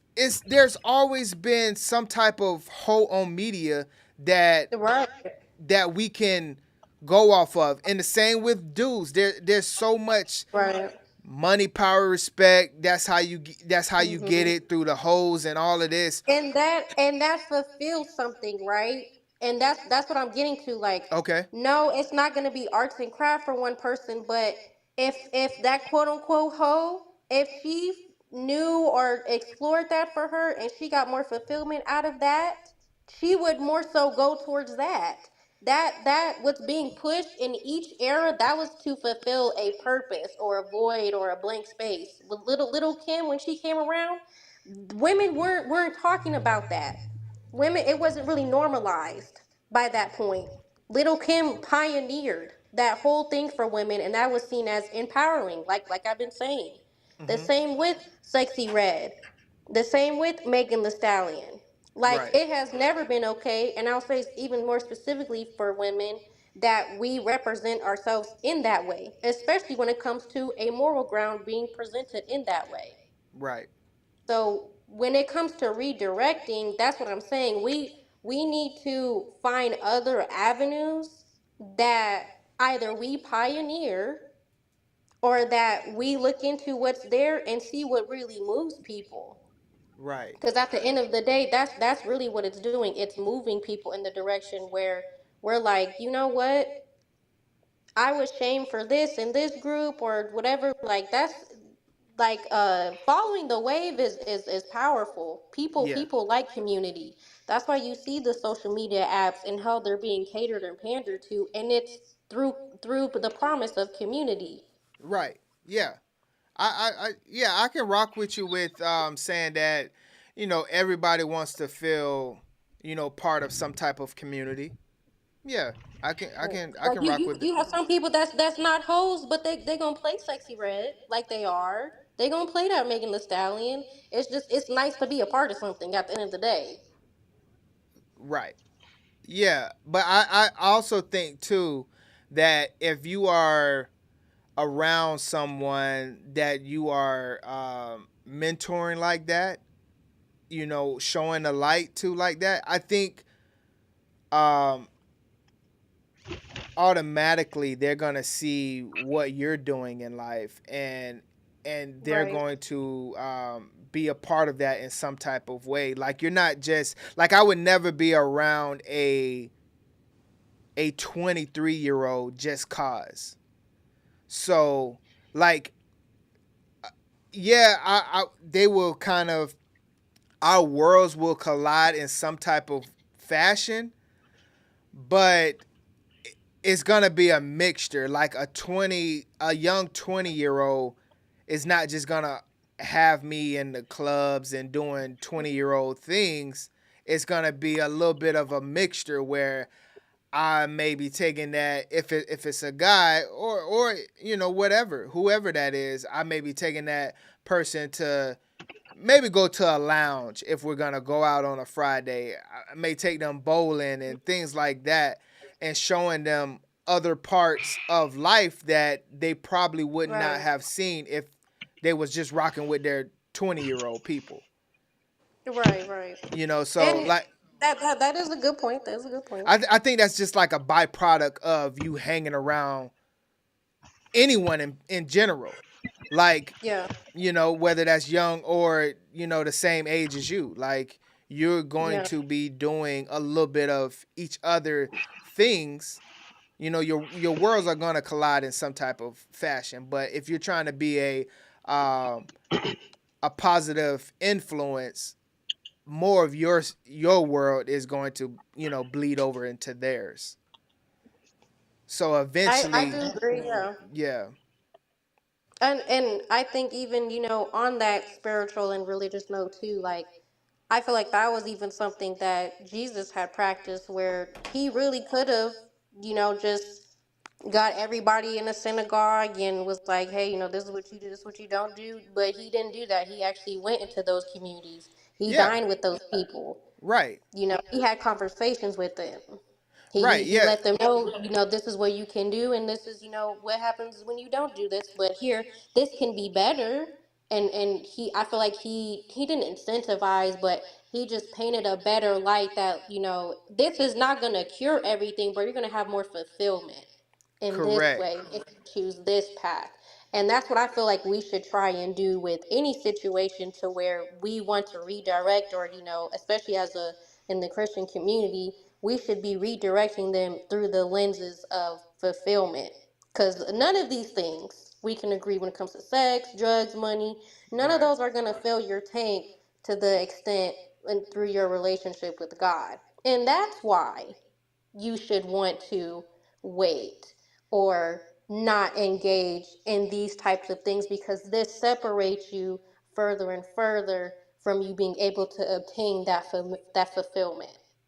You've introduced religion again, and you said to take religion out. No, I think it can go hand in hand, but Gotcha. I don't think it goes. But keep in mind, it goes hand in hand for us, right? Because we have Right. that relationship established. We don't view it separate. But when you go into these communities and you throw out them Bible verses, you that already went over their heads. They're not in it like you are. They Gotcha. haven't had that revelation to the same way. So you do have to go in and you don't have to take part in what they're doing, but in order to meet them where they're at, like that's what you have to do. That's what it means to go in and minister, and go in on a note where you build genuine connection and relationship with those people. Like, spiritually, those are your brothers and sisters. You wouldn't come at your brother any type of way. You wouldn't come at your sister any type of way. You would come with them with love and compassion, and really on a note, if you feel like this is generally, what's the best for them, you're gonna come with that tone and that vibe of it. Yeah, yeah, That's very fair. yeah, and I totally agree with what you're saying. And correct me if I'm wrong. Was you saying that because of my tone in the beginning was religious? I got more of a religious tone from you when we brought up, on the prospect of sexual assault, where it's like that accountability role, and them, harming themselves after as a result of them being harmed. So I do feel like that was lacking in the nuance of, like, on a human perspective of just Yeah. everybody copes with things differently at the end of the day, and everybody's testimony is different. But regardless, we should be trying to meet people where they're at and not force them to come over to us where we're at, because at one point we were them. Yeah, and yeah, like I feel you. I hear what you're saying. I just I think that I think you always have to kind of meet someone wherever they're at. Cause let's be real. In order, like, if we want to speak on it from not even just from a minister, you know, type of atmosphere, but just a part where you just like, even if you don't believe in Jesus, right? Like, if you just want to, like for me, I like going out to like soup kitchens, and especially like when I get out and have more time on my hand in whatever type of community I am, I want to give back to the community, you know, youth and old, just cause that's gonna be my community. But I'm doing that at the grand scheme of, at the end of the day, yes, do I want whoever I touch in life to experience what I experienced, for kind of getting my life together and having a relationship with Jesus? Yes, of course. But at the very beginning of the day, it's all about, hey, get off of the Fenty. Like, stop being a hoe. Stop doing all of these bad things. And eventually, like, you know, like, by you being a positive example, that's gonna show regardless. Like, I don't have to go around and carry a Bible under my armpit, and soon as I see, you know, someone, hey, Proverbs 13, verse 6, and just, that's not realistic. Like, no one would ever take you seriously unless they just have an encounter like right then and there. I think that the best way that you can reach someone is through your example. And that's how I feel like Jesus was able to, or anyone that is able to reach the masses or reach people in general, is from the example that they're living. Like, man, I want a little bit of whatever he got going on, or she. Like, I feel like that's kind of a slippery slope, at least okay. if that's all that you're bringing to the table, right? Because there are people who do live and lead successful lives, and we know that they are not believers. So Right. I feel like when it comes down to the example part, that's one half of the pie.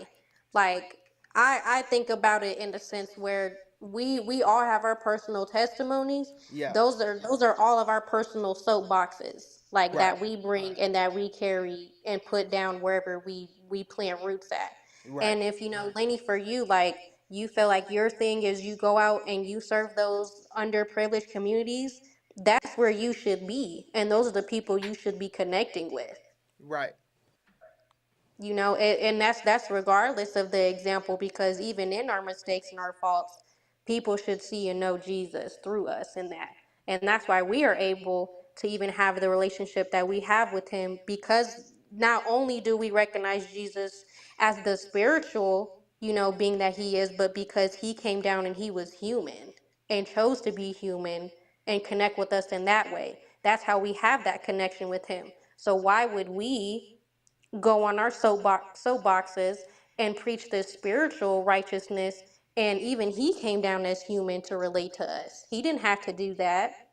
He could have came down and did all these miracles, and he, you know, he didn't have to go on that cross. He could have smited everybody and Right. snapped his fingers. Right.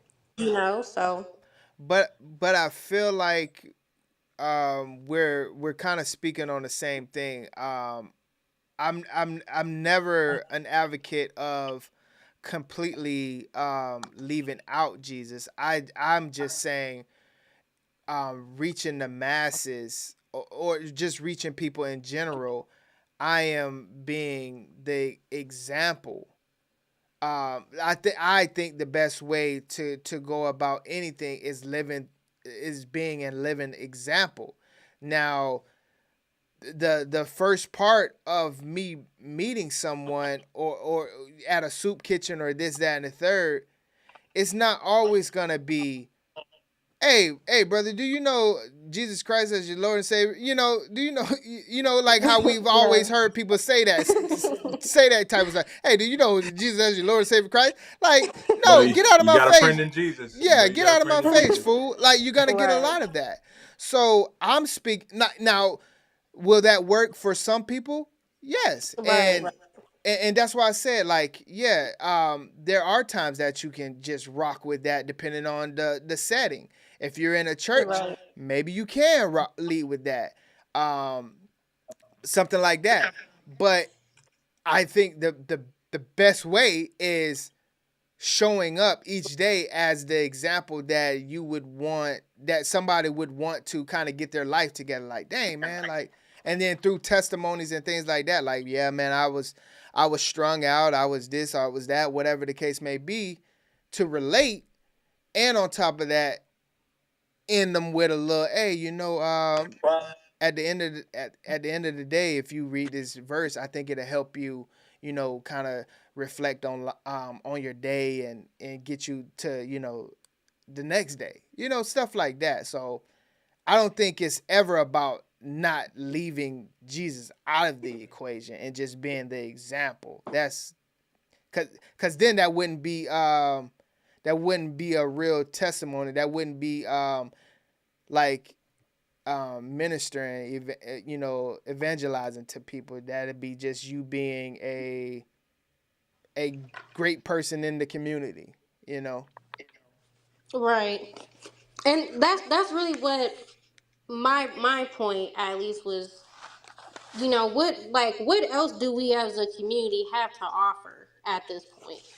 Because there's a lot that we talk about that we can do. There's a lot that we, preach, and like when it comes down to the benefits of eternal life, like you would think that would be it, but even on a real note, that wasn't really it for us when we was making the mistakes. We still gonna make some mistakes yesterday, today, and tomorrow. Yeah. So I think that we should really talk about tangible, realistic, and reasonable goals that we have as a community, especially if we're talking about, oh, okay, society's messed up, what are we gonna do? And it's like we don't try anything different. We just sit and we, canoodle in the Bible verses, and then we come out with the same regurgitated message, and then we hope that this is what's gonna save people at the end of the day. Yeah, I think that wouldn't. I don't think that's how I'm coming with it. I think that you have to. People got to see you. What do you feel like you're coming with that's new? So what I would say is what I would say is the way that I wouldn't say that it's new because I don't think anything is new under the sun, for one. But I think that whatever a person whatever a person is experiencing is new to them. Now my approach wouldn't be just this something that I thought of at nighttime and man, look at this. I'm innovative. No. I think that it's all about whatever community that you are a part of. That's where you start being the great example of how you want your community to be, because the community is an individual thing. Like, you are a part of the community. You make up the community. So if you want the community to be better, you need to start with the inner work first and then go to the community centers and things like that, where the boys and girls clubs, the soup kitchens, the people that strung out, wherever you can be an example of a good human being, and then that person, people just want to be around that. And then that's just like, hey, do you know Jesus as your Lord and Savior Christ? That at the end, but I don't think that is nothing new per se. I just feel like you have to. I do like they use the word innovative though, because I do feel like that is something that I do feel like that's something that, like, even right now we're doing, like, you being on a podcast and talking about this wasn't even possible, like over 20 years ago, or like whenever the internet came into mind, like that's before what you was being born. innovative is. That's what's coming. That's what's coming into the picture with something new, right? I remember even growing up, like, Christian hip hop was like so controversial because it's that secular, it's that worldly music, and now you got people, we got Kirk Franklin, we got a lot of people don't like him, but we got Lecrae and all the other Christian rappers and stuff, so that's what I'm talking about, like we should offer new freshness and like rebranding almost of it, because our community, especially when it comes down to things like sex and things like that, we don't have the best rep. Let's be real, when it comes out to education and things like that. It does look like you have sex, you going to hell. Thank you for coming to my TED talk. Like that's how it really is. Right. Now, when you say our community, do you mean black and brown or community as a I'm whole? talking more so when it comes down to the Christian community in general. Okay, got you. I think we can get into definitely the semantics of black and brown people, because that is a conversation to have for sure. But collectively we all are the body of Christ, and we all are the church and things like that, and we all have our personal stake in what's being represented from us, and being pushed out, the narratives and things like that in general. Yeah, I think too, like when you speak on like offering different things and what does that look like? That looks like your old head, aka me now, not teaching the youth how to, sell drugs and hey, go out Okay, and, Lenny. I go got a out. question, Lenny, for you. Go ahead. Do you think that this is a controversial question though, but do you think that the youth is reachable, bro? Do you think that it's possible to mentor these youngins? And I'm talking about like teens to early 20s, right? Is it possible to mentor these youngins? Because I feel like that's kind of my calling, right?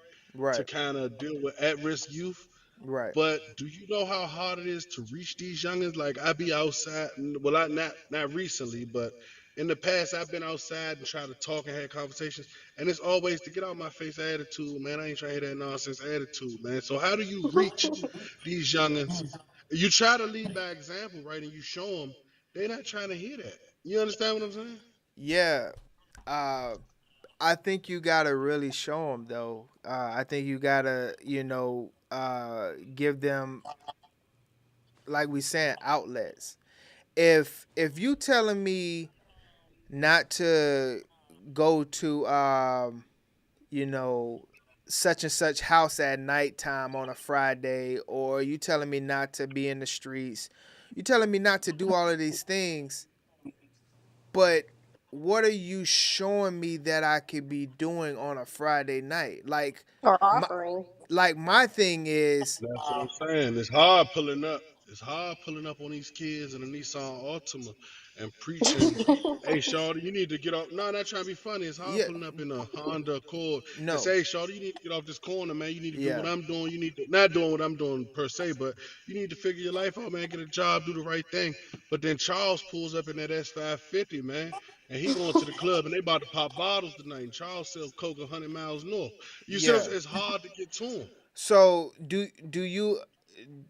Let me ask you before I answer this. Before I answer your question fully, is do you think that everyone is reachable? And Like, do that's you? where I get lost at, man. I be feeling so lost with these youngins, man, because I feel like I almost kind of give up a little bit because it's like I don't feel like I can reach these youngins, and You then only I got need to to put touch one, myself in bro. their shoes at that age. You know what I'm saying? I got to put myself in their shoes at that age. I wasn't trying, and that's where I come to the understanding where I be like, they not trying to hear because I wasn't trying to hear. You feel what I'm saying? Right. You only got to touch one, bro. Yeah. It's. I don't think it's about touching everyone because that's not realistic. I think that as long as you are the example, as long as you are creating other avenues in your community, taking everyone to bowl, taking everyone to like go golf or have a Madden tournament. Like, I don't know. Like, I do know there's so many opportunities for us to actually get out there in our communities, that we kind of get discouraged, I agree. because we're doing it alone. But that's the issue. Why are you doing it by yourself? Like, a lot of work should be done individually. Like, yeah, you can be out there, but a lot of times, like, why is it just you? Like, you got it kind of goes back to that thing where it's like, man, I got 10 people to go to the club with and do bad things with, but as soon as I need to, make this investment or give back to my community, I don't have one person. Like, I would honestly forget those 10 people and spend all my energy on my community, because we've already said it and looked at it like our community and our culture is goofy. Like, most of it is trash. Like, we champion, like, we praise a lot of the bad things. Murderers. Yeah, Womanizers. so I think it's about, kind of being that quote unquote square and like, just showing, like, hey, like bringing somebody else that has a different type of trade, bringing an elevator operator. Like, how many youth know about how to operate an elevator, and one of those kids spark and be like, you know what, man, yeah, I can do that, or just any type of trade or business, so I think I don't think we can get discouraged because that's part of the process. Like, I mean, anything that you start, no one's gonna really believe in it, like that's not realistic to start something and think that it's gonna be jumping. Like, let's be real. Like, Jesus had to leave and come back, and even when he came back, they still wasn't rocking with him like that. So They killed him. So like, who are you to think that you gonna start something and everybody just gonna be, jumping on it? That's not real. So, and that's what I say, bro. That's what I say, bro. Like, man, a lot of things that we look at in life, it really done happened before.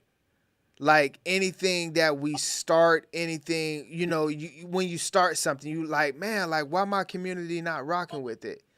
But it's just like, 5 years of you doing it, hosting your 5th year annual, whatever that is, then all of a sudden your community is rocking with it because you done got, you big time now of doing whatever event.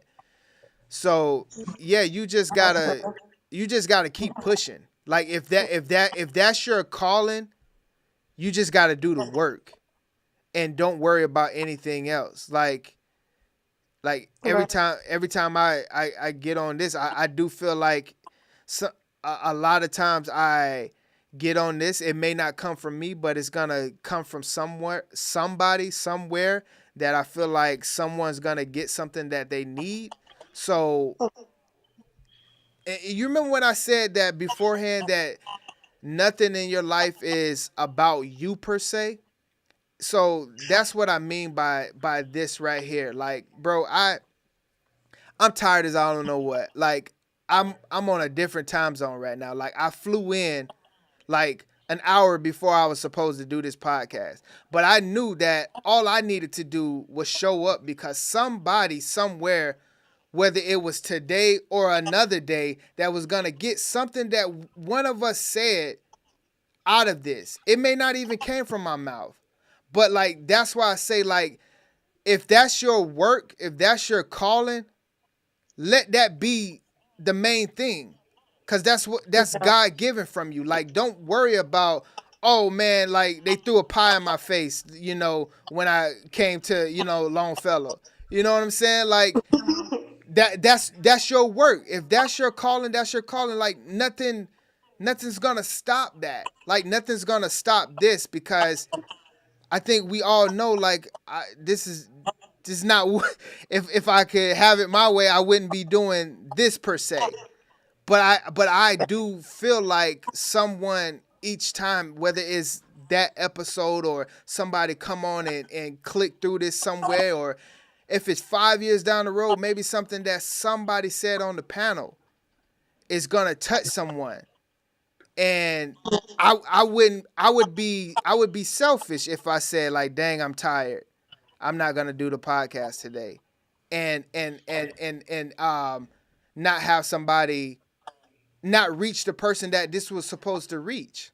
So that's why I say a lot of times, like, we got to take our feelings out of it and get into the book, because whatever we're going through, it's been done before. So if you're starting something and not getting the result that you feel like you should be getting at where you're at of that creation, get in the book, and I promise you somebody went through the same thing that you went through. Right. You know what I'm saying? So like, you can't look at it like that. Like, damn man, I ain't clicking to the youth. Bro, if that's your calling, that's your calling. And if you were supposed to touch somebody a year from now, you got to do that work now. So when that year comes, you're there. You've been doing the work to reach that person. But like this right here, I'm not a talker. You know what I'm saying? Like, if I don't do the work that I need to do right now, as far as this right here, a year or 2 years from now, that somebody that maybe I need to touch, I wouldn't be ready to touch that person because I was not doing the work that God told me to do at that time.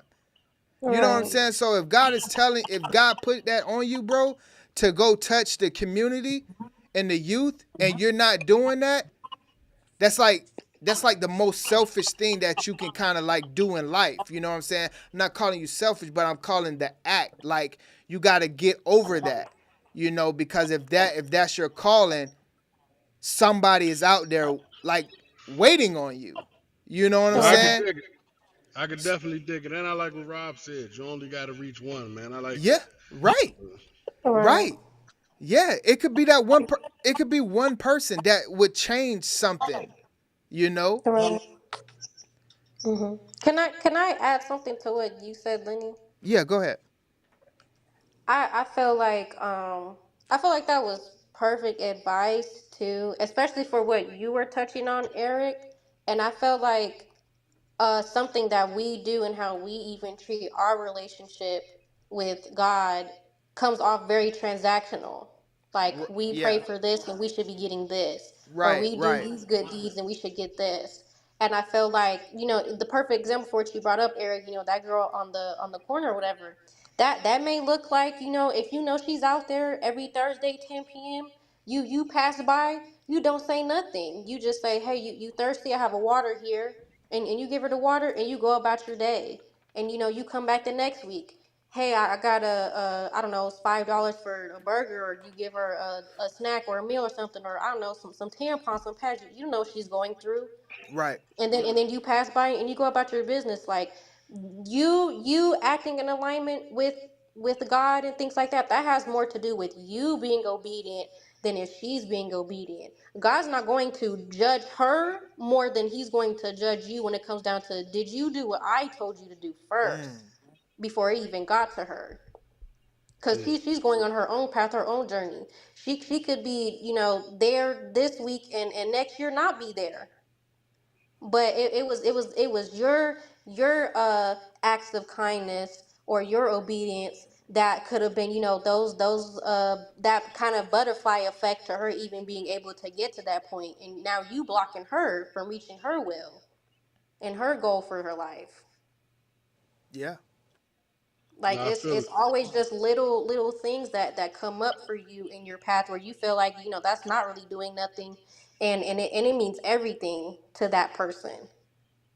I think we can all think of like an adult that we might have had like growing up, and it wasn't even that big of a deal what they did, but just it was the right time, the right place, the right amount of what they gave you and what they did, and you just didn't forget that. And you never will. No, Right. yeah, I could dig that. I could dig that. So I think that we all in agreement right now, right? That you should go through a whole phase. I feel knew like that. I knew that was coming. I knew that was coming. That boy, I felt like it. to get it in, man. I That boy felt like to it. F around. I felt that one. That's Yeah, funny. crazy. That's funny. Yeah. Yeah. We can end it if y'all, you know, cause y'all gotta remember I'm in well, Bug he worked nights, but I'm behind y'all. I just got back in Hawaii, so I'm rocking. I'm outside, man. You want to play another clip? I'm outside. Yeah, listen, if y'all play another clip, I'm gonna have to bid you adieu.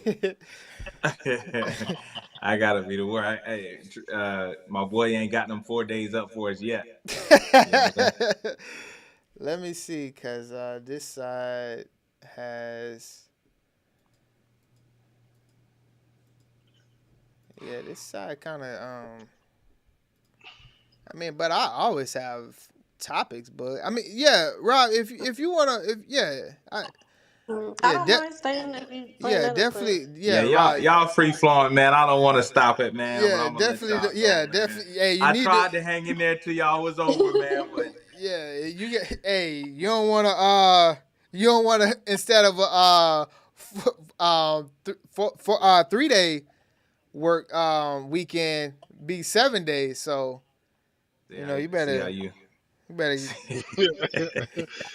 I'm going 7 days at home. I'm going to my job regardless, bro. I'm going to work regardless. Hey, regardless if I'm 30 minutes or an hour late, I'm going. See, I'm gonna be early. Oh, see, that's how you mess them up. See, because they got me on camera right now with my company hoodie on. I'm gonna be there. Right. I'm gonna be there in the morning, y'all. I'll see y'all in the morning, man. Yeah, all right, man, dog. All right, y'all, man. Love y'all, man. Yeah, Peace. love. All right. All right, Rob. Yeah, so where y'all wanna go with it? Hey, man. Like just a random captain, topic? baby.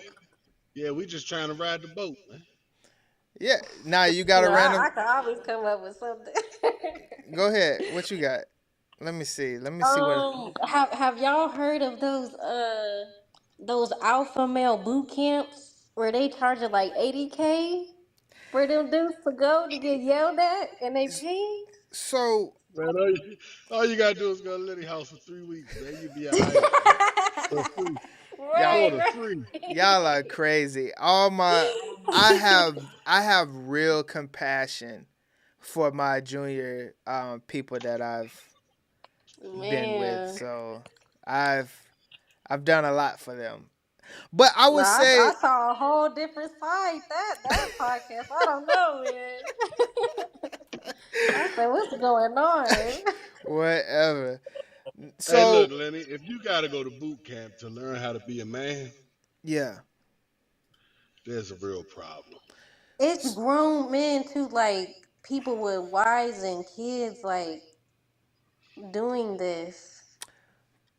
But okay, let's I'm gonna look at send you a clip. Could I send you a clip? yeah, because I can Okay. probably be able to because this side, let me see if I can do something real quick.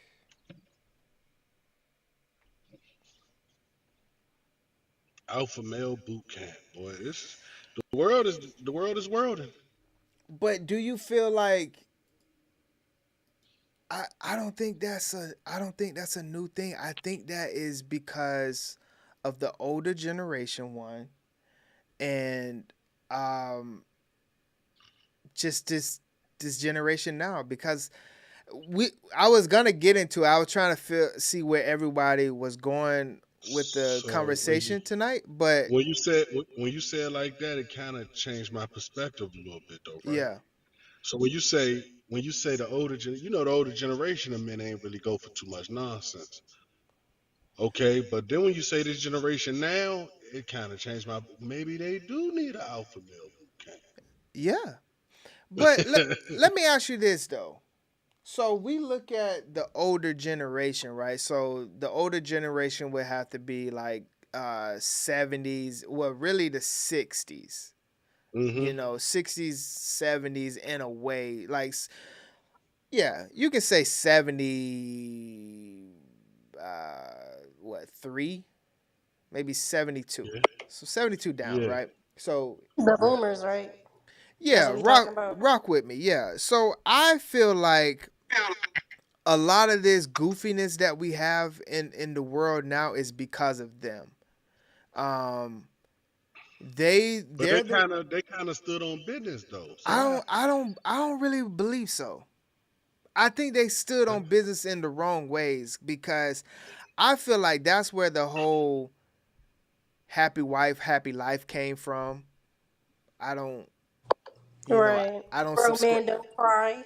Yeah, I don't subscribe to that. Um, okay, let me see if I can pull this up this way. And I hope Eric's opinion changes when he see this video, because this is not what the men need right now. If you I'm see in it, I'm in a like, little bit of What if I told you that men are paying thousands of dollars to become alpha male? I wanted to see what y'all was saying about the '70s, man, because I know these old men wasn't going for too much of nothing now. They Yeah. wasn't just tolerating no disrespect in that household, man. Yeah. Before we Children go, or women. everybody was getting beat. yeah, don't really. I don't really believe that to a certain extent. Like I feel like they are the ones that created the the happy wife, happy life thing. Which I think The that 70s. yeah, I think the generation before I came, there Okay. that's them. Hold on real quick. And that generation before you, Lenny, was telling their wives, man, yo, I gonna beat you to the hospital. You keep talking to me like that. I was gonna say, Yeah, yeah. and If that casserole ain't come out right, right, you was and getting that left hook. yeah, and so I do believe that is a thing, right? So, but I don't think that was everyone. Like it for a whole, I don't think they represented that. I don't know if the Hey generational y'all. motto was happy What's wife, up? happy life. What's up, Hold Key? on. So, I gotta so guess. hey, so How you doing? so where do you think that originated from then? I feel like that was just kind of something that was thrown out there as almost kind of a parody on like how you should treat your wife. I don't think that it was meant with genuine like happy wife, happy life. I think it was almost kind of made to poke fun at, oh well, gotta do what the wife says. Like it's kind of it was one of those So jokes that was made in men centered groups and circles and things like that. so Man, that where might have came around the '90s, Lenny. That might have came around the '90s, 2000s, so man. where do you get the I'm gonna give my wife your granddad used to give the grandma the whole check. Oh, Well, that's he a And had fact. That boy, to. She that boy couldn't get a talking bank now. That boy account. talking that talk now. He talking but that talk why? now.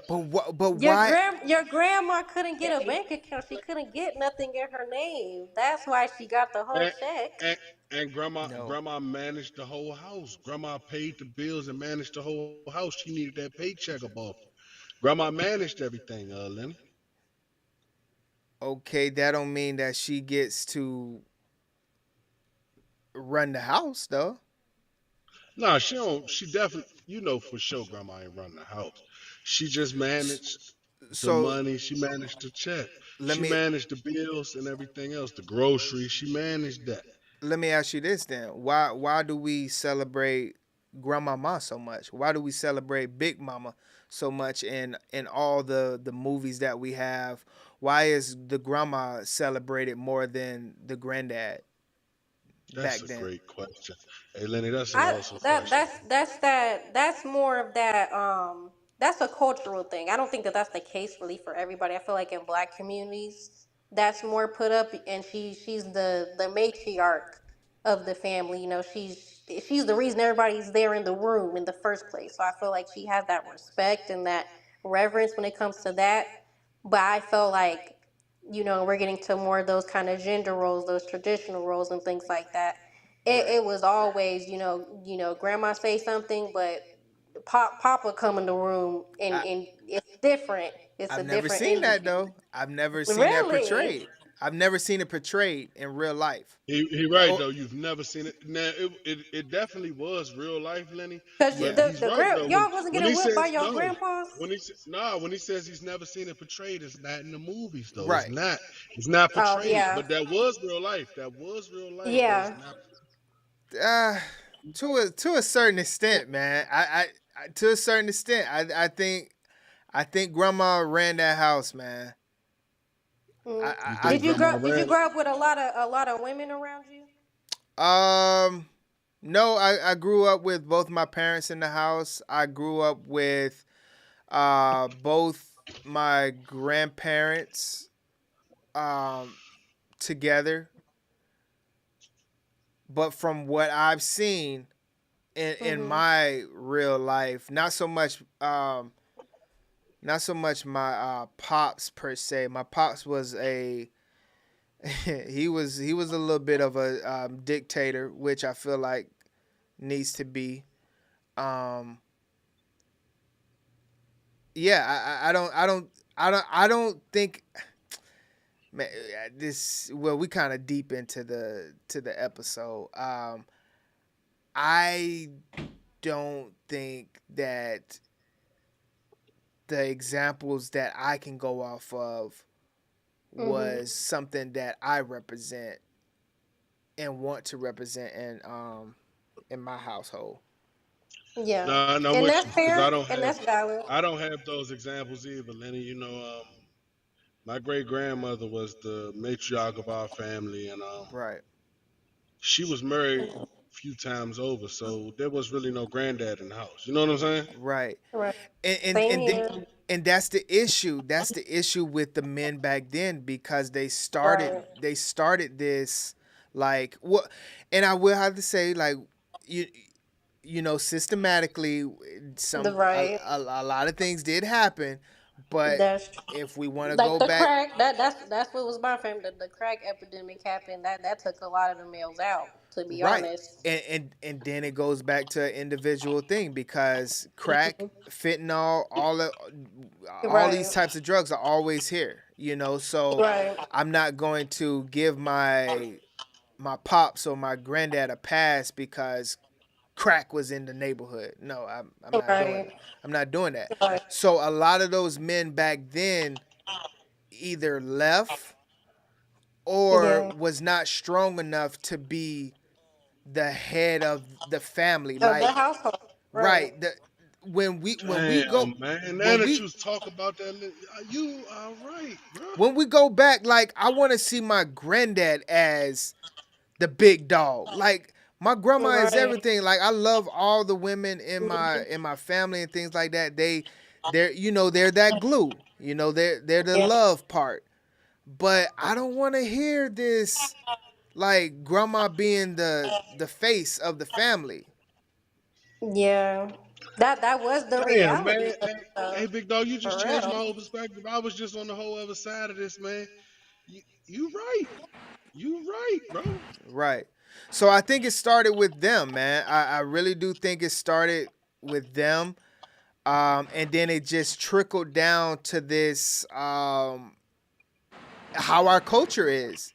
Like, Yeah. if you think about it, the 80s, the 90s, what did we start getting then? We started getting like when hip hop started, right? It was this uplifting type of music, this genre, New York, how it sounded. Run DMC talking about like, the things that they was talking about. And then, you know, like gangster rap came and Freak Nick came. Like I, as a mid 30-year-old, guy, I can't stand any of this parts of the culture. Like from back then to now, like when we look at the sexy reds and stuff like that, and we want to say that like how bad that is for the young girls and stuff like that.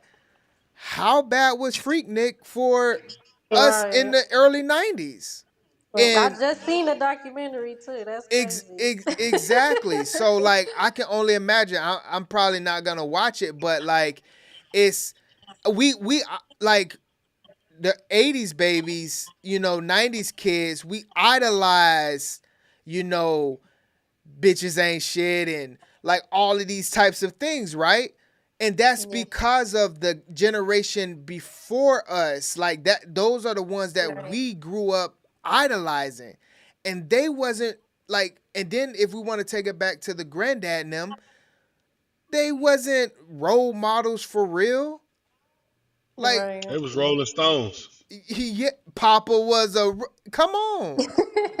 Right. So it's just like in what era can we say besides the Malcolm X, the MLK, Marcus Garvey, did we Let me have ask you a great question though. Marcus Garvey. Why don't you agree with the happy life, happy wife type of deal?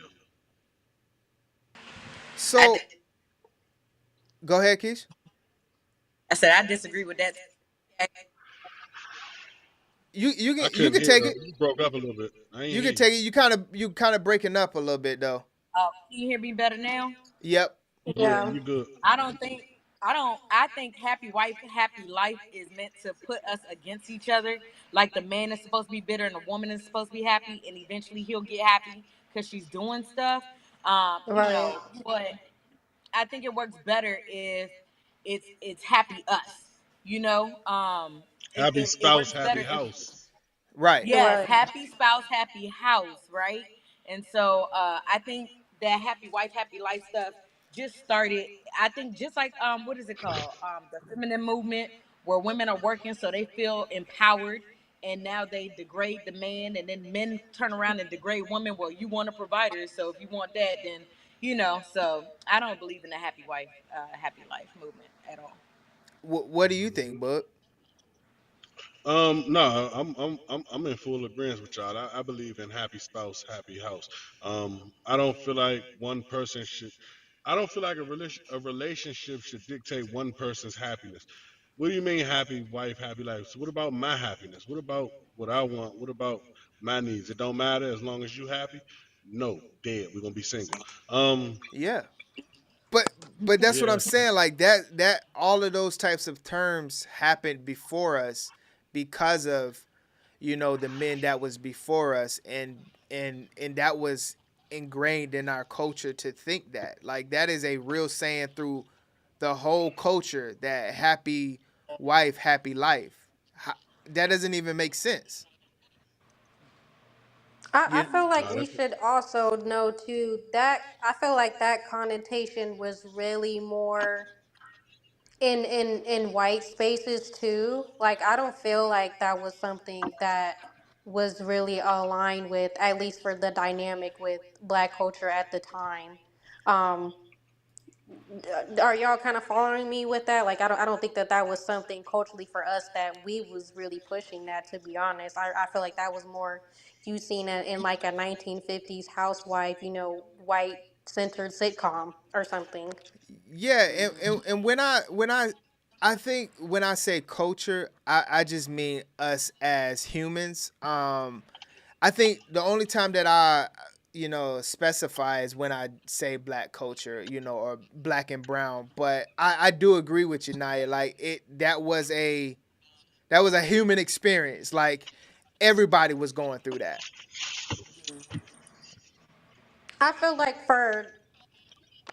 we could all be going through it, but how it is transferred through our communities, though, that's the difference that I'm talking about. Okay. Like, happy life for this culture is very different than it would be for, say, black culture. And that's Okay. why I feel like that may have been something that was more like, I don't know. I don't see that being something that was really centered in black culture. Happy wife, happy life. To be honest, like, I were we growing up really hearing that in our households?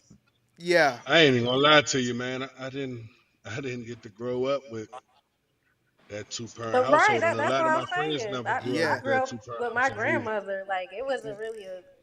Yeah, That wasn't the topic we was talking about. I heard it. I don't think it was so much in my household, but it was definitely a thing, and I can see it in a result in the relationships that I experienced. Far as like my grandparents, I saw it 100% in them. Mhm. I One could. I get what you're saying as one far as hundred that. percent. Like, some of the things that they um endured, but I think it is a generational thing as well. Just because they experienced it, don't mean that like generations going forward is not gonna experience it. But I Right. think I think it's easier for us to go down that path when that was the example, and and not take a step back and like, okay, well, I saw that grandma and granddad had a 2-bedroom apartment, and grandma had a room, granddad had a room. They didn't sleep together. Like, how can I make sure that that's not my portion? You know what I'm saying? Like, Mhm. how can we? How you said some like, if someone experienced something, they could react to it in a certain type of way, and it can lead them down a path. How can we Yeah. make sure that we react to something and it doesn't lead us down to the path that our grandparents were Right. experiencing? You know what I'm saying? So, like, yeah, So we you're can. talking more like that generational trauma sort Correct. of Yep. perspective. Okay. Yep. Oh, Yep. somebody has a different perspective. I'm gonna say it for her. She said that No, if someone has a She perspective, needs they to gotta speak. say it. She needs to speak. he in the dark. Oh no, no, I said which one? The The happy wife, happy life. oh yeah, like the woman wasn't actually happy when Yeah. your grandmother wasn't actually happy when your grandfather was out working and bringing everything home, taking care of the house, taking care of the bills, the overhead, but the woman was at home taking care of him, taking care of the kids, cooking, just doing everything, and she was once the night falls, she was never happy. Most time they're never happy. The woman in that in those situations in the 90s, early 90s, 80s. When you talk to them now, they tell you So stories how hold on. they weren't happy. They just did what What's they her had to name, do Keish? What's her name, to Keish? keep the family together. Shan. Shan, do you think that grandma would have been more happy working a job and splitting the household responsibilities with the granddad? Much happier. Or do you think that she enjoyed that I freedom don't of not know. having to get up to go to work and just cooking some breakfast and dinner and folding laundry and taking care of the babies? And just yeah. I came from my No, but see, we We not getting talking into about them gender we roles. Here we go. hold on now. We not talking about the jobs of today where we sitting behind computers and we talking about steel mill jobs and you know them jobs from back you probably don't, but we know them jobs from back in the days was real serious physical manual Oh labor though, right? God. But you got to think You the They, man only went to work. He only went to work, and then he had time to come home after work and go party or do whatever he had to do, and the woman still stayed home with the kids, stay home with the kids, taking care of home and taking care of the kids, and making. Yeah, the man is the enforcer, but most time the woman in that household was making all those decisions, Let me paying ask the you bills. this: how many hours do you think that man was going out working? I'm for sure it wasn't eight. They can't look at Not back him. then. He was Uh, putting in at least what 12 to the most 12 to 14 hours, Mi- Most likely minimum 12. 12 hours, Yeah, minimum minimum 12. 12, Yes. 100%. So you said that the grandma had to make all the decisions in the house, correct? Yes. What does making all the decisions in the house look like? I'll say then it was pretty much everything when it comes to parenting. How we paying out, making sure bills paid properly, all the financial decisions. So it's like, and not only that, Do what we eat and what we how our day to day is going to run. It's kind of like the woman was she was in a house with a partner, but she was still a single mom. With no money. She had money because he paid the bills. No, That was the she didn't only. have. She ain't had no money. She She didn't. was provided for in that sense. Yeah, yeah, the husband provided. I would like to think that the decisions, especially financial decisions, wasn't just on her though. So she may have paid the bill, walked to the post office and made sure it happened, wherever that was. But I don't think the financial burden of the decision was on her. And as far as paying the bill, that can we agree that that was probably once every 30 days? Well, Yeah, we then, could agree Lenny, to if that. that's the case, then where do you feel like all that money was going to? Because if he's working and he's bringing that money back, and she's in charge of allocating that because she's at home the most, Yeah. who would you think would be more trusted with allocating the money by that part? Then, like, it would have to be the grandmother. Well, just She's home. She takes inventory of the groceries and how much you guys eat. She's buying the kids clothes and feeding them and making sure they're provided for in that sense. She's buying whatever home appliances need to be there and things like that. Men weren't going to the men weren't doing those things, to be honest. And that's not to say they weren't doing anything, but for what the It's a roles were, two-sided ball huh? game now. Now, when you start to naming off all of those things that the grandma was doing, those are facts, and we can't take that from you. But we're not going to diminish the man like he was just getting up and going to work. You know what I'm saying? Like when things around the house break, are you getting under a sink and fixing a leak? No, grandma. Is grandma getting up there changing the ceiling fan? No, grandma. None of that. So it's like it's all even. So I see it on an even playing field. So if you want to say that grandma wasn't happy, I don't think granddad was happy either, going to work all that time, breaking his back and giving all this Right. money to this old lady. with the saggy drawers on. I don't understand. You understand what I'm saying? Hey, Well, we were hey, talking about who's handling the money and what that right. looks like, and so that was something more so the matriarch of the family was doing that because she was Yeah. most qualified to. Just like you said, with maybe fixing things around the house, the man would be more qualified to do that. But if that wasn't the case and Exactly. he wasn't able to, she's calling the repairman to go do that then. Well, just because she's home all day doesn't make her more qualified to do it, though. It does. Oh, you. Okay. I'm not gonna make it personal to you, but I'm saying like if you're home and you're making all the food and things like that, that's meal planning. That's taking inventory of the food. That's going Hey, and knowing how you much you said need it's to get. you said it's Nia with an N, right? Nia or not Mia, Naya. It's but Nia. Naya. Nia. Hold on. How about Naya. this? Naya. Let me fix that then.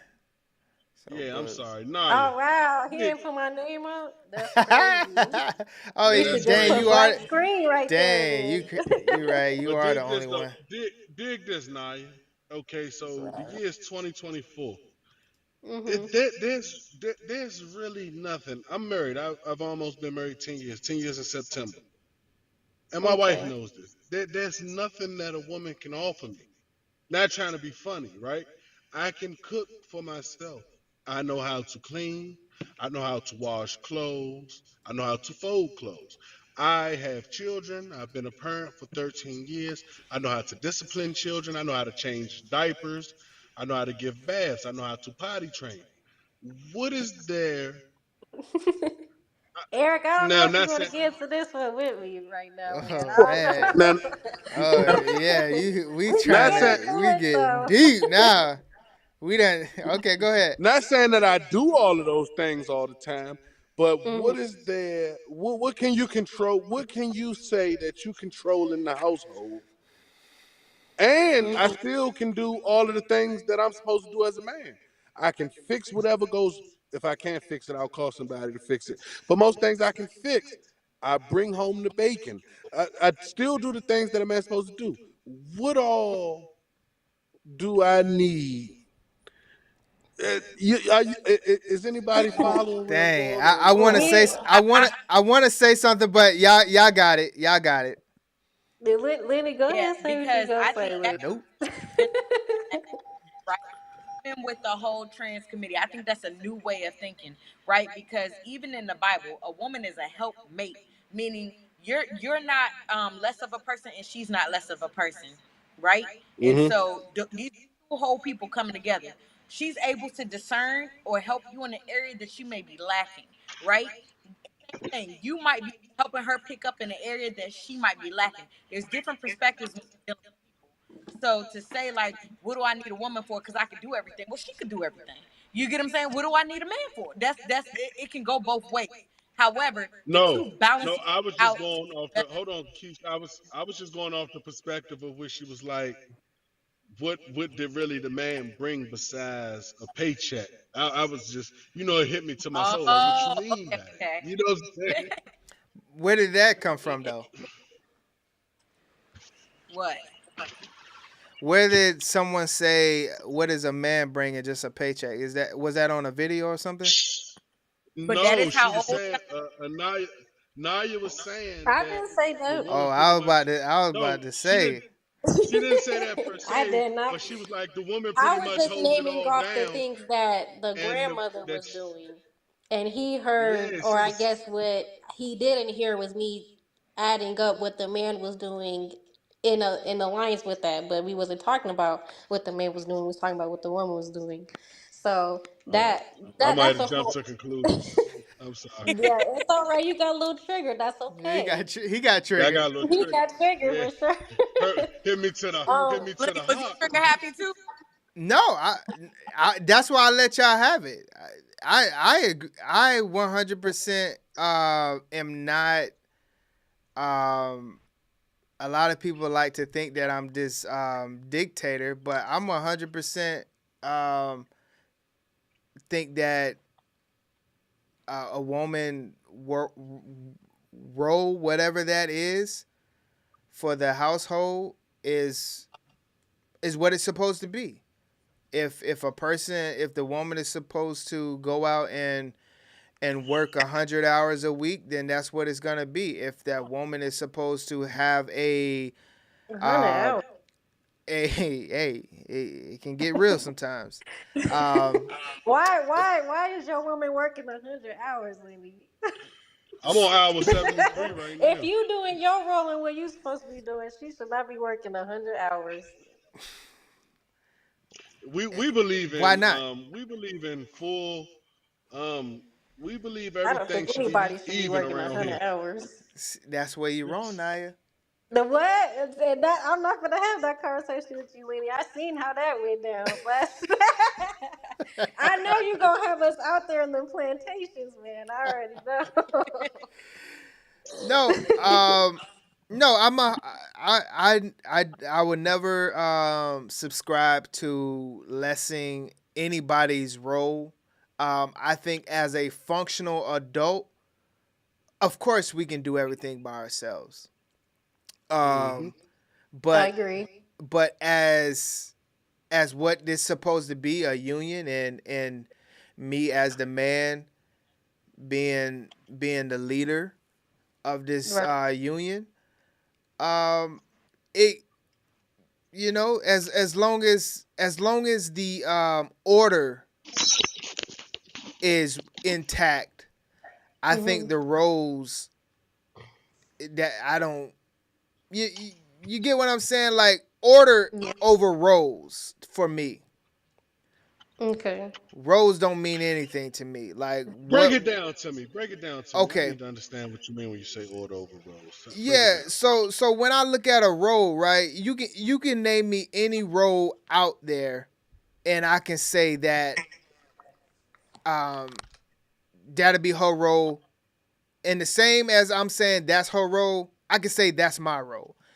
We can go everything down from cutting the grass, washing the dishes, whatever that may be, as wild as it may sound, that like, hey, a wife, quote unquote, is cutting the grass.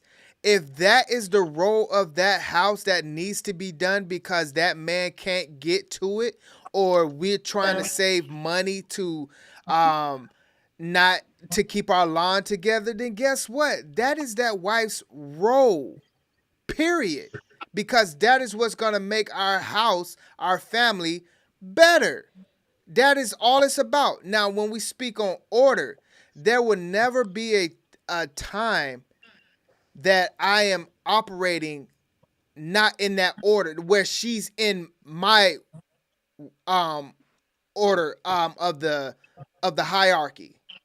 In order, when we speak on order, we speak on God, man, husband, wife, kids, right? There will never be a time that that wife is above that husband. You know, roles change. I don't care nothing about a role. We do everything, that doesn't matter. Yeah. Order is me leading this house in the best ability that I can by my submission through God. Right. That's never flip-flopping anywhere. Now, as a leader, like with anything in life, a leader is not just got his helmet on and just got his troops behind him and just flanking down the path to the enemy. No. He's getting together. Hey, general, wife, what do you think about us going down this direction and things like that, right? And that wife, is going to have their thought process. Yeah. Now, with that thought process, it's ultimately my responsibility to hold on. Yeah, and I was saying, Boog, like, it's not your responsibility. Yeah, it's always gonna be the man's responsibility in the order. That's never changing. Yeah. Hey, I apologize, Lydia. I hate to go back. I just checked my text messages. And my wife was cussing me out. That nigga say, "Are you calling me a hoe?"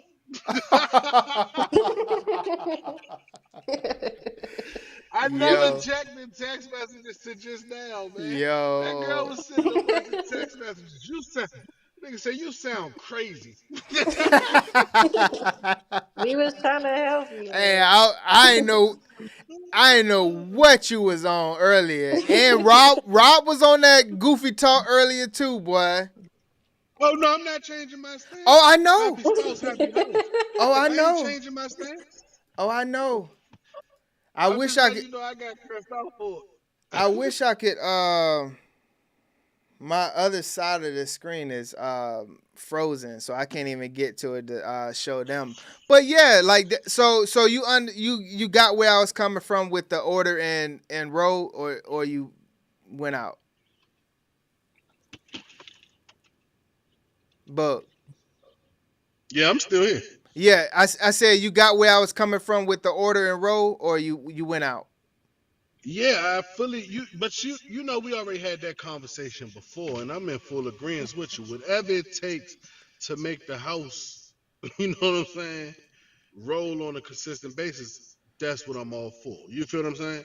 I So don't care, like you said, I don't care if you got to get out there and cut the grass, miss. If that's what it takes for us to be able to, you feel what I'm saying? so what We about already had that order? conversation. What about order though? I might have missed the order part. Yeah, I think so. I might have missed the order part. Lenny, can I ask you a question before you get into the order thing again? Go ahead. So I agree with that. Like I do feel like when it comes to the gender roles, like I don't view my relationship in that way. I will say though, I think for me where I start disagreeing or at least coming to an impasse with that mindset is how I guess how comfortable men are seeing their wife in that working role more often than usual. Like, should it not be something that you, as a man, that you should be striving in your lifestyle and in your goals to where your wife doesn't have to work those 100 hours, to where, she doesn't have to go outside and mow the grass. Y'all could pay somebody to go and do that. It's that progression aspect Yes. that I feel like I really don't hear a lot in these conversations. It's just always, oh, this is what the woman needs to be doing. This is what the woman needs to do. You should be ready to do this. And there Got you. are women that do that. But you know what? After 10, 15 years of doing that with kids in tow, like, why isn't things getting better? Like, that's 100%. not good leadership by that point. 100%. And that's why I say when I said um, last week when I said there has to be a sacrifice somewhere. Now the Mm-hmm. sacrifice is it may look a little while. You may have to get a little dirty in the beginning, but Mm-hmm. we may have to stay down for a while. We may have to Right. go go live with your mom for a while. Something very sacrificial. But if I am operating in my work, I don't I don't think that the roles that you have are going to stay the same. Yeah. I always believe in work though. So I Mm-hmm. that made work in some type of capacity. That don't have obviously that don't mean 100 hours at um uh a W-2 job, Yeah. but that 100 hours could mean at a 1099 where you got your own Yeah. business, where you're Right. making sure that in those 100 work hours that you're taking care of my financial stuff that I have going on, taking care of whatever I have, and vice versa too. And that's why I say like the roles are ever changing. Right. The order stays the same. Like just because you're quote unquote my secretary, I'm I'm your secretary as well. Yeah. You know? So like the same thing that I require out of, you know, that general, you know, that person, you know, my right hand person is the same thing that I would do for the next. You know, the same thing that this whatever I dish out, I have to be willing to do too. You know what I'm saying? It's just like Yeah. when they say like a leader, you know, you have to get down and scrub the deck sometimes with your junior troops to let them know that you can get dirty too. Like Right. it go.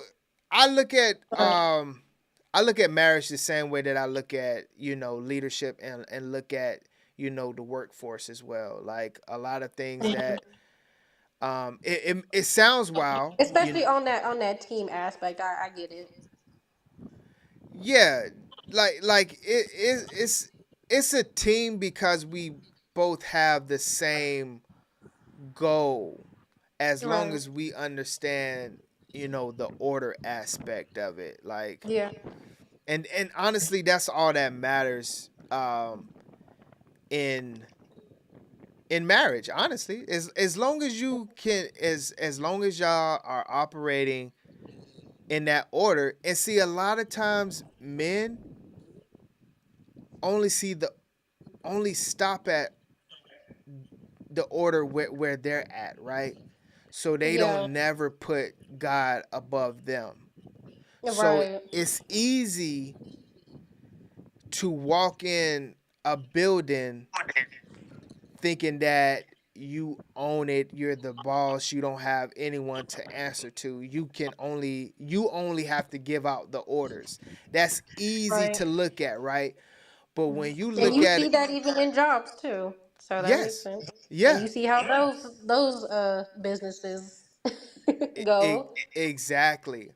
But if men could honestly look at it from the standpoint of I have somebody above me Yeah. and that I have to submit to, Mm. because like I said It before, does keep your ego in check too. 100%.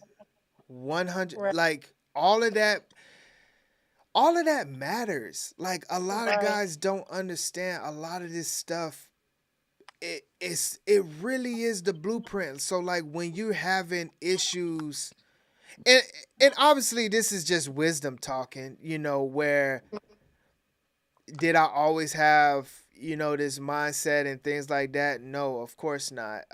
We have to we have to get character building either going through it or have just a great mentorship, people around you that you can get the blueprint from, which, let's be real, Right. is not realistic, you know. Right. um I that was literally just gonna say that because and this probably could just be on a woman's perspective of it, yeah, but I talk to women, and we have our talks and stuff, especially being married and everything like that. right, When we choose to kind of take that risk, because it is a risk to kind of be with somebody down in the trenches and be with a man while he's in that building stage and trying to get himself established, and like be on that same page of that goal and work towards that.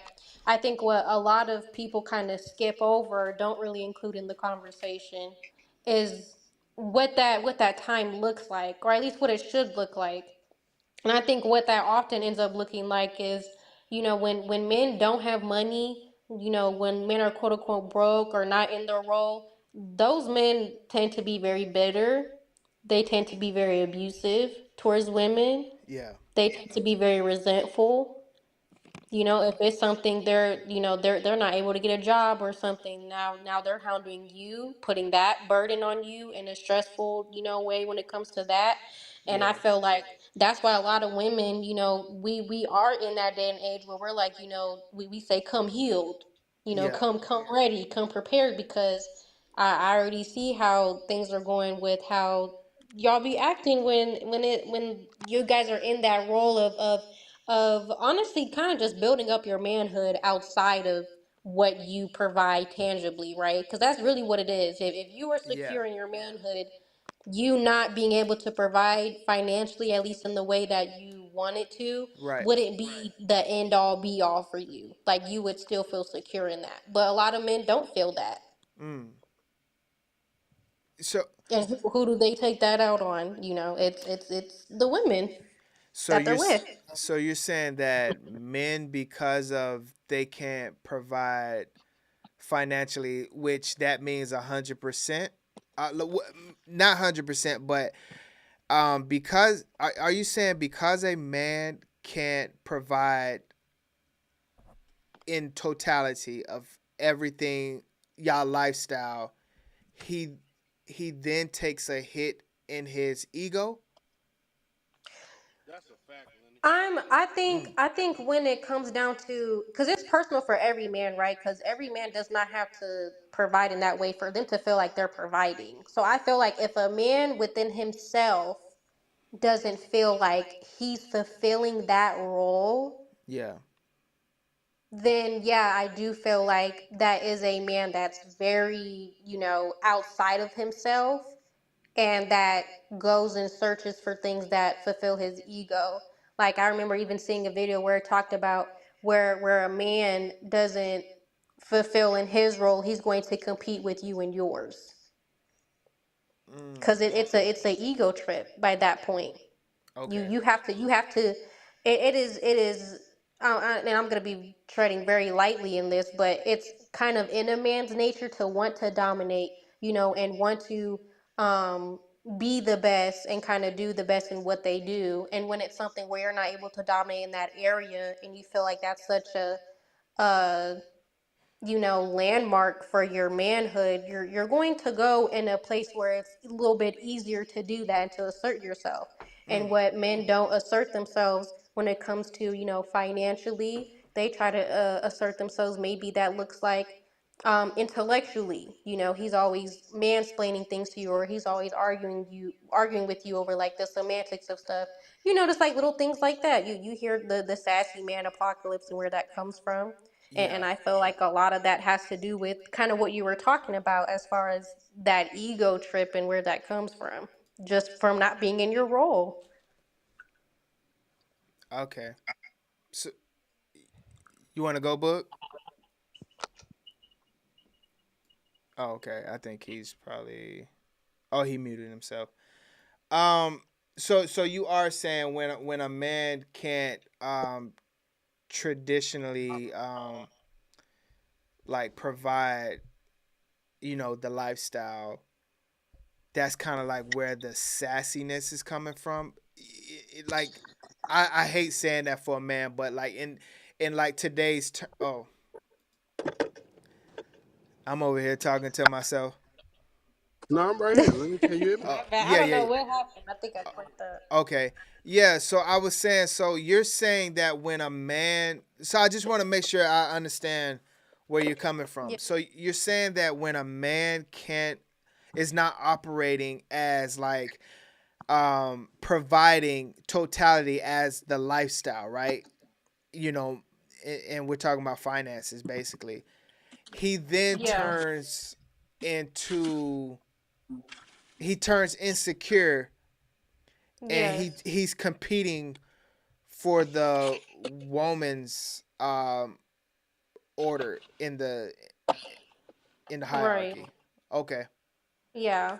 And that's to speak to what we're talking about as far as, kind of being, as Keisha said, as a woman, we are that helpmate to men. So, Right. whatever he's short in, I'm gonna pick up and do. And Yeah. that honestly, that in the best case scenario, that's great. Like that's how it should be. But there are scenarios where that's not the case, and men can sometimes get intimidated by that. If it's already something I'm not providing on my end, and Yeah. I'm seeing my girl, she's clocking into that job, she's doing it. She's Yeah. she's hustling. Then it's kind of like, damn, and I could definitely see how that would probably get into like someone's head to where they're like, maybe that transfers over to them as far as feeding their ego. Those men usually cheat or something, and they be down and out with their girl, And then they girl be upset and be like, "Wow, I'm riding with you through this struggle. I'm putting in this effort doing that, and you worried about somebody else." And it's not even really about that. It's just the fact that he needed some girl that was going to affirm his manhood at the end of the day. You know too much. You're seeing too much. Okay. No, just open one. Okay. So I wanted to say before I go there,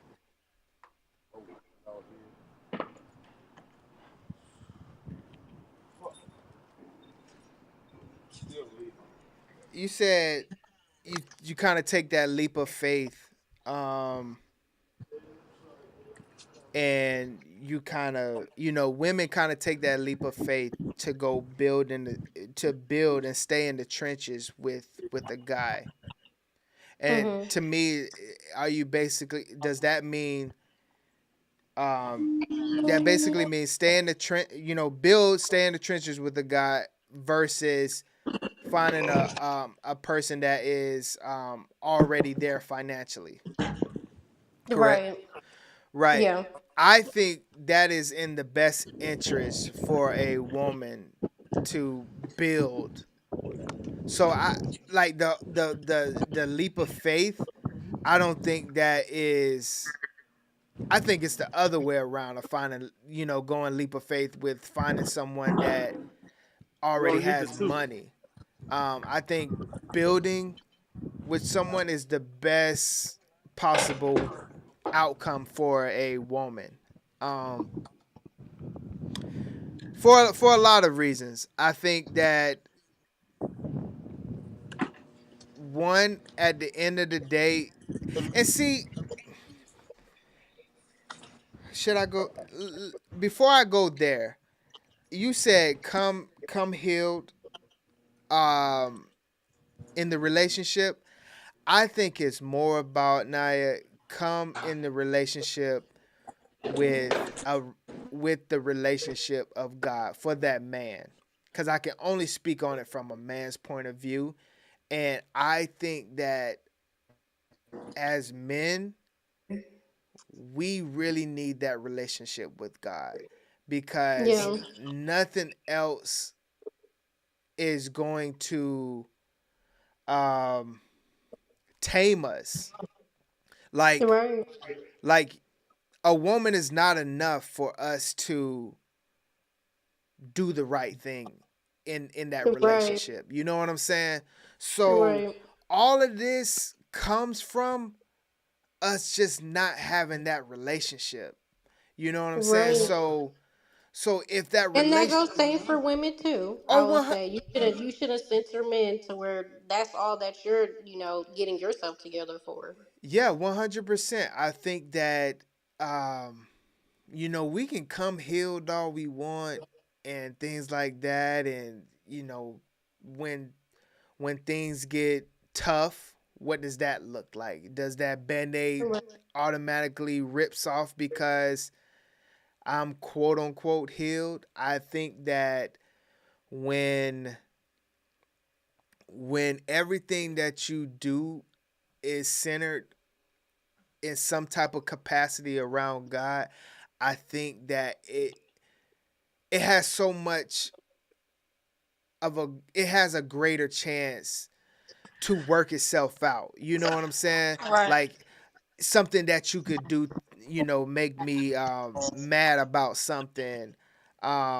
If if you do anything right, that's going to not be within my standards. Because let's be real, it's gonna happen, right? Right. As a man with that relationship with God, he's gonna take that to God, you know.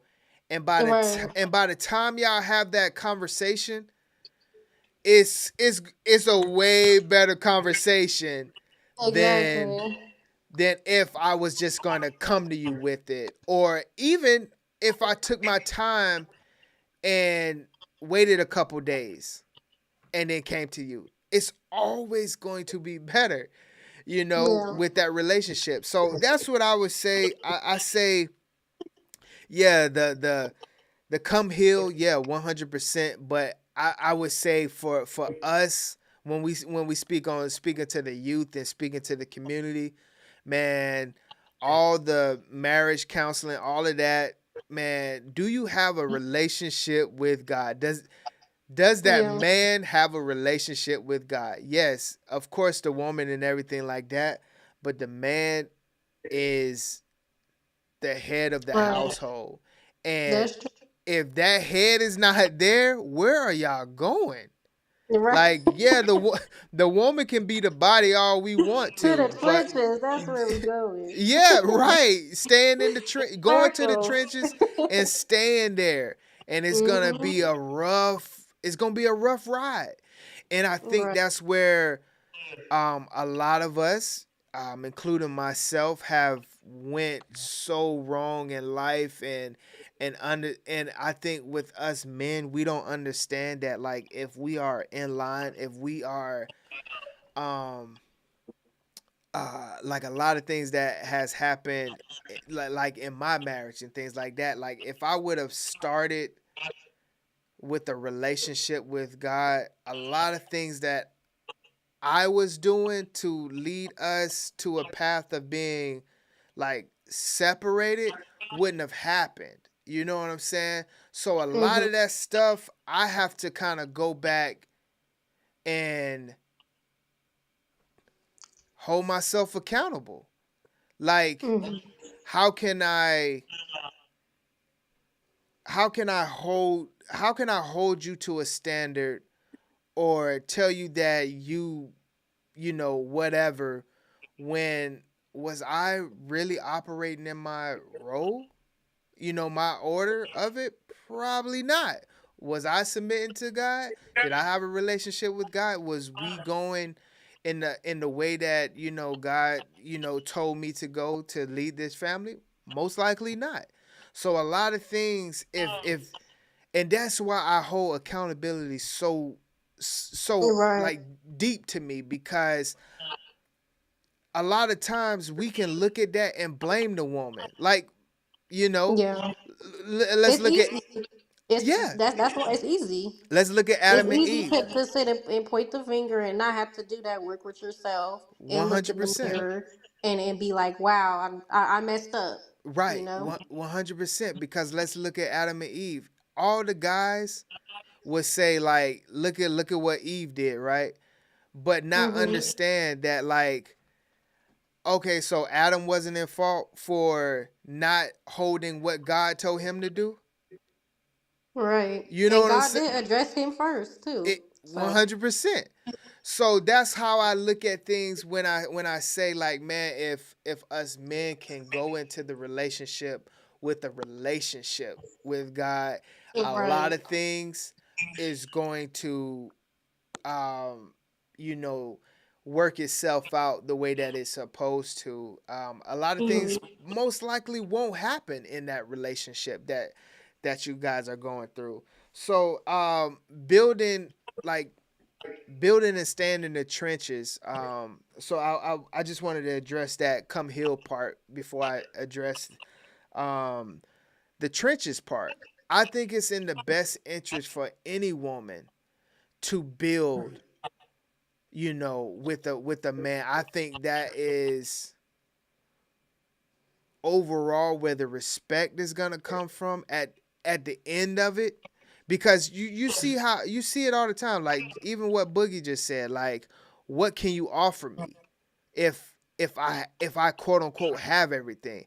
And a lot of men at the finish line feels that. Like, what are you doing for me? You didn't help me build.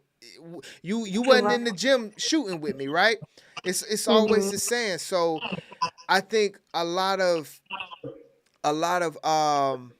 men have that mindset where it's just like, you didn't build Right. with me, you didn't sacrifice with me or anything. Like, you are just here reaping the benefits of my greatness, right?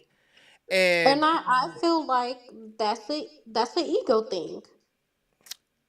yes, I think for and there's studies on this, but women build connection or build their love through connection. You Mm-hmm. know, when am I going to see you? When are we going to hang out? When are we going to do this? When are we going to do that? Right. And men build their love through like experiences, particularly when it comes to experiences in adversity. So I get that. You know, you Yes. see that even in the military. I went to, you know, 3 tours with this dude. And those Right. people be friends for life, like Right. brothers. It's a brotherhood. Like that's how men do it. Like I get that.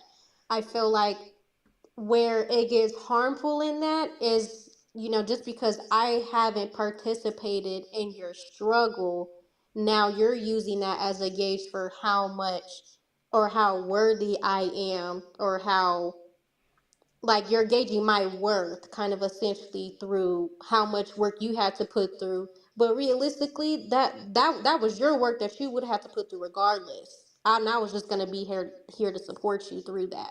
But I don't have to be there to support you through that struggle, because we're gonna go through things, period. You're gonna go through adversity with your partner, period. Right. So why do I have to be a part of that struggle to validate my role and my partnership with you in the next struggle?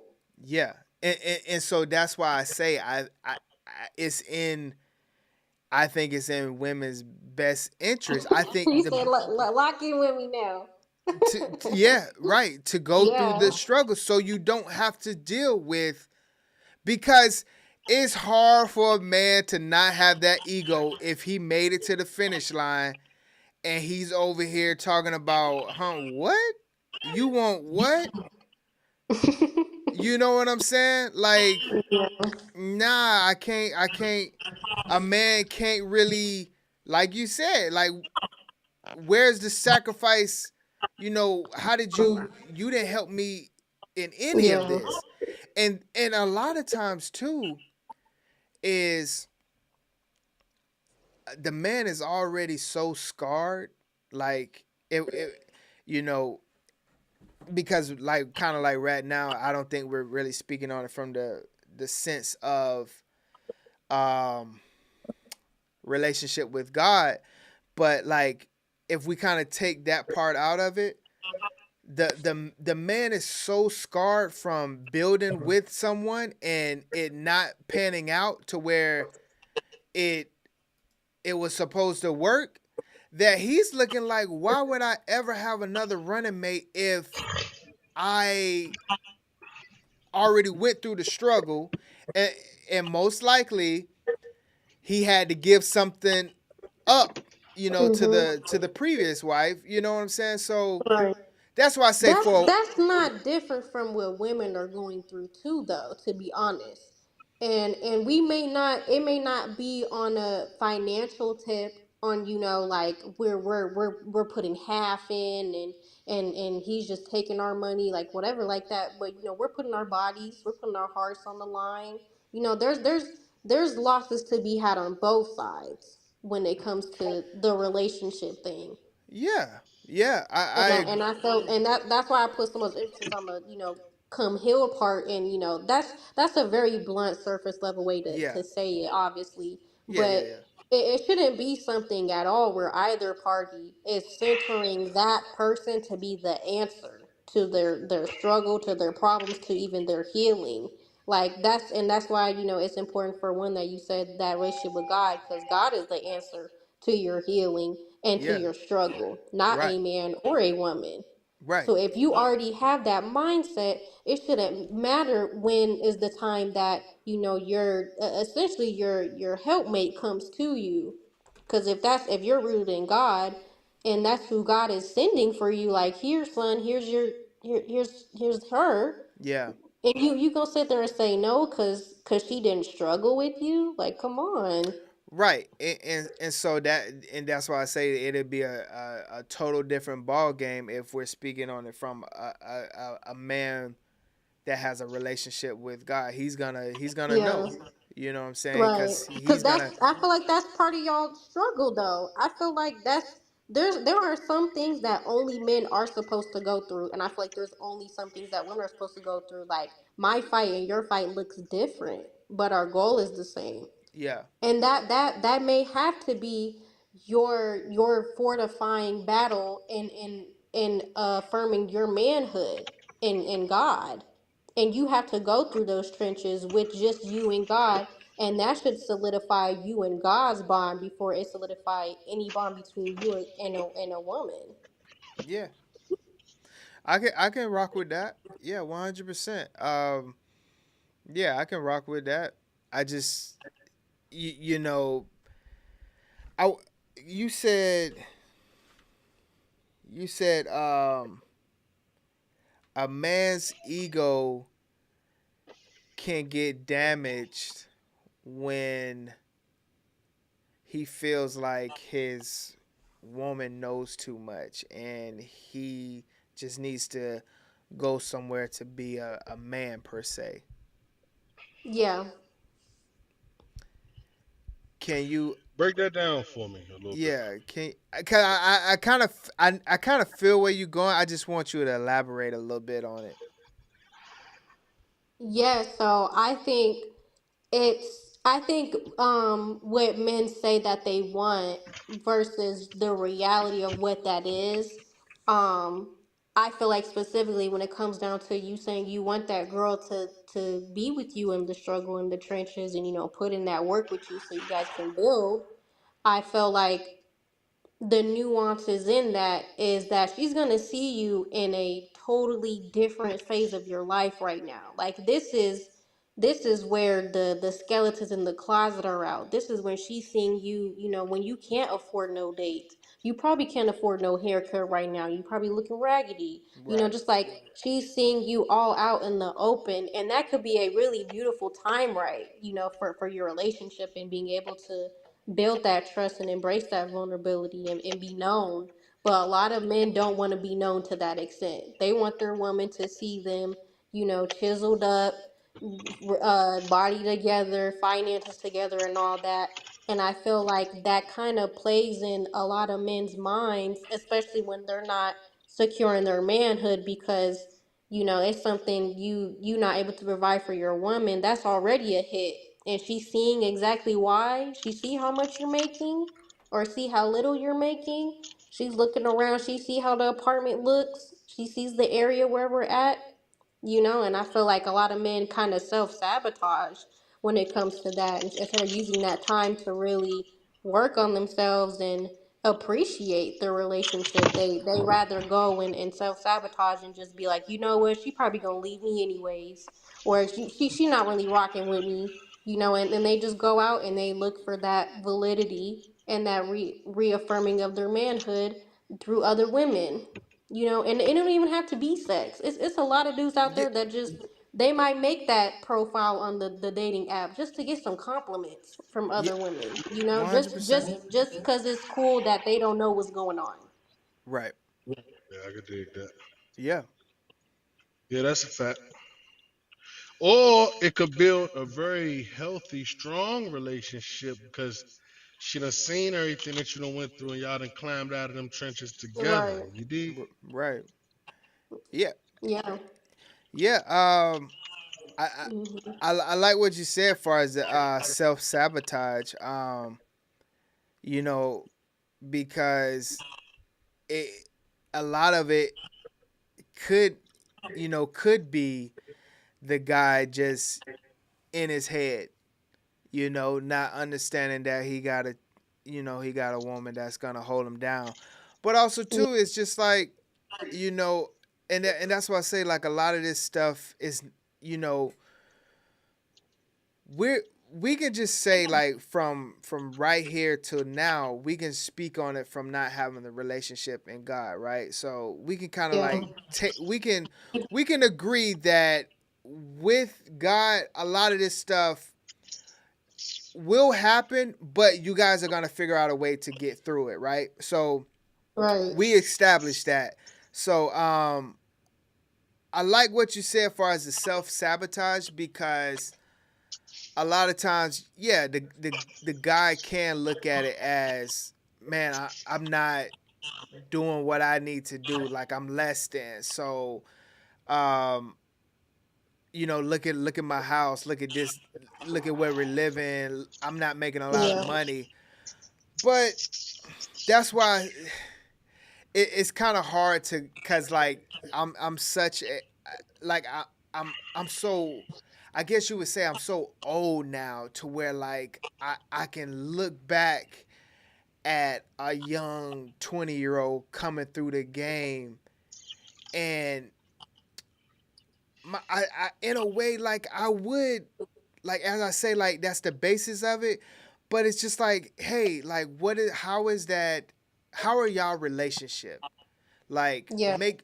like if I was, if I had, if I had a married couple, right, like if I was, mentoring them right now, I would, and obviously they the God thing is there, but let's just say it's not. It's almost just like, how are y'all communicating what y'all have going on? Because a lot of men like to say, don't be, vulnerable with, with your woman and things like that. And I do feel like you have to be careful with how vulnerable you are.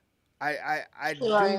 I do have a little bit of that in me. I don't feel like You Right. think so, And Lenny? that's biblically backed too. That guard your I'm heart. super So I vulnerable, get boy. that. I cry in her arms, boy. I'm super. yeah, I'm at the point. I'm at the point, man, where I break down and cry in her arms, man, random yeah, any night. right. So I'm super vulnerable. It just you don't get vulnerable with any woman. You Yeah, feel what I'm saying? 100%. But like, This my wife though that I'm talking about. So of course I'm not. If I was a single man out here, of course I'm not going to yeah, show that vulnerability to just anybody. yeah, I would say, like, for me, if I was mentoring a young couple, and especially Hmm. that guy, I would I would tell him to kind of be careful with how vulnerable he is. And that don't mean that he can't show love, he can't show compassion, empathy, and all of those types of things. I feel like I don't have to, and this is just me. I don't feel like I have to cry in front of cry in front of my wife for her to understand that I have a heart.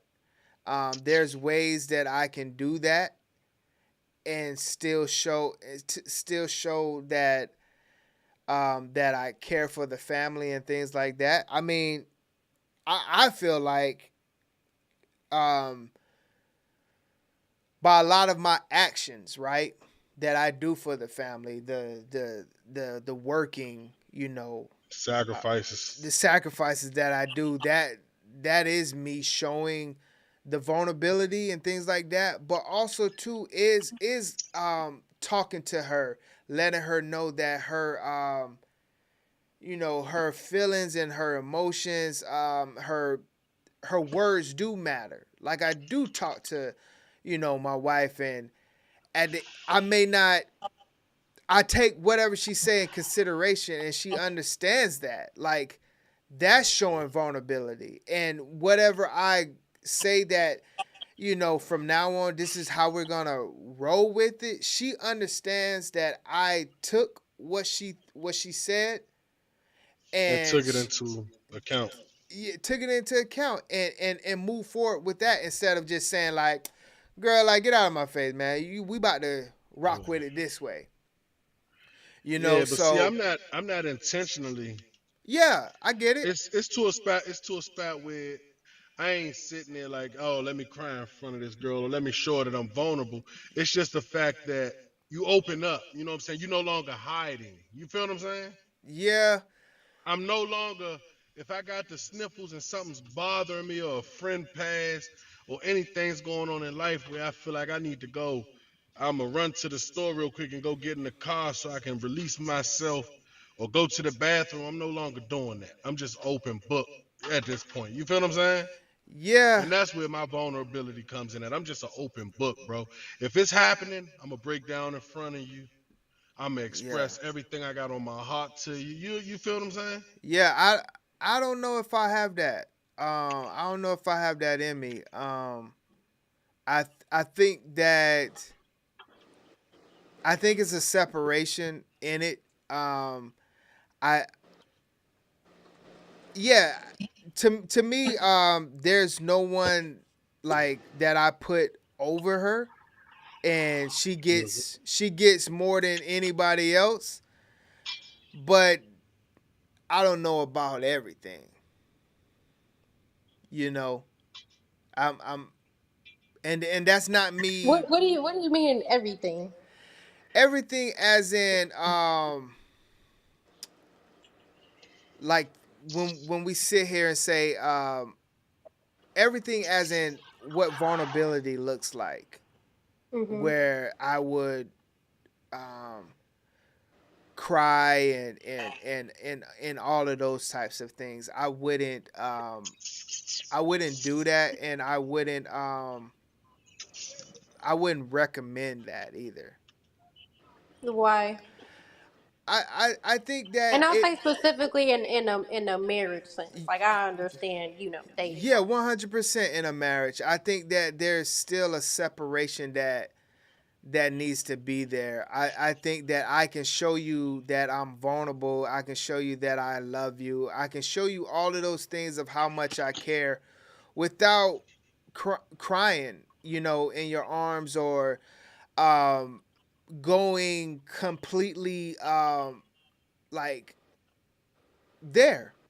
There's no analogy need to be made. I just, me personally, it kind of goes back to like what is the positive that I'm getting, or that our relationship is getting from me doing this, when I done showed No, you. this not just a game positivity thing. This No. is just me being open. You dig what Yeah. I'm saying? It's like Yeah. Right. no one plans to go home and be like, hey, you know what? How I'm gonna really get her?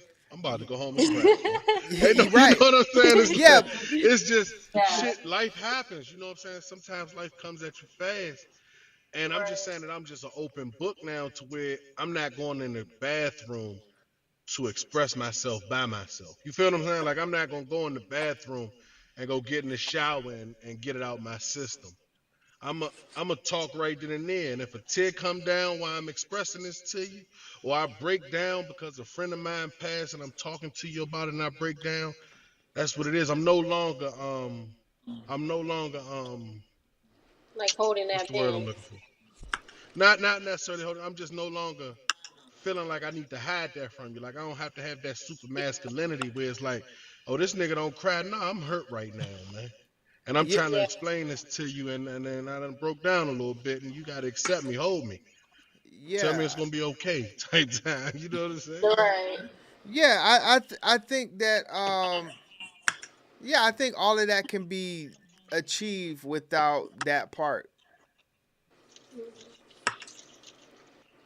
Well, why are you because I don't hear you saying that the crying necessarily is bad. It kind Yeah. of sounds like you're just more on the optics of it. Like you feel like it's just that's not how you want to represent yourself in the moment. Like, is that what it's kind of narrowed down to for you?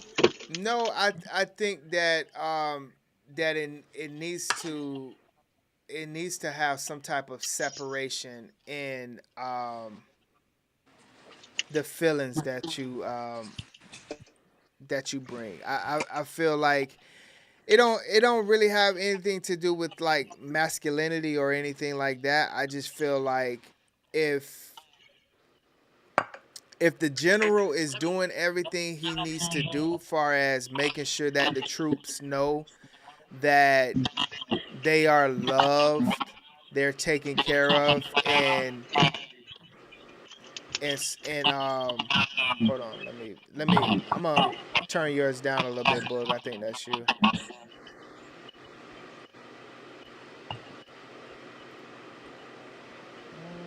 Maybe that's, yeah. Okay. Yeah, I don't think that is like. I'm wondering why you separating the tears from the sadness, the expression of sadness. It should kind of be a, or not. It should, because not everybody cries. You know, like some people handle sadness differently. I'm Right. wondering why is it for you that you put an emphasis on the not crying part when it comes to you expressing your sadness. I because I just feel like that. Hold on, someone has an echo. Is it me? I Let me. think no, I think it's me because every time I mute it, it goes away. I believe it's me, man. I'm not sure what it is why it's doing that. Okay. Yeah, the separation needs to be there because. Oh man, yeah. Let me. Wait, Okay. Eric, mute your phone, Okay. and then when you're ready to talk, then see if it's you. Let me mute mine too. Okay. Yeah. Yeah, I think the separation needs to be there because I don't see the benefit in showing that, going that raw. I think everything else is there. There's no need to there's no need to cry in front of your wife. I want to Do you feel speak like on that. you crying is a negative if it's not a benefit? Um Like in your mind, what is the worst case scenario that would happen if you did let yourself go raw in that way? yeah, well, far as it being something that could go negative, far as like something worst case scenario, probably not that, but um there's no real positives in it, and it's only um it would only be negatives if it wasn't an outcome of it. I'm gonna speak up. I'm gonna Go ahead. say that comes from a place of not trusting. There's still guards, right? And Yep. then also crying is a form of deliverance, right? And so it's not that you shouldn't share everything with your spouse, because there could be scenarios where you have an assignment for God, and out of wisdom, it might not be a time for you to share with your spouse. For example, with Abraham and Sarai, when God asked him to sacrifice the son, and he never told his wife because he knew that she would not go for that. It will prevent him from doing whatever it is that God was calling him to. But Yeah. so I can see it from that standpoint. But when you breathe that into a relationship where it's just like, well, I can't be vulnerable, or I'm not willing to be vulnerable, then that's what's gonna run rampant in the household. And I so I would hope. I don't think it's not being vulnerable though. I think you're looking at vulnerability as a weakness, and it's actually a strength. No, Hey, can I ask you a question, Lenny? yeah, go ahead.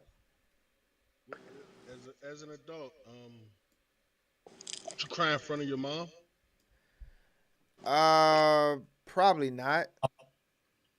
So, we all go through things, right? Yeah, You know what yeah. I'm saying? So, and I ain't really trying to get too deep into that type of situation, but we all go through things. So, like when you're going through, we men, man, I have Yeah. breakdowns sometimes, right? I hear you. I get you. Where do you go? You go in a closet or you get in a car? I'm trying to like figure out. I ain't Like where trying to your be spot funny, at? Keisha. Stop laughing. Yeah. He Like, where do you bottles it in, huh? release it? Like, where do you release it in the shower? Like, where do you get it off at? Because what I used to do, no funny, I didn't used to want to let Caressa see me cry. I would get up and I would go get in the shower if something Wow. was really heavy on me. But I'm trying.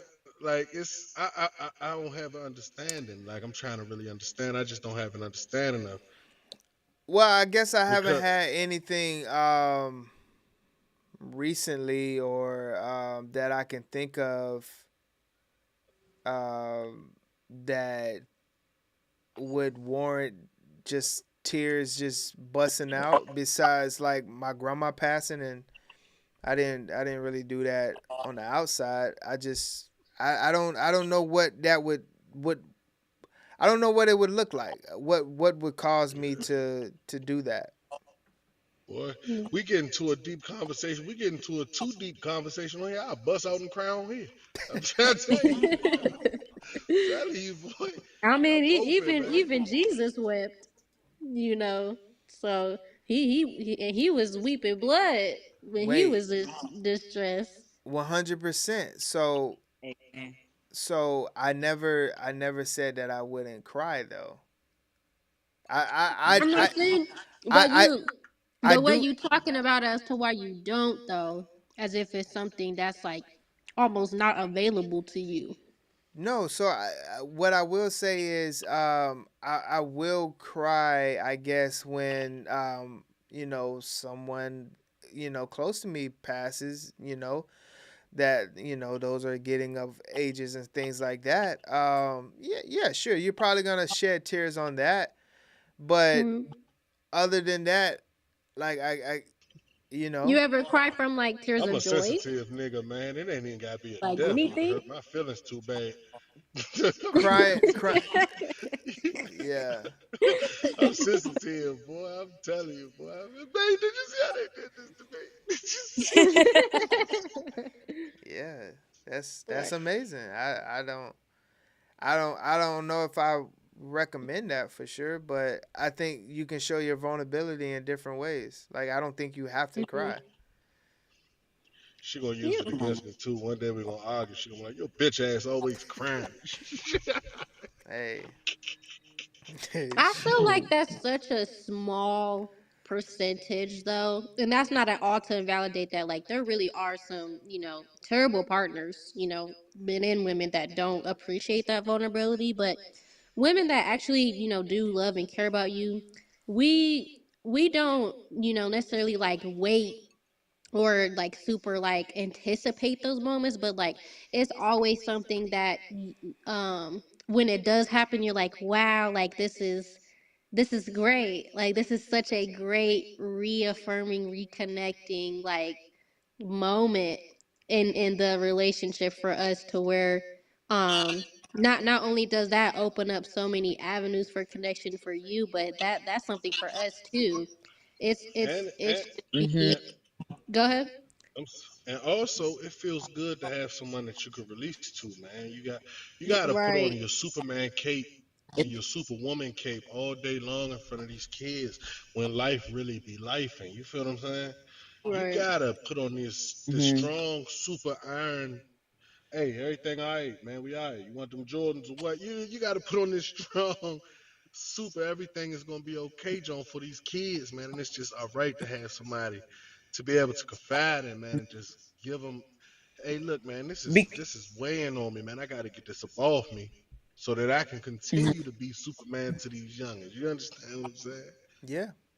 because Right. vulnerability is a form of intimacy, you know, and so Right. Right. it's not taken lightly. It's like the fact that you feel comfortable enough. I still feel valuable as a partner, right? And so it is a Right. form of, kind of like what Naya was saying. Like it's not like you're waiting to see if something's wrong with the person, but it is a form of it's a bond. Right. Yeah. I can dig all that y'all saying. I would like to think too that if that never happened in your relationship, that it's still gonna be a fruitful relationship. I Yeah, don't think yeah. I feel like, yeah, if your man without is not open. vulnerability. Mhm. Without crying. Oh, okay, okay. So But why do you equate vulnerability to crying though? Like what's that Yeah. connection? I'm not understanding the correlation. no, so like yeah, if like tears of joy as in like getting delivered or something like that, if that happened, sure, okay, like that's I guess you can say that's vulnerability, but I don't really look at that as vulnerability per se. But if we're speaking on crying, you know, sad, a sadness cry, um, that would be vulnerability. Mm-hmm. And it's nothing wrong with sharing that. I just wouldn't recommend it. Like that wouldn't be my Is it recommendation. not a part of you, or you wouldn't recommend it? Because now I you're wanna. touching on pride, a I'm curious masculinity, of why you wouldn't. I'm curious of why you wouldn't recommend right, it. right, right. Because I'm not, curious of the why. not capable, and I not don't really rec- see a lot of things that I would cry for. Like tears, maybe tears. Maybe tears of past when something happens and then you just it happens and you push forward. You go and you do what you got to do. I think Whatever. that's pride. No, it's mm, I pride would be not letting it happen though. But if you're saying you wouldn't recommend it, that's pride. Mm, Because, for example, when we went, you know, in our earlier times, I wouldn't cry because I was always told, "Hey, man up, get through it," right? Like you got to figure it out. And so it was just like, man, I'm not a crybaby, you know. And yeah.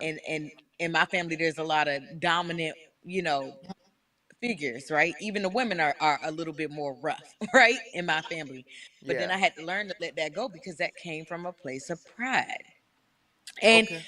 you know, Eric's seen it. He's, I mean, you people are mean. Like we're raised in it, but it's like, oh, you can't let people see you sweat. You can't let people see this part of you. But that comes from pride. Okay. I can dig it. I I still want to know why he don't recommend it though. I'm still curious. Yeah, that's what I'm curious about. If they need to, why wouldn't you recommend it? That part, I would love to hear your response. of not recommending a man to cry to his wife. Correct. I think that you can show vulnerability other ways. So he would be wrong for showing vulnerability through No, crying. no. So why wouldn't you? You said you wouldn't recommend it. I'm asking you why you wouldn't recommend it. Recommend a recommendation is it coming out of my mouth saying that hey, you should cry. Like Alone. it. So by you crying alone don't mean that you've never talked to someone about whatever you crying about though. But it's the choice in choosing that over crying in front of your partner, though, to where you're recommending more so to cry But alone I than to also don't cry with believe like your it's a choice though, right? I don't think it's a choice. Like when I say I didn't used to cry in front of Caressa, it was never a choice. It was a get up and haul ass to the bathroom and shut the door so I can get it out because partner.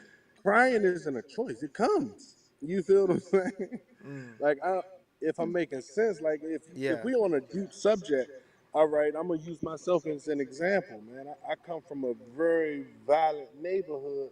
I lost a lot of friends, and sometimes, you know, I deal with certain things like something to come. Uh, not too recently, but maybe 2020 in the pandemic, there was a mass shooting in my neighborhood, and it killed a girl that I was really close to. I had me and Caress having a conversation, and there's nowhere for me to run. You know what I'm saying? We in the car. There's nowhere for me to go. Yeah. There's nowhere for me to hide. You feel what I'm saying? So Right. it's like Yeah. there's not a if I can if I can get away from her and not show these emotions in front of her, I definitely would. But sometimes it happens. You feel what I'm saying?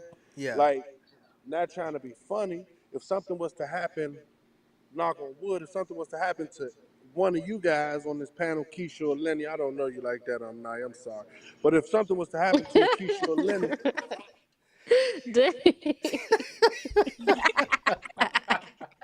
I'm trying to be funny. None taken. None dang Right, we right, didn't okay. bond for 5 hours just now.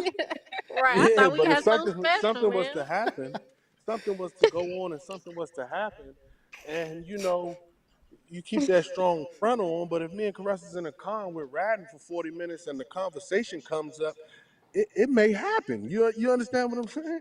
Yeah. Yeah, I agree. To be fair too, like I do want to hold space for you and validate you, Lenny. That might not be the way that you express that in that way. You know, like what do you feel like is your cry? Like what do you feel like is your version of that release? That's a good question. I would say my release would be if I talk to you about it. Mhm. I could see that. I'm definitely a verbal processor too. Like I do like to talk my thoughts and feelings out. I can tell you though, in going to therapy, I actually learned that that's something that is not healthy because it forces you more to intellectualize your feelings instead of actually sitting with them and processing them. Like that's only one half of the pie to what you're supposed to be doing. So you talk about it and you process it. You know, you add meaning to it, or you talk about it in curiosity with people, or you vent, and then you have to still go back and you have to feel those feelings. It's Because just it gonna doesn't get allow you. stored up. You're right.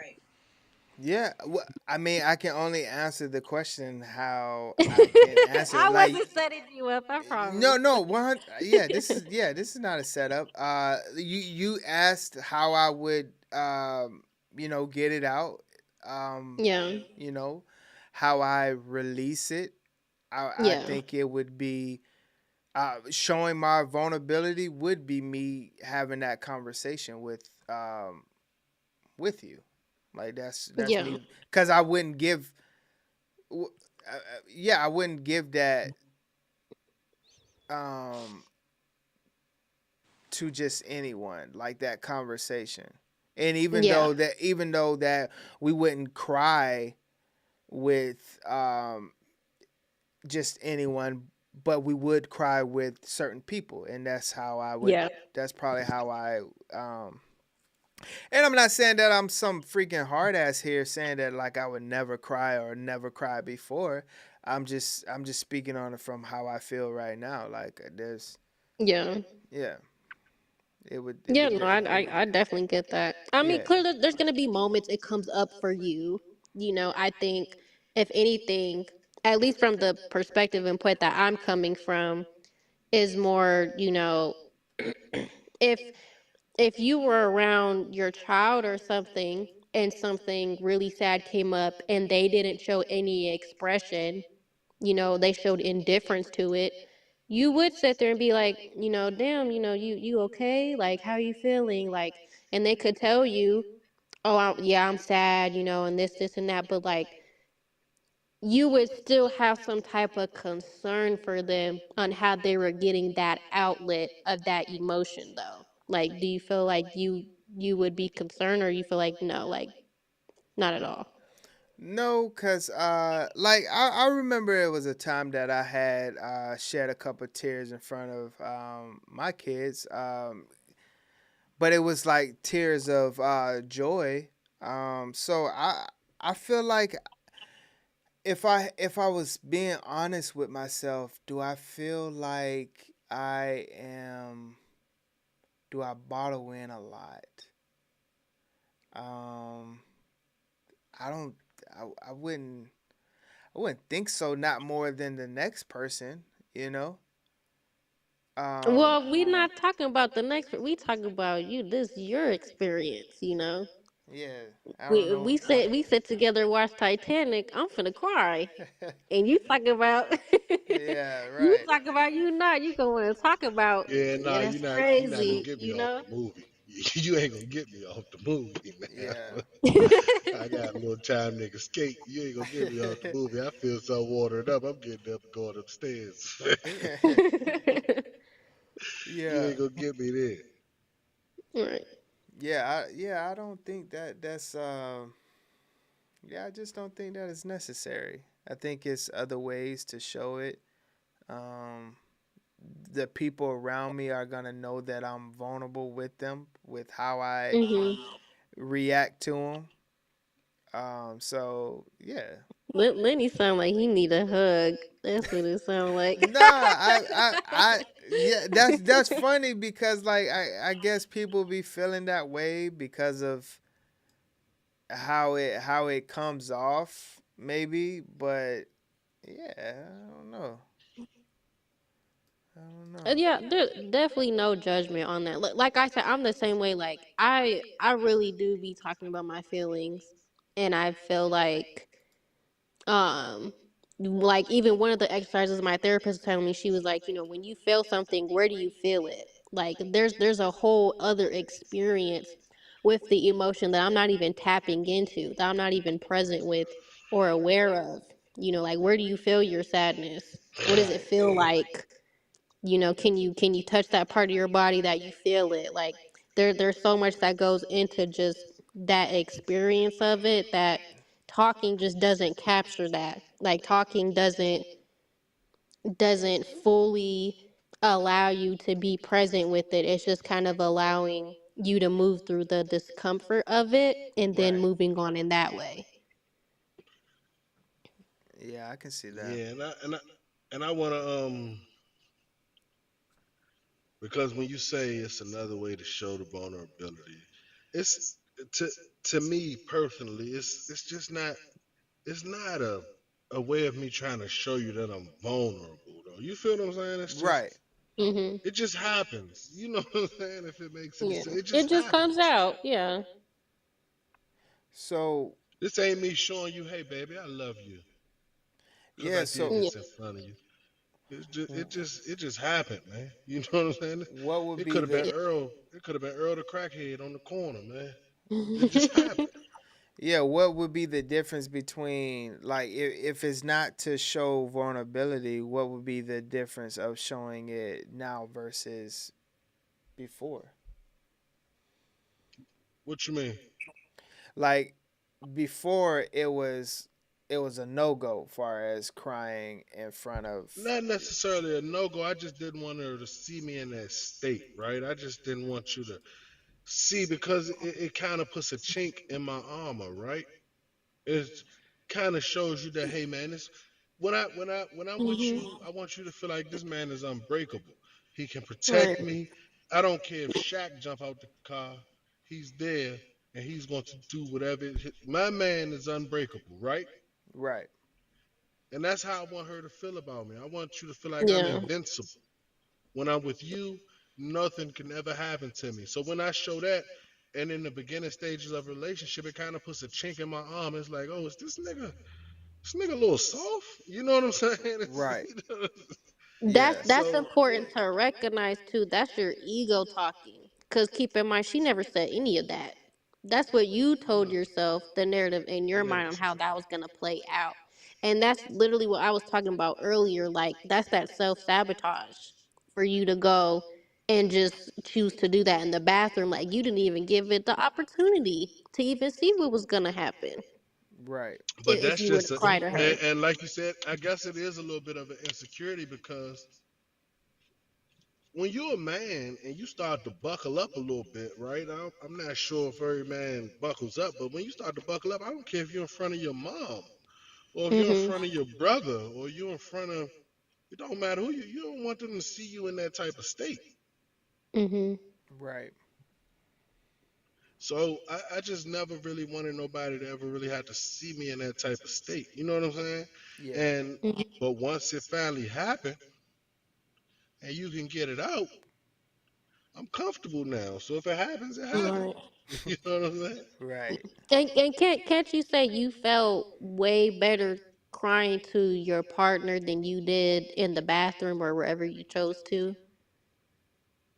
Yeah, and I used to feel stupid because that girl know what you in that bathroom to do. You No, know? right, right, right. Mm. She ain't Yeah. no fool. She know you Right. in the shower crying. Mhm. Yeah. Like why you taking another shower? You just take a shower 2 hours ago. Right. Right. Yeah, nah, yeah, I understand where y'all coming from with the crying thing. I just yeah, I'm good on that. Say I'm good on that. It sounds like you don't want to be seen in that depth and capacity yet.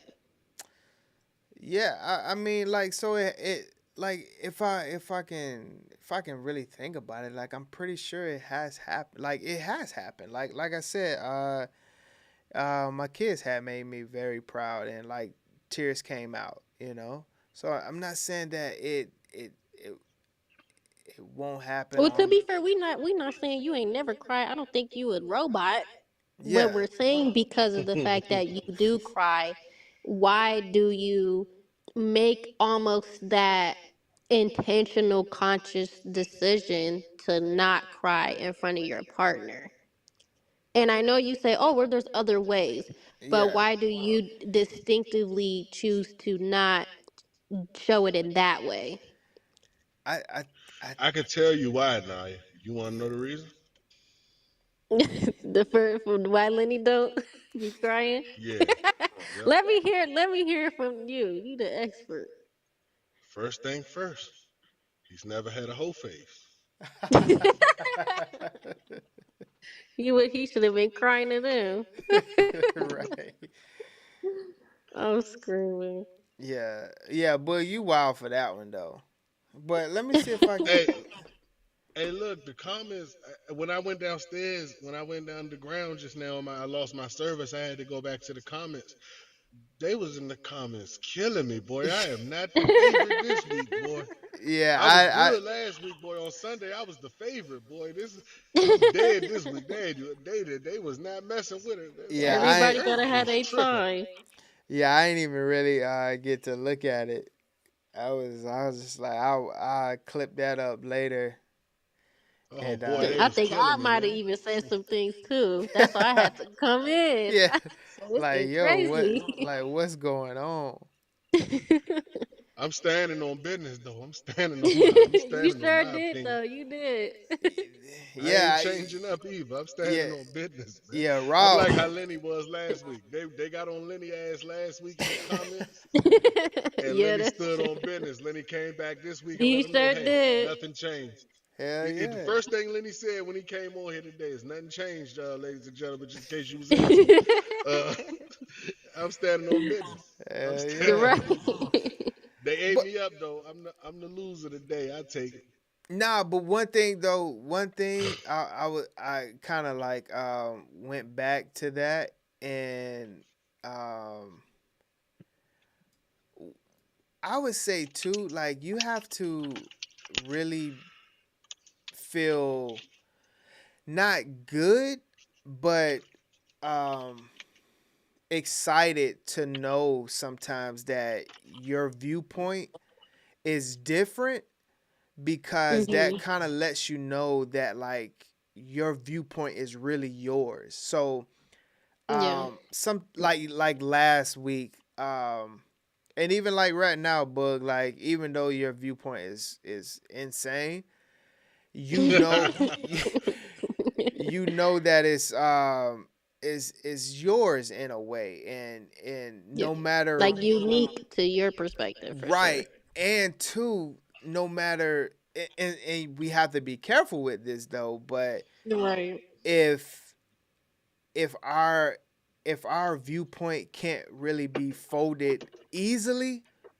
that's how we know like it's That's ours. right. Yeah. And then like then once we kind of get, whether it's factual or another viewpoint where it's just like, you know what, I can rock with that. I can see myself evolve into that viewpoint. Then okay, if it makes sense. But a lot of times we kind of go through life and not understand like, yo, do I have any thoughts for myself? Because from a child we've been indoctrinated in some type of Yeah. capacity, whether it was our parents, then the neighborhood that we grew up in, the schools that we went to, if we went to, Coaches. coaches, military, all of these types Hmm. of things, and it's just like, man, what are my thoughts for real? So I get excited when I get a different viewpoint because we don't really get to challenge ourselves on why we feel a certain type of way. Oh nada. The comments got you Sunday. They got me today. It's gonna be Rob Sunday. Watch. It's gonna be Rob next. It's gonna be Rob next. They ain't gonna like Yeah. Rob next. They got us. Yeah, we really do live in a box that we don't understand that we're in. Like we go to work, what they tell us at work. Don't talk about religion, politics, and race at work. At my job, we literally talk about everything. But Yeah, that's everybody's job. Them the rules, but we still do what we want. So that's good. But do you get it from the perspective of young, old, white, black, Hispanic? Like that's where you really get to see, like, why do I think this? Yeah, because like at my job right now, we have young, we have old, we have white, we have Asian, black, we can different religions. So like we pretty much do this on a daily basis at work. Like this podcast is basically our work every day, honestly, when I'm there. So yeah, it's Do you feel like you're open to that extent at work? Especially like with your ranking and everything, isn't that kind of a risk? No, only because of like where I'm at right now. Oh, okay. Yeah, we can kind of wild out. Okay, because I was gonna say, it's nothing for somebody to be like, What if I I told you tuned that in men are to paying so and so's thousands of dollars? podcast, and I wanna here's his shit, and la la la. This what he say his views are, and Yeah. I don't trust him, and Yeah. that whole thing. Like, Right. Yeah. people can get real petty. I've seen some crazy stuff happen in the military with stuff like that. Right. Yeah. Like I got you. I baited your behind this whole time. Yeah. Dishonorable discharge. Yeah, but a lot of right. Yeah, a lot of times we kind of go through life and we get a lot of like not yes men, but a lot of people that agree with our views because they're pretty much us in a way. Right. Yeah, I go through that a lot, man. My wife calls me combative. Uh-huh. Because I'm not gonna just agree with anything. Yeah. And she hates it, right? She be like, you a negative Nancy, you combative. No, I don't think that's right. You know what I'm saying? Yeah. And He that's my disagree thought. with that. Yeah. He really disagree with everything. Right. Not everything, but some things don't sound right to me. You know what I'm saying? Like, nah. And especially if I got a little bit of experience in the topic, you ain't gonna tell me nothing. Right. Yeah. Yeah. Oh, does that count? Yeah, let's check it out. Let's see if I can. This what Eric said we need. What if I told you that men are paying thousands of dollars to become alpha males? This is an adult boot camp called Modern Day Night Project that men empty their bank accounts to just get embarrassed for 72 hours straight to try to learn to become alpha males. The boot camp is filled with exercises like picking up leaves or sweeping dirt, and these men are paying $18,000 to attend this boot camp. The next class has 37 attendees, which means that $18,000 per attendee means they're getting $666,000 in revenue, which I cannot wrap my head around. All that is really happening at this boot camp for 3 days straight is guys getting yelled at and then being rewarded by being posted on social media. Oh, and if you decide to quit the boot camp, there's obviously no refund for you and you have to ring this embarrassing bell. But honestly, it's embarrassing whether you finish or don't finish this course, honestly. I can't understand how people think that if you pay for this course, you will become a great leader or father. Like, I know we have those late night thoughts like, oh, I'm gonna get up at 6 a.m. every day and stay dialed, but this is taking it to the next level. Let's see if you can first wake up at 6 a.m. every day and go to the gym before you pay $18,000 to get embarrassed. But there's obviously a business to this, and there's obviously men paying, so it's not going to go away. Bro, did you see him get dragged? How you just gonna drag him like that? How you Imagine you see your man like Yeah, hey, he won't He be need my to man stay there 3 anymore. more days. He won't be my He man ain't no coming more. home telling me nothing. I just seen you get dragged like that. Like, hey, dog, don't talk to me nothing about no leadership. Right. Hey, you That's better First thing lower first, your voice man. before I call Thomas on you right. again. He gonna What drag do you you across what do you the think, Lenny? floor. What do you I'ma think call about? him. What's your opinions on alpha male? On just the term alpha male? Yeah, I think it's I think it's a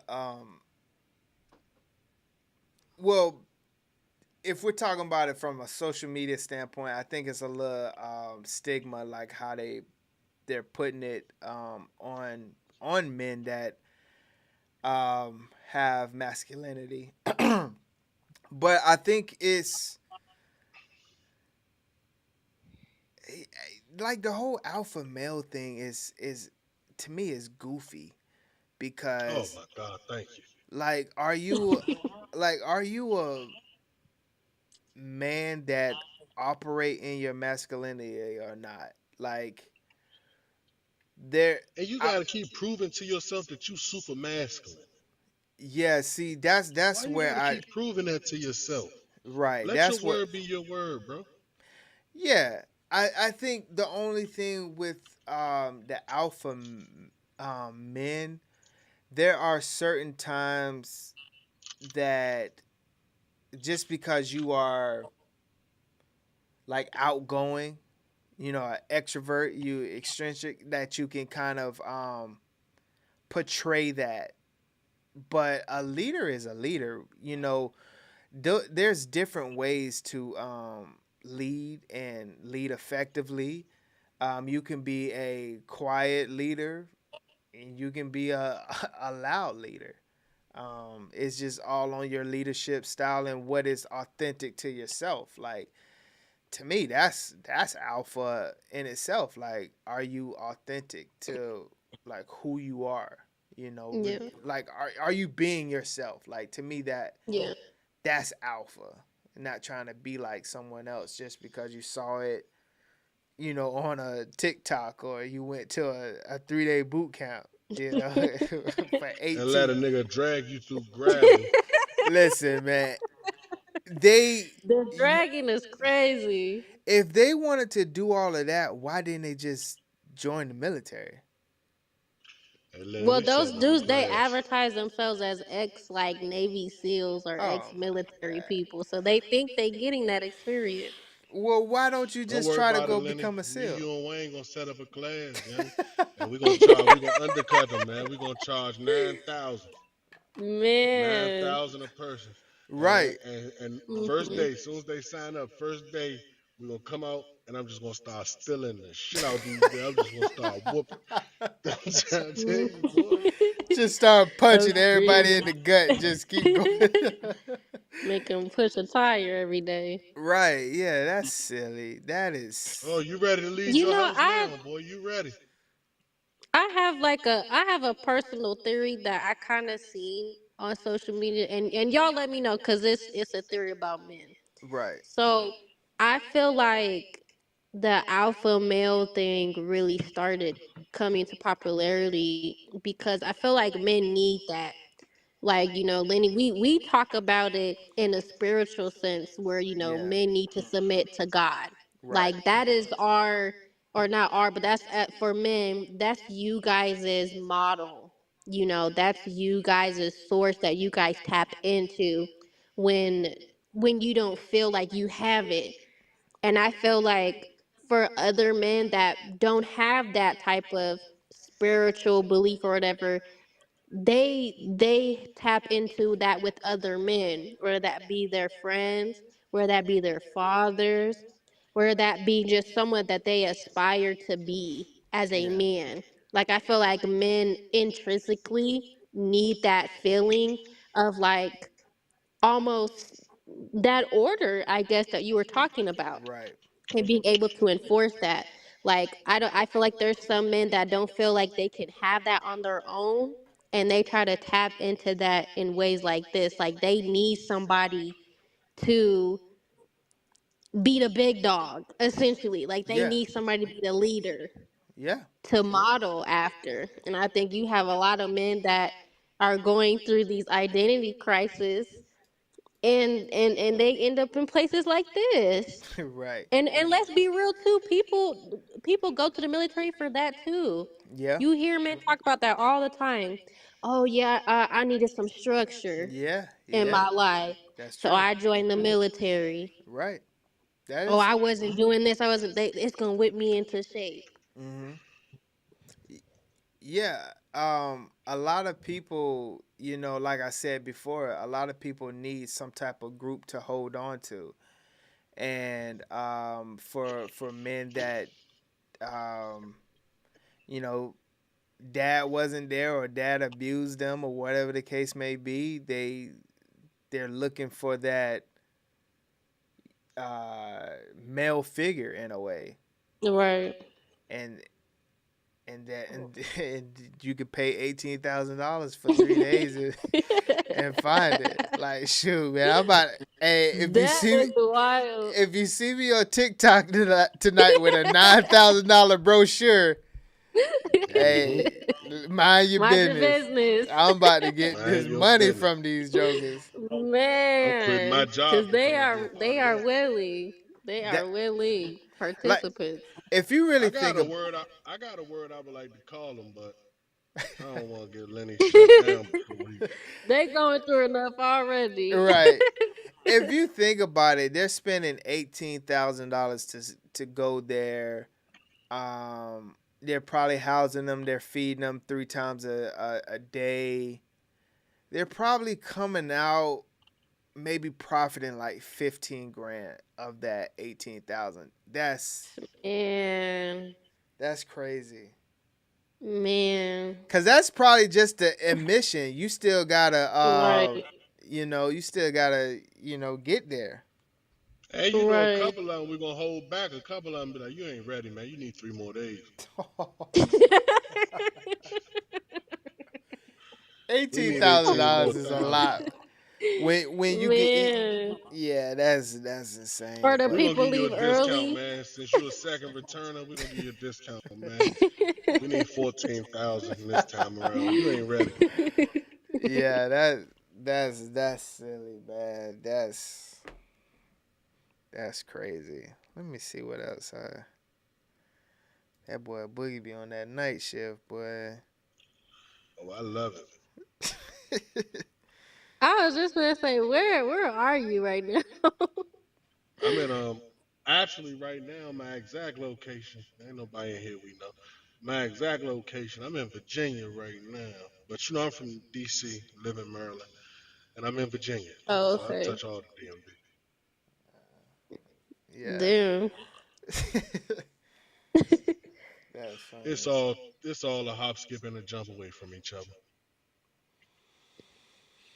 True. What y'all got, y'all? Let me see.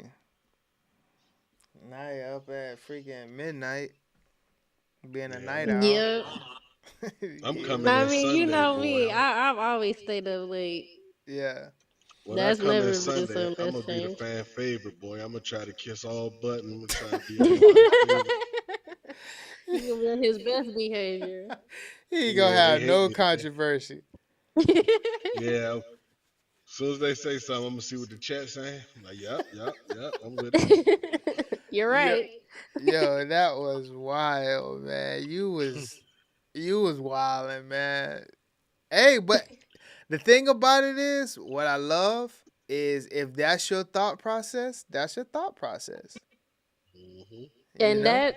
that's why Lenny got the podcast right now. Eric, I don't know if you could start your own, man. I don't know how. Yeah, I ain't gonna make That's it. I'm why Lenny the controversial, host. man. Right. You can only be the guest star. Controversial. I had Rob on my side at first. Lenny Hey, you converted had him. Rob. I was like, oh, I'm You done. did. Once You he did. converted Rob, I was like, I'm done. Yeah, you had him. He ain't gonna admit it, but we got the tape. Hmm. Video evidence. But see, my thing is though, Bug, like realistically about that, The funniest comment today was hold on, let me hold on. Nah, you had said it. I was trying to find it.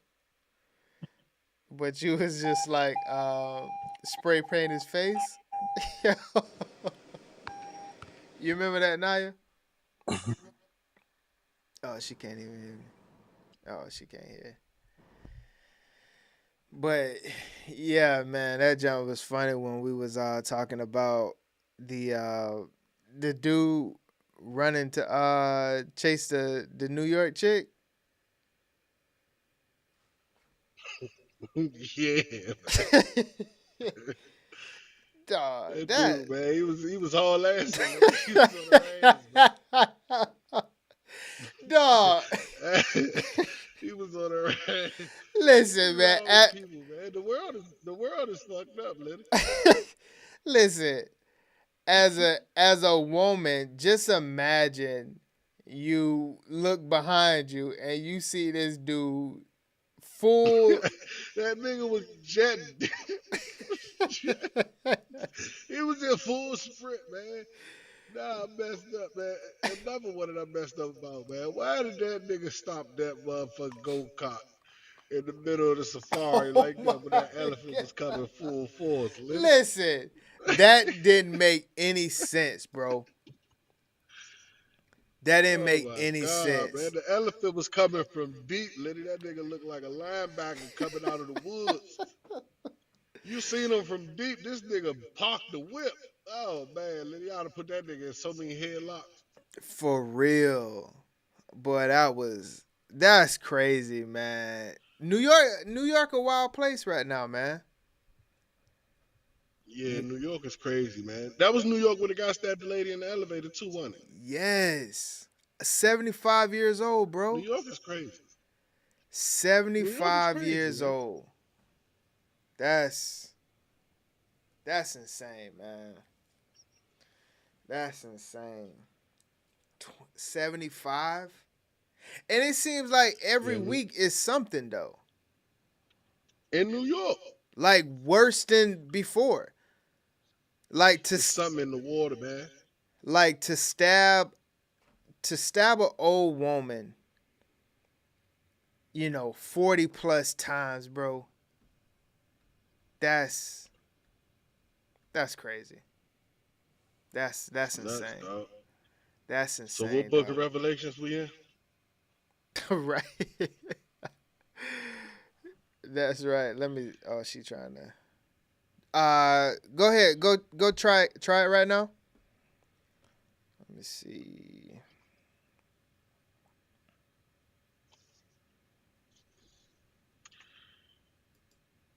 Boy, that's what I'm gonna do next time I come to Hawaii. I'm gonna give Naomi a head start, and I'm gonna be running like that Mexican behind.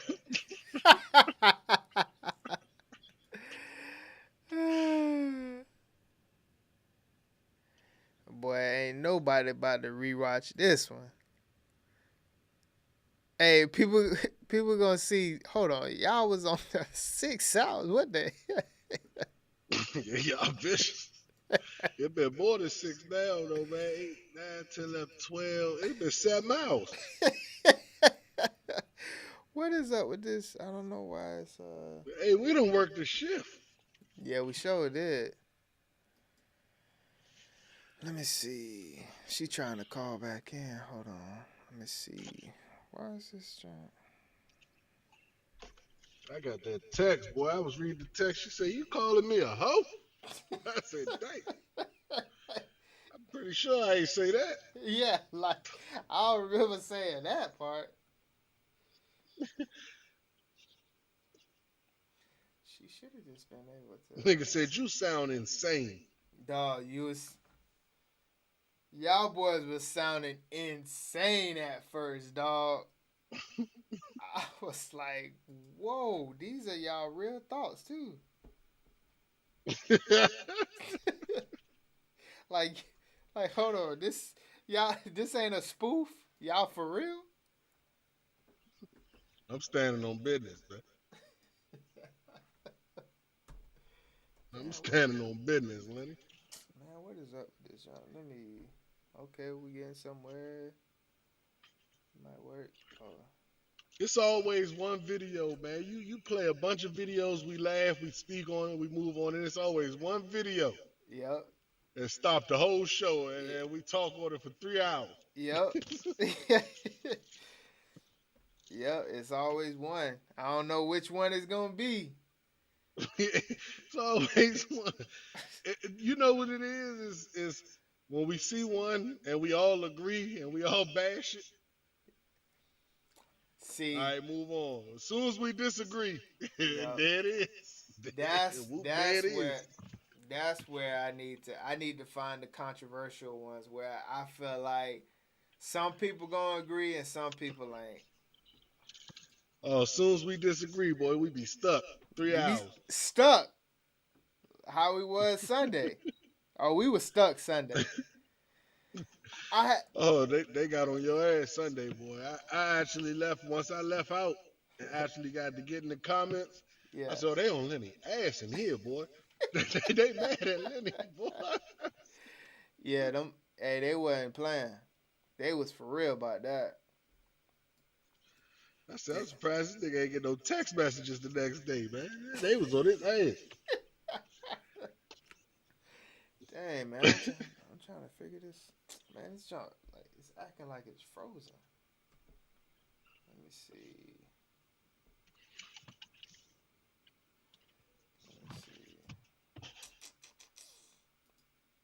Man, why is junk? Let me try this. Hold on, let me check this side real quick. Hold on, Naya.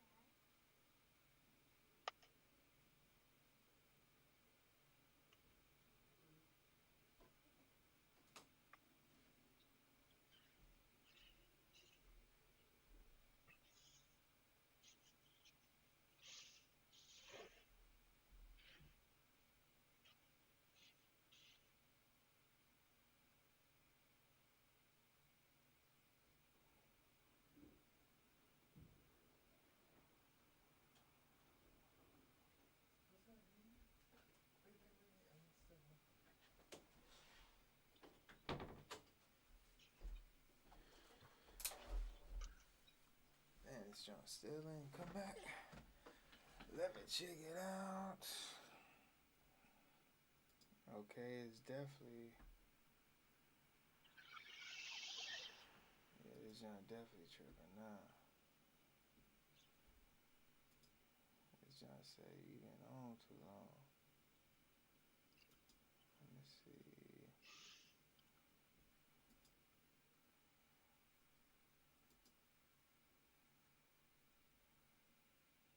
You did wrong. The week of this wrong. Let's see if this works. And nope.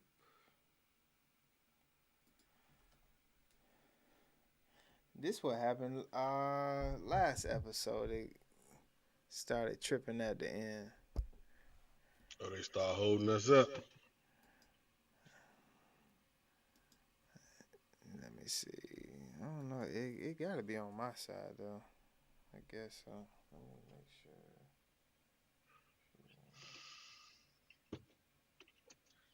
I say, go ahead and put a pin in it, man. We reconvene on motherfucking Sunday. Yeah, that's what it's going to look like. Yeah, I'm going to end it there because I don't know what's going on with it. It's like froze or whatever, so. Yeah, we'll end it here, and I get that thing jumping on Sunday. But I honestly wanted to, before I roll, I can't even